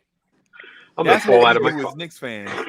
And so when we run Randall off and nobody else wants to come here, these same folks that are going to be like, yo, Randall out of here, are going to be mad and pouting that nobody else wants to come here because how we treat stars. Yeah, they're all running. We treat stars we treat good NBA players like they crap and then get mad when they don't want to come. Oh my! Right? Crazy. That's all I'm saying. Crazy. If they don't want to come here and play with Randall, they don't want to play. Listen, if they never extend the extension, we wouldn't even be having this conversation. We wouldn't. He would have got. So don't blame us. Right. But it's the classic LOL Knicks. It's LOL Knicks, right? Man, listen. Anytime there's a sign of adversity, we start chewing our foot off, like the Saw movie. The dude, like, you got 8 minutes to leave this room. And Knicks fans start chewing their foot off, bro. They got to get out of these chains. I got to say this because I saw somebody put this in the chat. It said, oh, my Lord. Somebody in the chat said, if you take Randall off this team, we won't win 10 games. Well, guess what? We ain't winning 10 more games with him on the floor. I got a better one for that. Hold on a second. I got the dope stat for that for anybody that says stupid crap like that. His expected win percentage is a -31, meaning with him on the court, we're a 28 win team. I'm telling you, we're not winning 10 more games this season. What's the over and under on us winning 10 more games? Super Randall.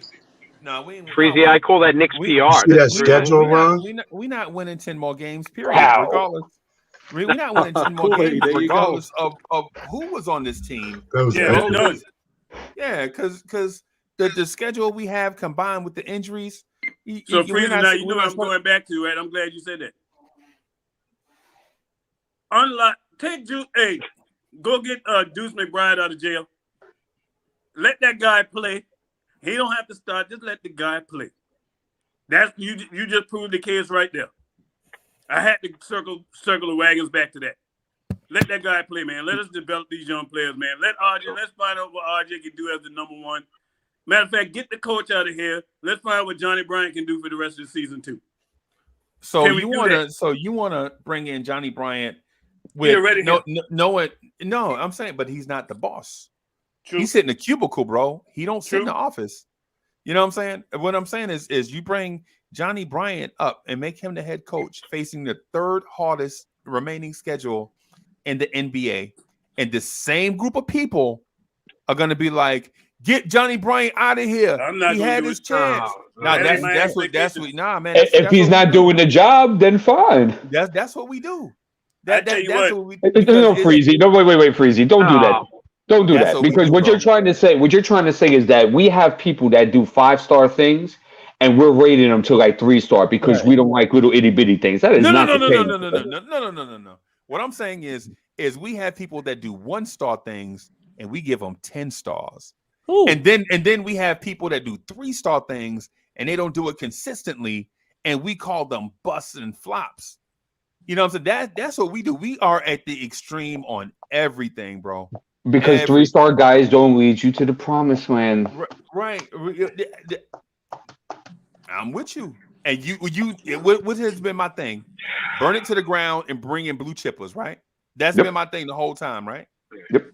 That's what I'm. Well, not the whole time, but recently. Yeah, some of the time. Or when pressed about it, what do you want to do? Okay, this is what I want to do. Right. Okay. So my deal is this. Before Randall, the starting power forward's name was Noah Vonleh. Gandalf. Right? The great. Right? He's going back to the cemetery. Right, because we how quickly we forget. Like the dudes that want to trade Pat Ewing. And I'm like, yo, before Pat Ewing, your centers were named Marvin Webster and Bill Cartwright. And you talking about trading Pat Ewing? Are you serious? I tell you what, our best power forward that year that you talking about was a guy that's in Milwaukee that won the championship. Yep, Bobby Portis. Bobby Portis was our best power forward that year. And they didn't want to pay him. It's crazy. And they didn't want to pay him. He was crazy. Our best power forward. Yeah. Bobby Portis knew who Bobby Portis was. Bobby Portis wasn't going to play outside his game and be a turnover machine and trying to do things he don't do. It's amazing how you look playing next to Giannis and Drew Holiday, though. No, I remember how the guy looked playing here. How the guy looked playing here. No, I ain't talking about Giannis. I talking when he was here. He was our best power forward. It wasn't Julius Randle. I don't know. You gotta Julius look Randle wasn't at our what best Bobby power Portis forward, doing. man. And then you gotta look at what Bobby Portis has been doing in Milwaukee. You can't just say he's playing off of these guys. He is doing the same things he was doing in New York. He's just getting more opportunity. He's getting more opportunity. No. Yes. No. Yo, That's D is in rare form this morning. My man went all Casper on us. Oh, he's doing it all Casper. Go. That's doing in the stands right now. Yeah, that's what, I'm just waiting to see somebody with that bag on top of their head. All right, where the bags at for the people in the stand? Wait, Freezy, hold on. Wait, say them names again. Say them names again. Go ahead. Noah Vonleh. Go ahead. Keep going. Who else was there doing that? Come on, man. You do this for days. Stop it. Isaiah Hicks. Yeah. Who else was there? Isaiah Hicks. Did we have what's the guy name? ISO Zoe. ISO Zoe. Yeah, man. Yeah, so Alonzo Trier. And so what I'm great ISO player. Yeah, and funny, we doing the same thing, running ISO Julius. Oh, he would have been great on the top too, though. Him and Julius would have been fighting. Yeah. Him and Julius would have fought. He knows how to not pass. He would be perfect right here in this office. Yeah. That's good. So and so when I ask y'all this, if you trade Randall, what are you getting in return? The answer is always, I don't know, something. No, I'm gonna tell you what you're getting. Give me some draft capital with a young player, and I'll be happy. There you go. You're getting them out of here, and you're getting drafted. You're getting ball movement. There we That's go. what you're getting. You're getting ball You movement. get 114 million back to give to RJ. You're getting ball movement, man. Because that's another thing, Freezy, that we fail to realize too, man. Decisions gonna have to be made on some of these young players, man. And us not playing these guys, that don't look good, man. So it's gonna be some guys walk and go to other teams. We may as well get ready. This is the one consistent thing we've done as a Knicks organization. We prime young guys up, let them walk out the door, and they contribute to other teams. I'm not saying be great, but they contribute to other teams. So Paris Duggar, thank you for the generous contribution. He says, you need to stop this McBride isn't a point guard crap. You need to stop killing the young guys for not showing you something. Tibbs make young guys play out of sorts to try to impress for a time. So that's addressed to me. Okay. So what I'll say is this. You need to stop this McBride isn't a point guard crap. So for one, who said McBride wasn't a point guard? Paris Duggar, you need to listen Change the battery in your hearing aid. Pay attention. I never said Miles McBride was not a point guard. I said he wasn't ready. Pay attention. He wants a refund. Right? And he also said, you need to stop killing the young guys for not showing you something. What I said is this, right? We don't have a Kobe Bryant in our young core. That's what I said. That's when I talk about our young core, I always say we don't have a crown gem. We don't have a Ron. Do you see a Kevin Garnett in this young core? A Kobe Bryant and Allen Iverson in this young core? Barrett. Do you see a legit guy do you see a LeBron James in this young core? Who is it from? That's what I'm saying. We're going to the league. When I say stuff about these young guys, it's about perspective, right? You don't have a Kobe in this young core. Okay? You don't have a Zion. You don't have a Kevin Durant. You feel me? You don't have a LeBron James. You don't have a 19-year-old LeBron in this young core, and you know it. So stop acting like somebody out of this young core is gonna emerge from the pack and become Kobe Bryant. You got RJ Barrett. That's what I just said. And also Tibbs makes young guys play out of sorts to try to impress. So I understand what you're saying there. I never said that I agree with the way that Tibbs does the rotations or how he does the young kids. As a matter of fact, we've had numerous conversations right here on this joint about Tibbs not playing young guys, right? And me and D Poetic had a conversation about developing young guys multiple mornings on this joint right here, where we disagree with the way Tibbs is doing the kids. So this whole narrative is of Uncle Freezy hates the kids is loony talk, right? It's loony talk. You take one thing that may have been said out of context and say that I'm trying to drive a narrative that I hate the kids. Come on, bro. Hey, Ron, can you please just do one time for me, Ron? Can you please send Randall out of LaGuardia for me real quick, please? Julius Randle, this is your captain speaking. Please put your tray in the upright position. Fasten your seatbelts. Prepare for takeoff. Parts unknown.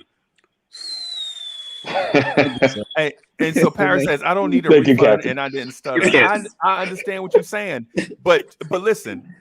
Some people make an art out of twisting people's words, right? Those are politicians. I don't do that, bro. I just say a certain thing and I stand by it. I'm saying that some of these kids in this young core are not special.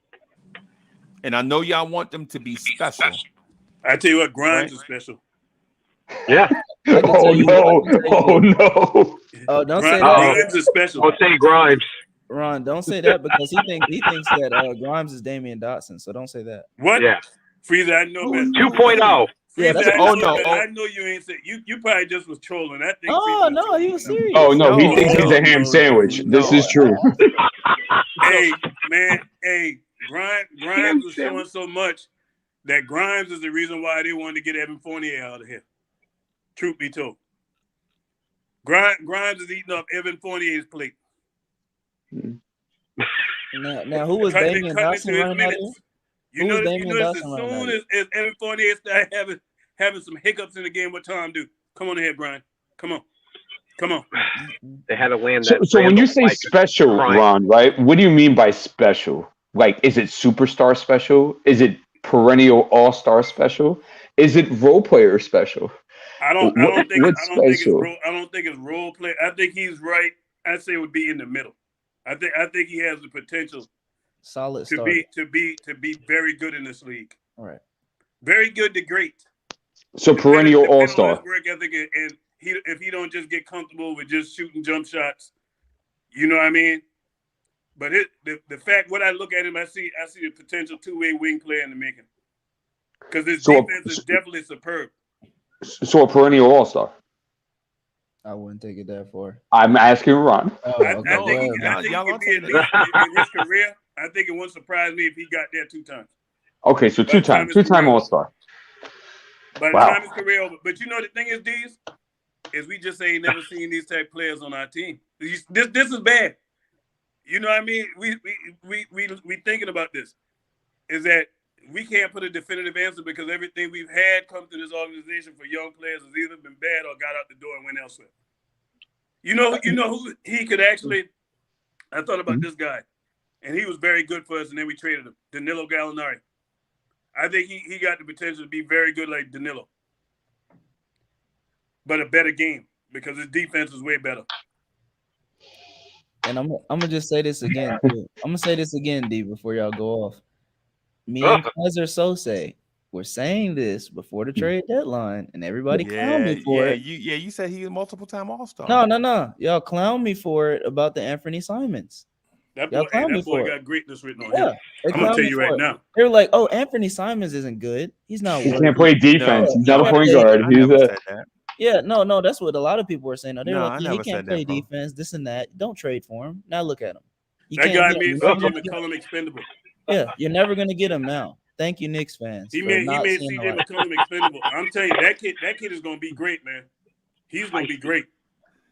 Hey, You and want so Anthony Paris Simons Duggar, thank or you for the Allen generous contribution too. Paris Duggar said you sat there and broke down, broke McBride down to a nothing.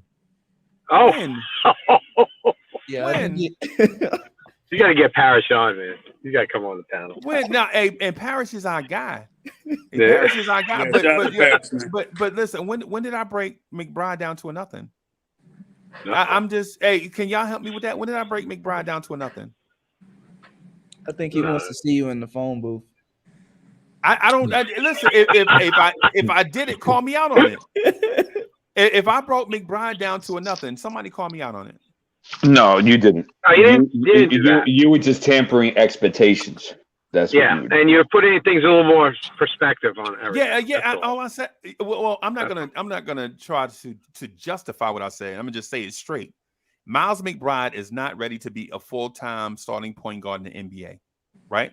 Miles McBride right now in this stage of his career would be best on the floor with other playmakers, where if he shared the playmaking duties at point occasionally and then thrive in the other areas that he's good at, like defense and spot up shooting and limited shot creation, I think you'll see the best out of Miles McBride. But to say that he's a starter right now, you know what it is too, Freezy, because they're going. Everybody, we look at the G, even what he's doing in the G League. He's tearing it up there, but you can't go by that, And he's not getting the minutes that Tibbs is just not playing them. So we have to do hypotheticals here. That's all you could do. I ain't just looking at the G League. Look at his Ron still Nick Foles. Jesus Christ. Hey, I'm gonna stand on that. I go back to that Houston game too. You know what I mean? And I just look at from the standpoint, we ain't team in the league. We ain't. You keep saying that. I'm telling you, don't discount the New York Knicks being the worst team in the league. The point is that that's not really saying much. Hey, it's still. I take them over Alec Burks right now. Your schedule, but damn right. This is the thing, fellas. Good point. This is the thing, right? All we saying is, Freezy, is in a lost season where clearly everything should pivot now to developing and find out who you gonna keep and who you gonna, have to pay. Just let these guys play because we don't want to mess around and pull another Julius Randle and pay the wrong guy. Goodness. Right, but I'm not disputing that. You know what I mean? That's what we need to be pivoting to, man. And for me, that would be a success. Like if the front office told Tibbs, hey man, give it up. The train wreck has already happened. This thing is unsalvageable. We need to find out what we got in these young guys because Obi Toppin contract gonna be coming up too. And he's the one I fear for the most of going somewhere. And I hear everybody say, oh, Obi ain't that, Obi ain't that. I'm telling you right now, on the right team in this league, if that guy was getting more minutes, he'll average a double-double. Ron, just off sheer energy and effort. But Ron, why do you have to have so many caveats? Oh, it ain't so many. On right another team in the right situation. This ain't the right team for him. And I will say that. This is Not not for the his right style game of for him play. Yeah, not for his because style. That's he's right. a Ferrari and we driving him in first gear. Right. What? But okay. So let me equate. Let me go back to high school ball for those that played. Right. So, Ron, you remember walking in the cafeteria and seeing a tall dude that never tried out for the basketball team? Big for nothing. And That's you like, yo, why you in here? Don't kill Obi. Like don't put Obi in that category, though, Freezy. Yeah, you in here in the cafeteria carrying around a trombone. Oh my God! You on the band like you used to do Neil Aquino. You on the trombone. Ron, Hey, I'm saying. Hey, need I remind you? Obi had 2 games against Toronto, where the guy had 19 points. You see, the guy we don't run no players for now. We don't run nothing for him. See, Freezy, this is why Sheer Paris Duggar energy wants. and effort. Freezy, this is how that why guy Paris gets his Duggar points. wants to see you in the phone booth because you just I said tell you Obi what. Toppin is a tall trombone player. No, that's not what I said. 'Cause y'all cut me off. Y'all cut me off before I could get there. Y'all cut me off as I usual. know what you was getting ready to do, Freeze. Don't do the homeboy like that, man. Hey, D. What's up? Hey, if you take Obi, remember I said he's on the wrong team, right? Yep. You put Obi with a John Morant. How much points you think Obi will have? If I put Obi with LaMelo Ball, he will average 14 and 9. Give him Trae Young. He'll be what Miles McBride is. Whoa, what? Remember now, Miles McBride wasn't that dude like that until LaMelo got there and unlocked him. I mean, he had flashes, but where he got drafted at, he wasn't looking good neither. Yeah, he confused me right now. Miles Bridges. We know. Yeah, he's talking about Miles Bridges. I know he's talking about. Yeah, Miles Bridges. Yeah. You know what I mean? The guy we passed over, another guy we passed over, we could have had. So that's a good point. Think of some other teams he could go to and average a double-double. Dallas Mavericks. Mm-hmm. No, he ain't averaging no And double. what does our team have? These ballers, what do they have that we don't have? With Dallas Freezy, with Luka Doncic and Jalen Brunson as your backcourt, Obi ain't going to average at least a 13 and 9. He may average the 13 part. You don't see him doing rebounds on that team? But the New York but the 9. The Knicks don't have a point guard, and they have point guard play. Extraordinary. Right. Put him in Chris Paul. Well, he wouldn't get minutes with Phoenix. That's what I'm saying. Like, you know what I mean? If the guys that's in the position that he plays when they're Chris Paul. Any team that got a point guard, man, this guy would do his thing, man. So it's bad. And you know how put Freezy, Obi Toppin with a generational talent, and he'll average 13 and 9. Is what y'all saying? Man, remember how the man looked with D Rose? Remember how he looked with D Rose? Yep, he averaged 4 points and 2 rebounds. Compared to how he looked now. So disrespectful. Man, Obi is not Frank Ntilikina. You better stop that, Freezy. They gonna revoke your pass in the city, man. Right. All I'm saying is they gonna revoke your. They gonna tell you can't come back to Madison Square Garden, Freezy, if you compare like that. I'm now. saying Come on now. Don't do our history of power forwards. We have a standard that we like to live up to, bro. But like our power forwards, legit in Knicks history, get on the glass. They get on the glass, right? You don't see Obi on the glass, right? You see Obi running the other way with his hand up. Hey, I'm open. You know what I'm saying? Trying to get to the other end to do a dunk contest dunk. The guy ain't utilized right, man. And that's all this thing comes down to with him. He's not utilized right. Hey, but Ron, something comes down to that stuff inside your chest. Oh no! Don't do that! Don't do that, Freezy. Don't do that, Freezy.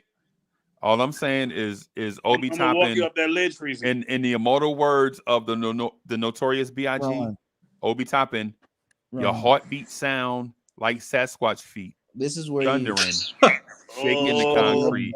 Just let him go, because I have no. Once you start saying the man doesn't have heart, where do you get that? I'm gonna tell you like this, man. Obi Toppin, I'm gonna stick out to it. I hate that we doing the kid the way we did. we should not have drafted him if this was the plan, man. Because the thing is, if you drafted that kid, they should have done whatever was needed to get Julius Randle out of town. Right. Because and the reason why I say that, Freezer, is because it's no brainer. And I've always said this. I said their career is going to come to a fork in the road, man. A decision going to have to be made because them guys going to intersect. All right. You know what I mean? You can't keep doing what you're doing with Obi and playing Julius all these ton of minutes. And then when you bring the guy and you want the guy to play center, or you want to stick him in the corner to shoot threes, that's never been his game. Coming out of college, we saw what he was. Post player. A runner. Yep, there you go. Fast break score, post fast play. break out in open court. All right. And just to D's balling point, oh my goodness, you let LaMelo would have got his hands on him. My goodness. How many times? Freezy, you can run everybody, right? No, Everybody. So here's the thing, and Ron has known me longer than you guys have, right? So 5 years ago, we used to rock on this show called Nothing But Knicks with Sam Russell, right? We used to sit on this panel. It used to be like 1,000 of us, right? And we used to get on. And so I said this thing that was so absurd that they were trying to ban me off the show. It was like, this dude, Uncle Freezy, be talking this crazy talk. Who is R.J. Barrett? Ron, you remember this? I came on the show and I said, listen, we need to stop what we're doing right now, right? Trade away everybody and tank for R.J. Barrett. And they laughed at me. And Sam has the video, right? I said, we need to tank for R.J. Barrett. Don't stretch Noah. Trade him. Because at the time, Ron, it was. I think it was the day after Noah had that stupid thing where he was naked in the street by his car. Remember that? Oh man, Joakim Noah. Man, yeah, remember that? And so I went on Sim's show and said, listen, this kid right now is killing everything in sight. Right? People are calling him a Maple Mamba. Right? That's the type of dude we need to turn our franchise around. A stone cold killer with no memory. You know what I'm saying? He is murdering everything in sight. All the kids his age, you 14, you 16, you 18. He murdering everybody. We need to stop what we're doing right now. Trade Courtney Lee and all these Derrick Rose. And that's when, remember, Derrick Rose used to disappear. Remember Derrick Rose missed the game? Y'all remember that? Yeah, when he was, or Derrick Rose would come in the game and have an attitude, wouldn't pass to Porzingis. Remember that? Yeah, that was a debacle. Yeah, I was like, yo, trade everybody and tank for RJ Barrett. Right? And so the reason why I bring that up is because I think Knicks fans think I have a dislike of kids, and I don't. Right? What I'm saying is, if a kid doesn't fit what we're looking to do, why keep them around? That's much agreed. And just imagine how much of a debacle this is, where you waste your 8th pick, right, on a guy, and knowing that he's playmaker dependent. And so far, in the 2 years he's here, you never put a playmaker around him. Right? Who are you talking about? Yeah, there you go. You talking about Kevin Knox? Oh, no, I'm talking about Obi. I'm sorry. You talking about the other 8 pick? I was talking about the trombone player in high school. Trombone player that you're talking about. Oh my God! So now you see. Now y'all see what I'm talking about. What I'm getting at is not that I hate the kids, but at some point when you see multiple failures, you don't have the same patience to wait on another kid to fail. You're like, oh, okay, he ain't showing nothing. Next. Move on. Why am I worried about him when I could be worried about Grimes? Freezer, this is the sad thing though, and this really is a fundamental problem with this organization, man. And I hate to admit it because I love this orange and blue so much. It's sad, man, but this is what happens when you don't do a proper rebuild, man. Right. And that's the problem, man. Stop looking at stuff and trying to vacuum microwave this thing so fast, man. They nuking everything. You know what I mean? And that's the sad thing, man. When you look around the league and you look at all these teams that's ascending, these younger teams, the one thing they have in common is they got a lot of young players, man. we keep trying to reinvent the wheel that ain't never got us anywhere. You know what I mean? Stop following what the Lakers do, man. We ain't the Lakers. Right. We not the Lakers. But you know what? We don't have that history like them. You know what I mean? And I don't want to sleep on them. Keep thinking about them few championships we got, man, because we ain't win one since I was born. We ain't won one since Vietnam. 73, man. Right. And so Ron, the thing I wanted to say to that point, right, is the Bulls drafted Michael Jordan, right? The Bulls drafted Michael Jordan. And they had a young center named Olden Polynice who was in his second or third year, whatever. I ain't heard that name called it. Crazy. And he's from New York. You know what I'm saying? He was okay too, Polynice. Yeah, he was all right. But the thing is, the Bulls was like, yo, this right here ain't gonna cut it, bro. And they traded him on draft night for the rights to Scottie Pippen. And the rest is history. They traded a young big who ain't showed them nothing with them for Scottie Pippen. And Olden Polynice went on and to have a decent career. I'm sure he can pay his bills now, right? But the thing is the Bulls was like, nah, man, we ready to go. We want to put a young core together with blue chippers. And I'm asking Knicks fans, why don't y'all consider the alternative? Why do we have to eat chicken salad for dinner every day? Every day chicken salad, every day chicken salad, every day chicken. Why not try something different? Hey, Freeze. Well, we don't have the good basketball mind. We had, you know what? You know what's the sad thing about this season? Oh man, the sad thing about this season is we had an opportunity to get it right, to fix our wrong. Right. When we went out there calling Sacramento to try to get De'Aaron Fox and allow Halliburton to get out of there. And this is the report. Listen to this now. This is the report saying they didn't know he was available. Oh. So that is front office malpractice. Yes, you had an opportunity to right or wrong and get the guy that you wanted in Obi Toppin. And I'm gonna tell you like this: if you would have put Halliburton and Obi on the same team together in your starting lineup and going with a youth movement, Obi average a double-double. Because one thing I know about Halliburton, he will get up and down that court.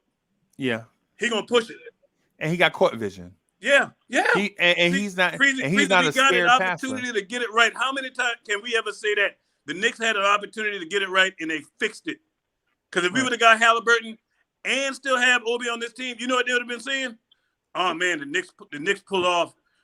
Wow, who would have ever thought that they would be able to get two of these guys that they were looking at? Right. They came out in the same draft, not even 4 years removed.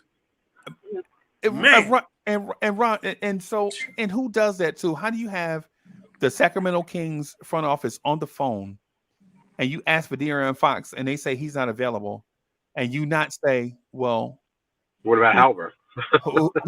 who do you have available? Right. And that leads us to Halliburton off. Exactly. You don't investigate further when you know they got 3 point guards on the roster. Right. That's right. Front office is trash. Right. And yeah, man, that's all. That's all all I'm saying is this. In terms of let me read Paris Duggar super chat. So Paris Duggar, thank you for the generous contribution, bro. You know what I'm saying? You know we appreciate you. You know what I'm saying? You said Sims isn't ready, hates Grimes, Obi, McBride. Oh my god. And so again, for the 99th time, bro. Oh man. Sims ain't ready, right? Because after a 9-rebound first quarter, he finished the game with 1 additional rebound. After having 9 in the first quarter. Foul trouble, man. Right? He finished the game with 1 rebound, 1 extra rebound, right? And the thing is so I don't hate Obi, right? Out of these 3, Grimes, Obi, McBride, I love McBride the most out of those 3, right? And then I like Grimes second there. But what it is I'm not ready to go. Calling Quentin Grimes a superstar is just a bridge too far. I'm not going down that road with y'all on Grimes being a superstar. I'm gonna just stay where I'm at and wait and see. And what's the crime in waiting and seeing? What's the crime in being patient? But you agree though, Freezy, though, that now the rest of the way the kids should get more minutes now. I never. Now just play him. You got 20 plus games left, basically. But D'Angelo, So D'Angelo, I had said that before the season started. No, right. So I said that before. So when we signed Fournier and Kemba, I was like, well, that's down the drain. I said that before the season started. And then the thing with Obi is I don't dislike Obi. I dislike the fact that we keep swinging and missing with top 10 picks. And I keep saying that every show. And Freezy, I won't even say swing and miss. I don't think it's a miss with Obi. You said it earlier. You got the guy, but you know he needs a point guard, and you don't go out. If you was gonna get Obi, knowing what Obi, everybody knew what Obi was coming out of college. Right. But you still don't address the glaring need of a point guard. Right. That pick is a bad pick.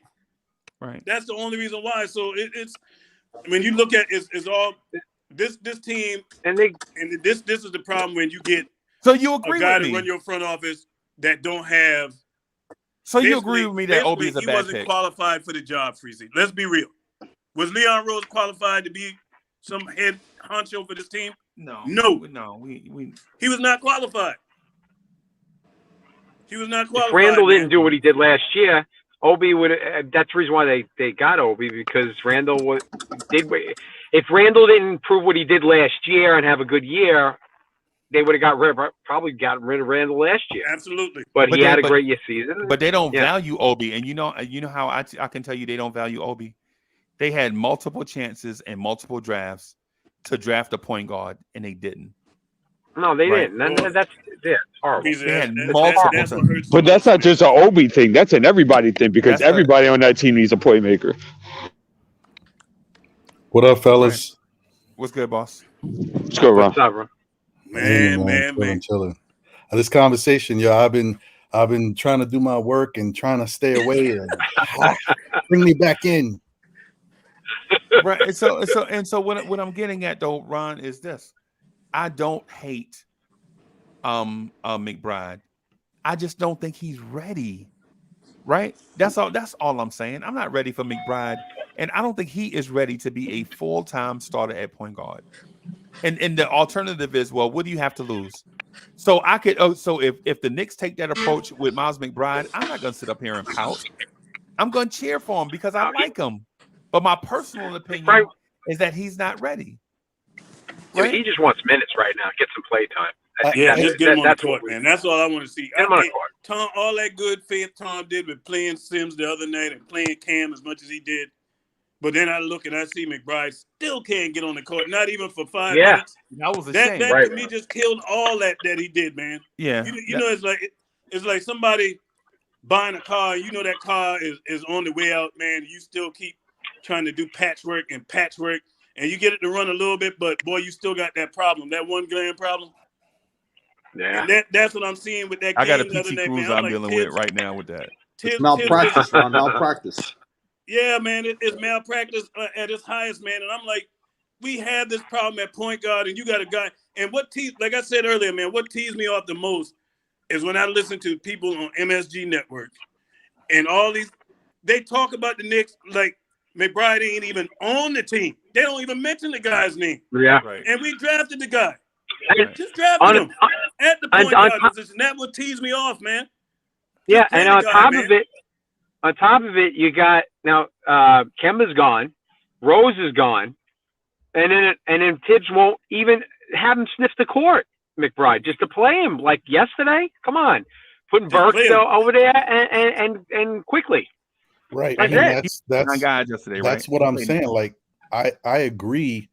When Freezy says he doesn't think McBride is ready, I agree. I don't think McBride is ready either. I don't think McBride can be a starter for the Knicks yet, and I don't think that McBride is ready to be playing big minutes, like 20 plus minutes, 30 minutes. I don't think he's ready for that. But what I will say is, you can't tell me that your head coach goes out and says that I feel like at this point in time, this guy gives me the best chance at point guard and starts Alec Burks. And Alec Burks goes out there, plays 34 minutes, gives you 0 assists and 6 points. You can't do that. That's crazy. So Ron, so by that logic, he's not ready either. At a point guard, no, he's not.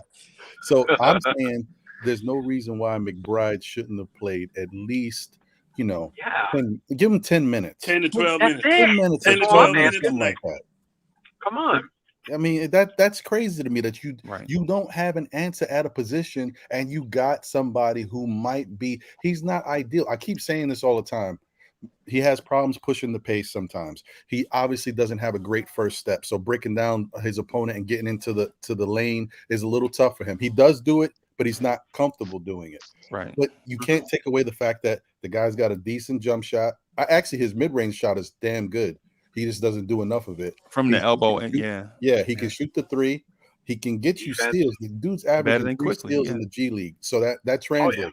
He can get steals.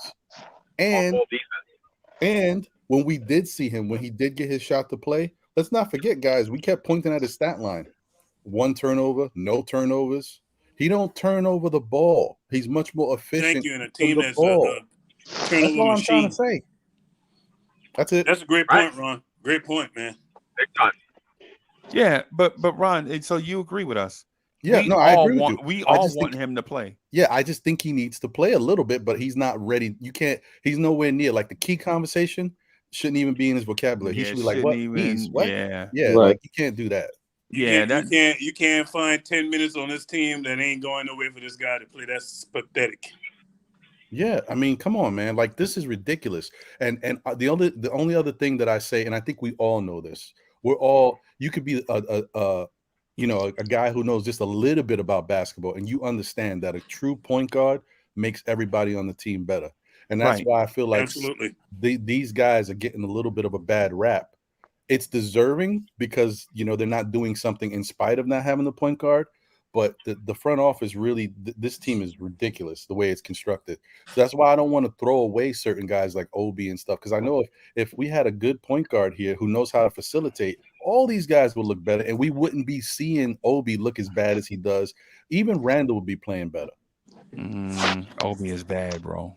Listen, he's got a lot of work, dude. And I said it before, like Obi, to me, I understand what Obi did in college, and I'm not saying he can't go back to that, but you need to put in a little bit more work, young man, before you start jacking threes again. I don't ever want to see Obi shoot another 3 for the rest of the season. But his threes are terrible. That's your coach, man. Tell him to go sit in the corner like Kevin Knox used to.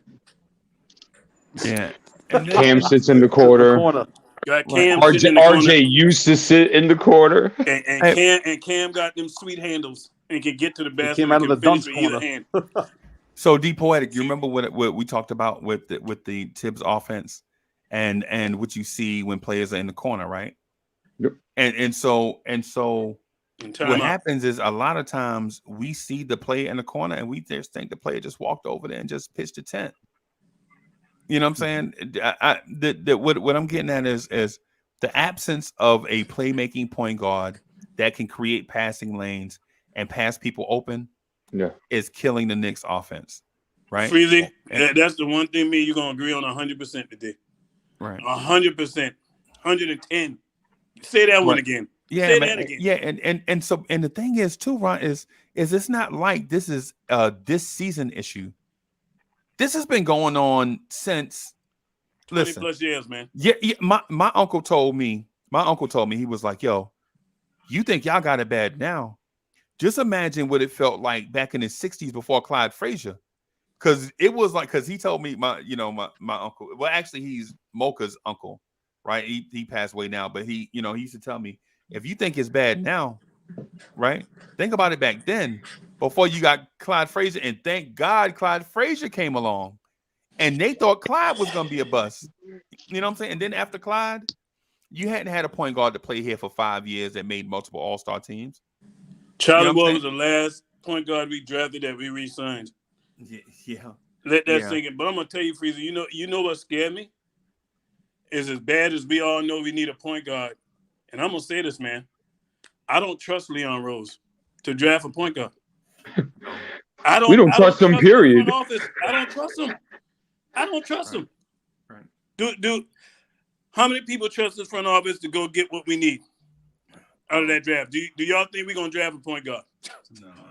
Well, there's not a point guard to draft this year, but or even trade for one. Do you think we're gonna even trade for one?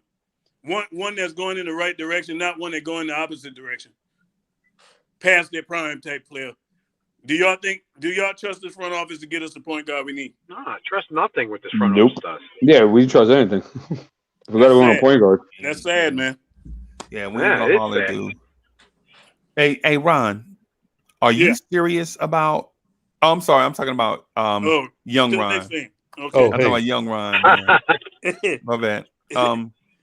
Do you honestly believe that Grimes can be a Klay Thompson Jr. a turnpike off ramp gas station Klay Thompson? Yes,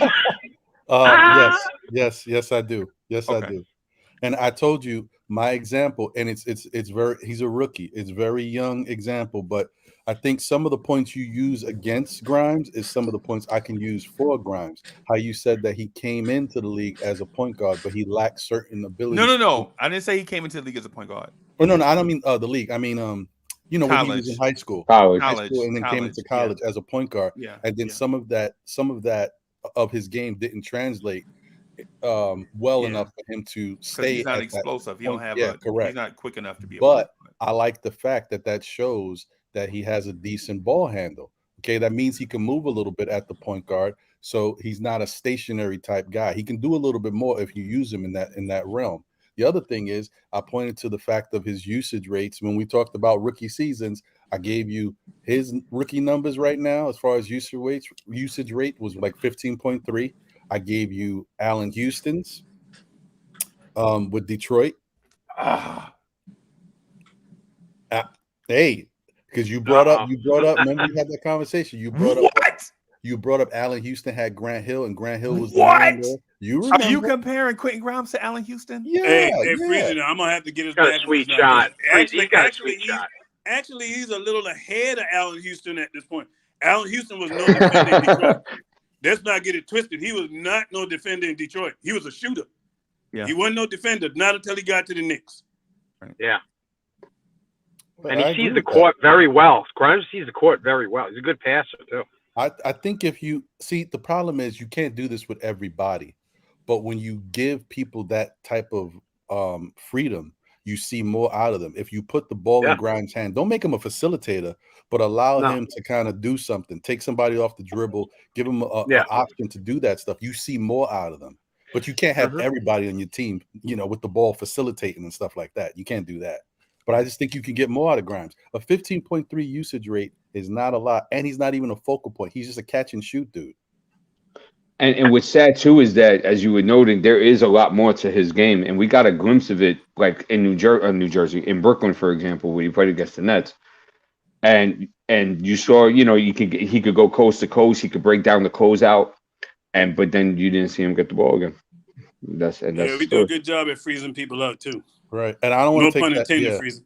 Sherwin M did make a good point. The young Allen Houston had some hops. He was getting busy a little bit.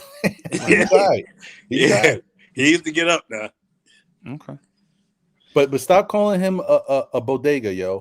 Stop telling me that Grimes is gas station Allen. No, not just any gas station. Not in town, bro. I'm talking about get on the turnpike, pay your toll, ride down the rest road, stop, gas station, and you see the big sign on the road, and then you look at it and pull off, and it's like the one with the door already be open, and the other door have tape on it from where the glass broke. Yeah. See, Freezy, and this is why, and this is just hit with a major one just now. He did a comparison to saying that Grimes could be like Richard Hamilton. That's a good one. That's a good one. If he becomes Richard Hamilton, I'm happy. This is why you get the pushback, because you call Quentin Grimes, right? One of our better rookies in a while.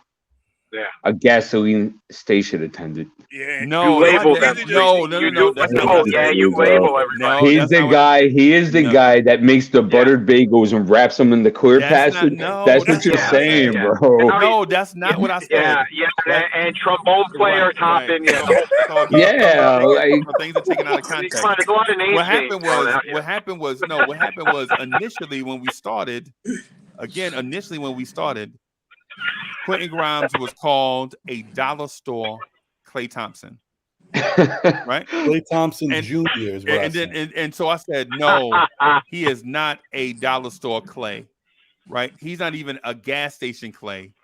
He's not even a bodega Klay, right? He is the turnpike gas station on a creepy road Klay Thompson. Is what I'm calling. Let me explain something. Crazy to boy, guys you hard about on these young fellas, boy. You hard. Let me say something about Klay fellas. Thompson, bro. And I know you guys know, especially guys who watched the Warriors. When Klay Thompson came into the league, now I will tell you this: I think Klay Thompson is a better shooter than Grimes. Grimes is a good shooter. Klay Thompson is an elite. Well, I mean, we don't think, we know that. Oh, okay, all right. Let me make that clear.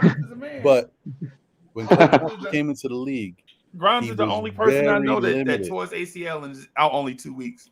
Yeah, he was. That's what it looked like to me too. I must say, very limited. All they said all he could do was catch and shoot, and Klay kept working on his game.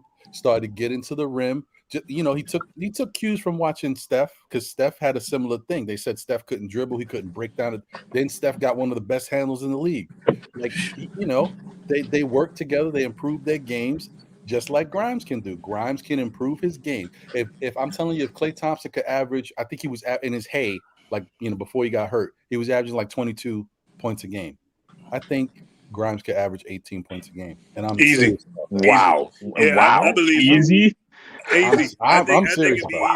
I think it'll be easy. You know why? Because the guy he's very efficient with his shooting. When you look at it, Ron, I will say he's very efficient. What do you mean he's efficient in what way? So I'll say this much, D's. More often than not, when that guy shoots, when he's on is falling. I say this much about him. Like, I don't look at him as shooting the basketball and I'm scared. You know what I mean? Like more often than not, when he releases, I think is a great high probability that's going in. It looked like it's gonna go in. Yeah. His shots is not a bad shot at all. Yeah. From three, yeah. Yeah, from three. That's it. Right. Because for the mids, he's shooting at 37%. That's pretty good. And that's I pretty love much it. the I league love No, average. that's not pretty good, actually. What's the league? The league average is about 37%. No, I said mid range. Oh, mid range. Okay. Yeah. From three, yeah. what's his percentage from Oh three? no, three. He's at 39. So and he's shooting, and check this one out. Threes, he can get you 12. I got you. But at the corner, he's shooting 50% from the corner. Lord. Yeah, that's crazy. Is that on high volume? I'm gonna tell you right now. I got you. 45 shots. 45 shots. But he's taking 157 threes though in total. Oh man, that's excellent. That's excellent. Yeah. I mean, and he's only taking 19 mid rangers. You've seen the best. Like I think that's what he's gonna be. You've seen the best and worst of Grimes in the summer league. They played 5 games. The first 2 games he stunk it up. He couldn't buy a basket. Like Deuce was playing more efficiently and Obi was playing good. Yeah. But those last 3 games, Grimes lit it up. So carried it over into the season. That's who he is. Yeah, man. But he's not a gas station. So Grimes is he isn't. Grimes is gonna be a megastar. You heard it here first. Hey, I didn't say that. God. There we go. Freezy, I'm I hate when we talk good about him, Freezy. My God, you can't. What? Okay, I'm saying this about Grimes. I think Just can't Grimes talk good and about RJ, there'll be definitely 2 players that the Knicks re-sign. Who's the dude from Memphis that always gets hurt that I like? Dylan Brooks. Dylan Brooks. You can't tell me that Grimes can't turn into a Dylan Brooks. I see that. What? Well, I mean, Dylan's like 6'7", 6'8". No, I mean the height, and that's the reason why that's the big reason why, outside of Klay Thompson's great shooting, it's that that little height advantage helps Klay Thompson a lot over Grimes, which makes he can be a much better player, having that extra 2-3 inches. It helps you on defense too. Hey, Freezy, remember we talked about did we talk about what 5-star players? Right. One Grimes a 5-star recruit to Kansas? Yes, I think so. Yes. Yeah, yes, he was. He was in the RJ Barrett class. Mm-hmm. Yeah, and then it didn't work out at Kansas with Bill Self, which I think Bill Self is very overrated, by the way. Oh yeah. And then he went down to Houston. Keep this in mind, Freezy. He's shooting 50% from the corner off about 50 attempts, 157 threes, about 40% in all threes, and there's no true playmaker on the court. So hey, okay. Again. You ain't gonna gloss over that, D. So, you gotta say that one again, man. That thing hit heavy. Breezy, we have the next Steph Curry. I know. I'm not saying he's going to be a superstar or perennial all-star. no, That's not what I'm saying. No, I didn't. No, I didn't. No, I didn't. Give me the numbers. You just give me the numbers. Say the numbers again, man. Hey, so Paris Duggar, thank you for the generous contribution. Paris Duggar said, "Thank God for somebody explaining it," and he was talking about the point that Ron made. So he gave me that we all said prior to when Ron said it. Yeah. Hey, but you know what? I like this Paris Duggar. Like, there's something about this guy. I don't know what that. Yeah, I like Paris Duggar. Every time I hear Paris, I think of EPMD. Yeah, chucks out a lot of money. Yeah. Oh yeah, and he don't mince words either, which I like. Yeah, I love it. He's a straight shooter, man. Sometimes listen. If he agrees with you, he agrees with you. If he doesn't, he doesn't. It is what it is. You're gonna have those days, right? So Grimes is going to be a star run. Is that what we're saying? Grimes is going to be what's under a star? I don't know what's the classification for that. An all-star? No. I mean lower. Planets. You got very good. A very good role player. Very good player. A very good role player. I don't know. He could be a second option. He's a starter. You think he's a starter? Chris Middleton. Yeah. Could Quentin Grimes start in this league? Yeah. Yes. Absolutely. Okay. Good. Yeah. Okay. So there you go. But so did David Wesley and Keith Bogans. David Wesley was a pretty good ball player. David Wesley wasn't no joke. I know, and that's who I compare Grimes to. Oh, I don't know.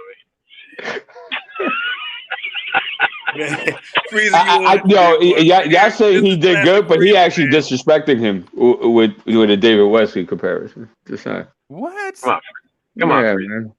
I mean, I'm gonna tell you, Grimes. Listen, David Grimes Wesley wasn't horrible. made I me thought he was happy pretty about good. this season, man. Watching that kid game just continue to grow. And when he got hurt the other night, I said, "Oh, that's the ACL." Yeah, that's the ACL. They talking about kneecap. Yeah. Hey, that's the ACL.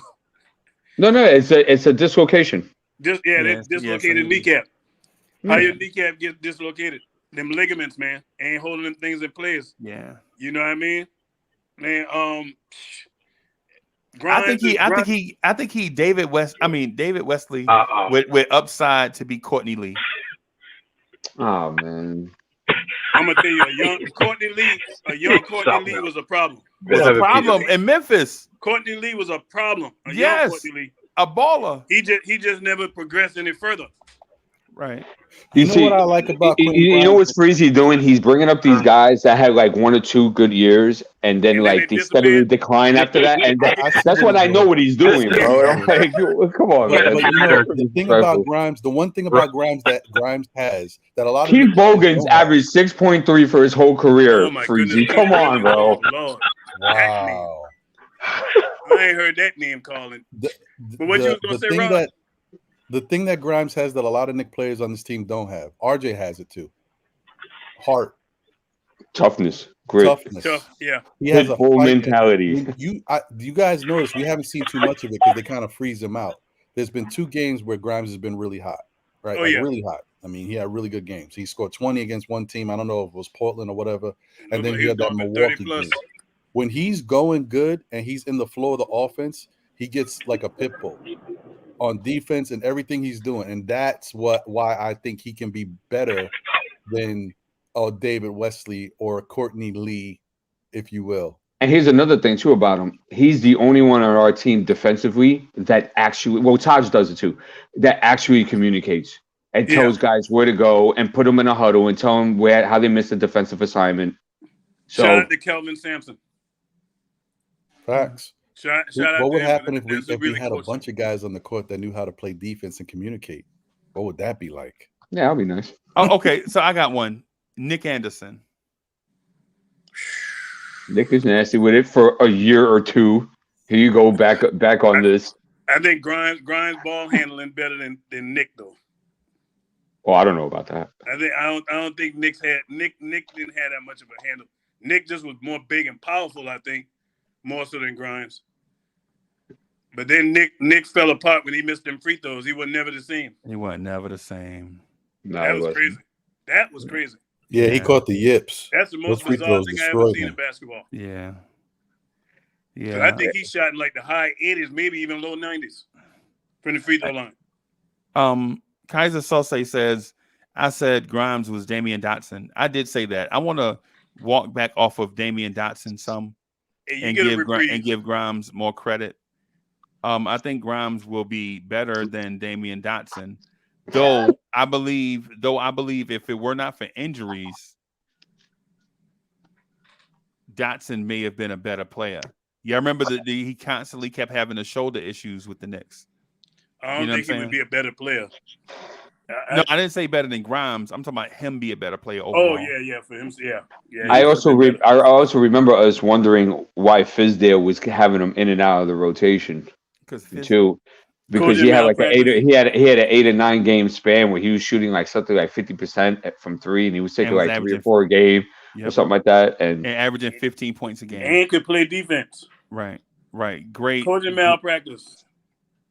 Yep, good on-ball defender. Absolutely. Average team defender, but you can deal with that, especially when cats like to go ISO a lot. And would bang on you too if you wasn't careful.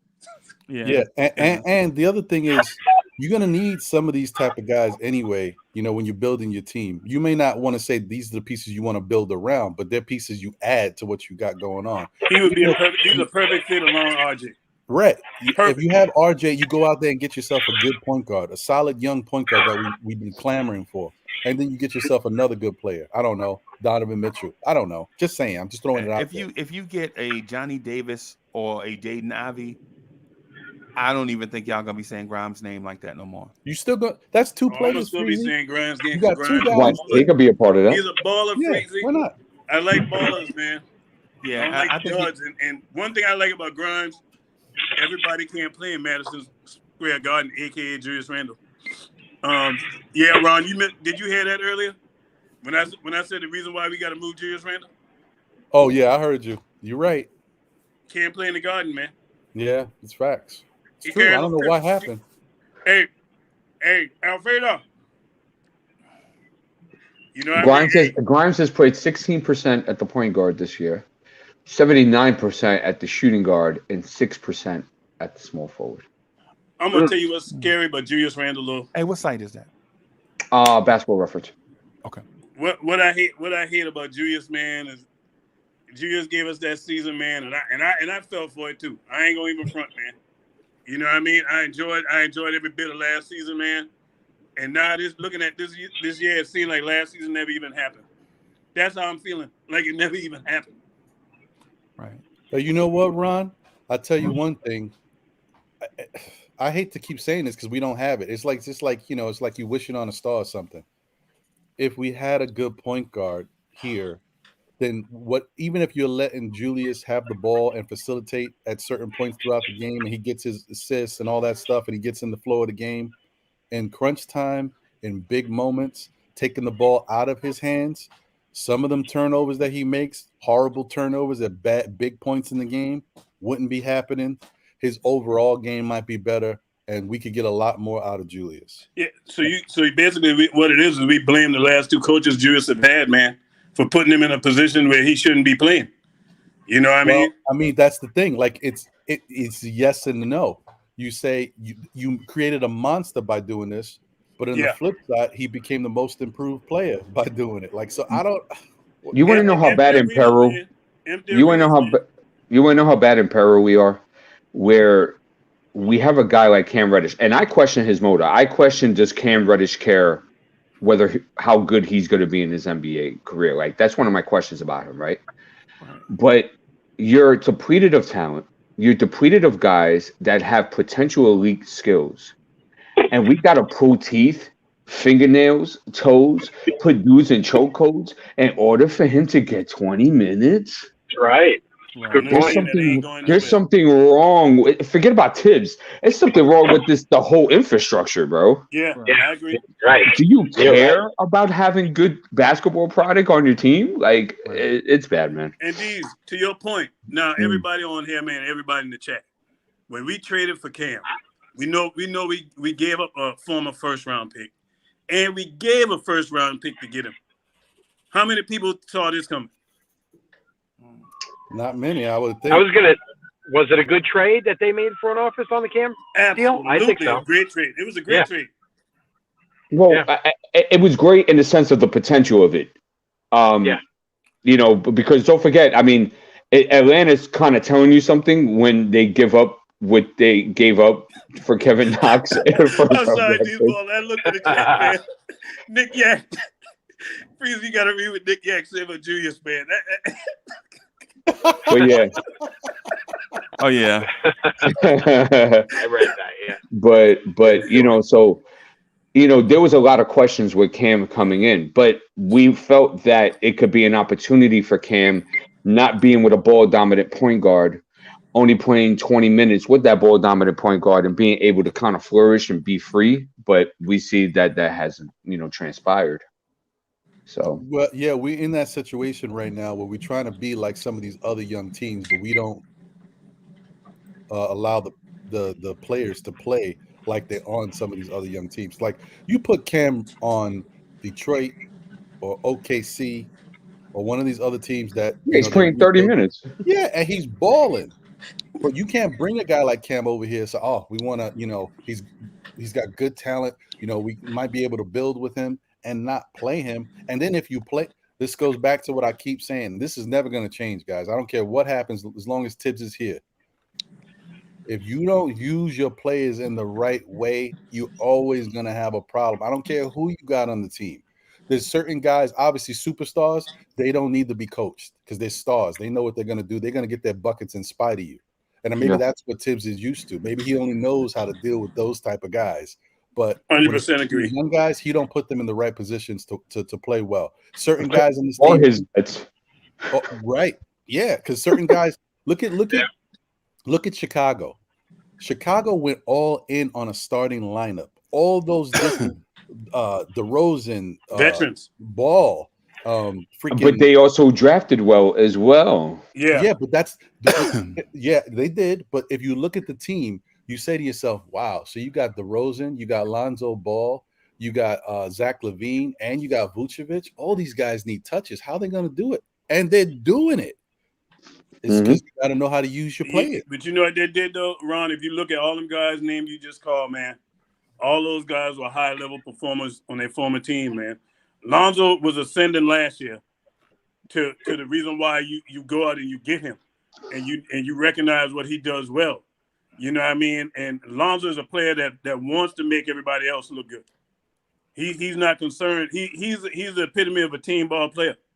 You know what I mean? So when you got a player that want to shoot like LaVine and DeRozan, that's tailor-made for them. And Vucevic is another guy that's team-oriented guy. You know what I mean? That's a stud. So what you're saying is what we should have done. They did.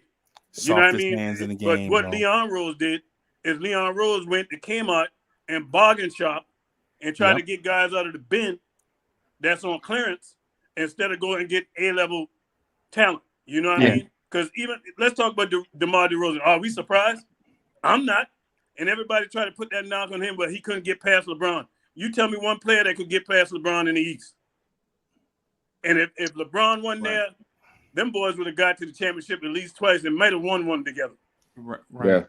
And the thing that pulls that team together is that Vucevic might have the softest hands in the game. Oh man. When you have a dude with great hands, touch around the basket that can stretch you all the way out to the 3-point line, it clears the way for those 6'6" athletes to be 6'6" athletes.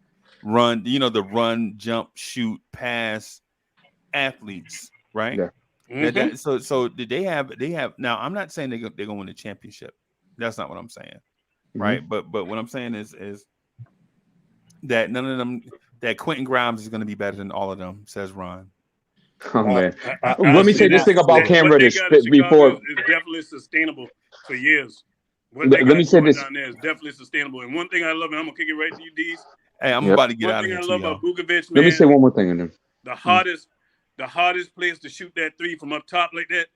When that guy released that thing from up top, man, 9 times out of 10, he loves shooting from up top, and that thing be going in more often than not, man. Right. Go ahead, D. Okay, yeah, just one thing about Cam, because I wanted to finish that up real quick. That there's a misinformation out there that he's here for a year and a half, and that's not true. He could deny the qualifying offer, and he could sign somewhere else. So even more of a mess of an organization and infrastructure is that you only have this guy for borrowed time, and then you're not going ahead and exploiting at least what you can have in him, so then you could decide whether you're going to re-sign him or not. So that's right. Well, you would have to throw some salt in my Kool-Aid just now on that one. That's something to make you think. And you're not keeping him happy just by not playing him too, because he wanted to get minutes. So. Now you done gave away, man. Yeah, well, there's enough evidence the front office got to go, man. I heard y'all saying that thing earlier, and I was just listening. They all got to go, Ron, not just the front office. I mean, the package deal, Tibbs, the whole thing. They got to start it back, man. They got to restart this thing, man. Yeah. What you saying? I mean, I'm just thinking about all the moves that this front office have done just in a few years that just ain't worked. Just mind-boggling stuff, man. Right. I mean, you bring Frank Ntilikina back, and Detroit want him. You just let him walk out the door, and ain't nobody knocking on the door for Frank. But still, you could have got up off of him. And when they kept him, I was like, oh, they got a plan. They're gonna keep Frank around here. Yeah, wrong.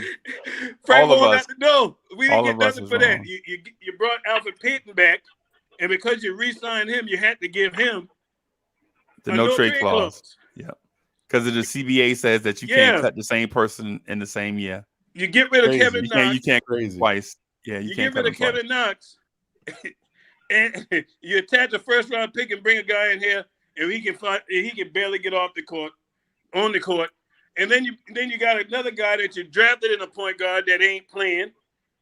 Oh my goodness, man! And I can keep going on. Oh, and the Halliburton mess, and Obi. This thing is a train wreck, man. I'm telling y'all, I'm convinced. This is the worst front office we done had. All right, man. This is the worst front office we done had, man. It ain't over, Ron. There's still more to come.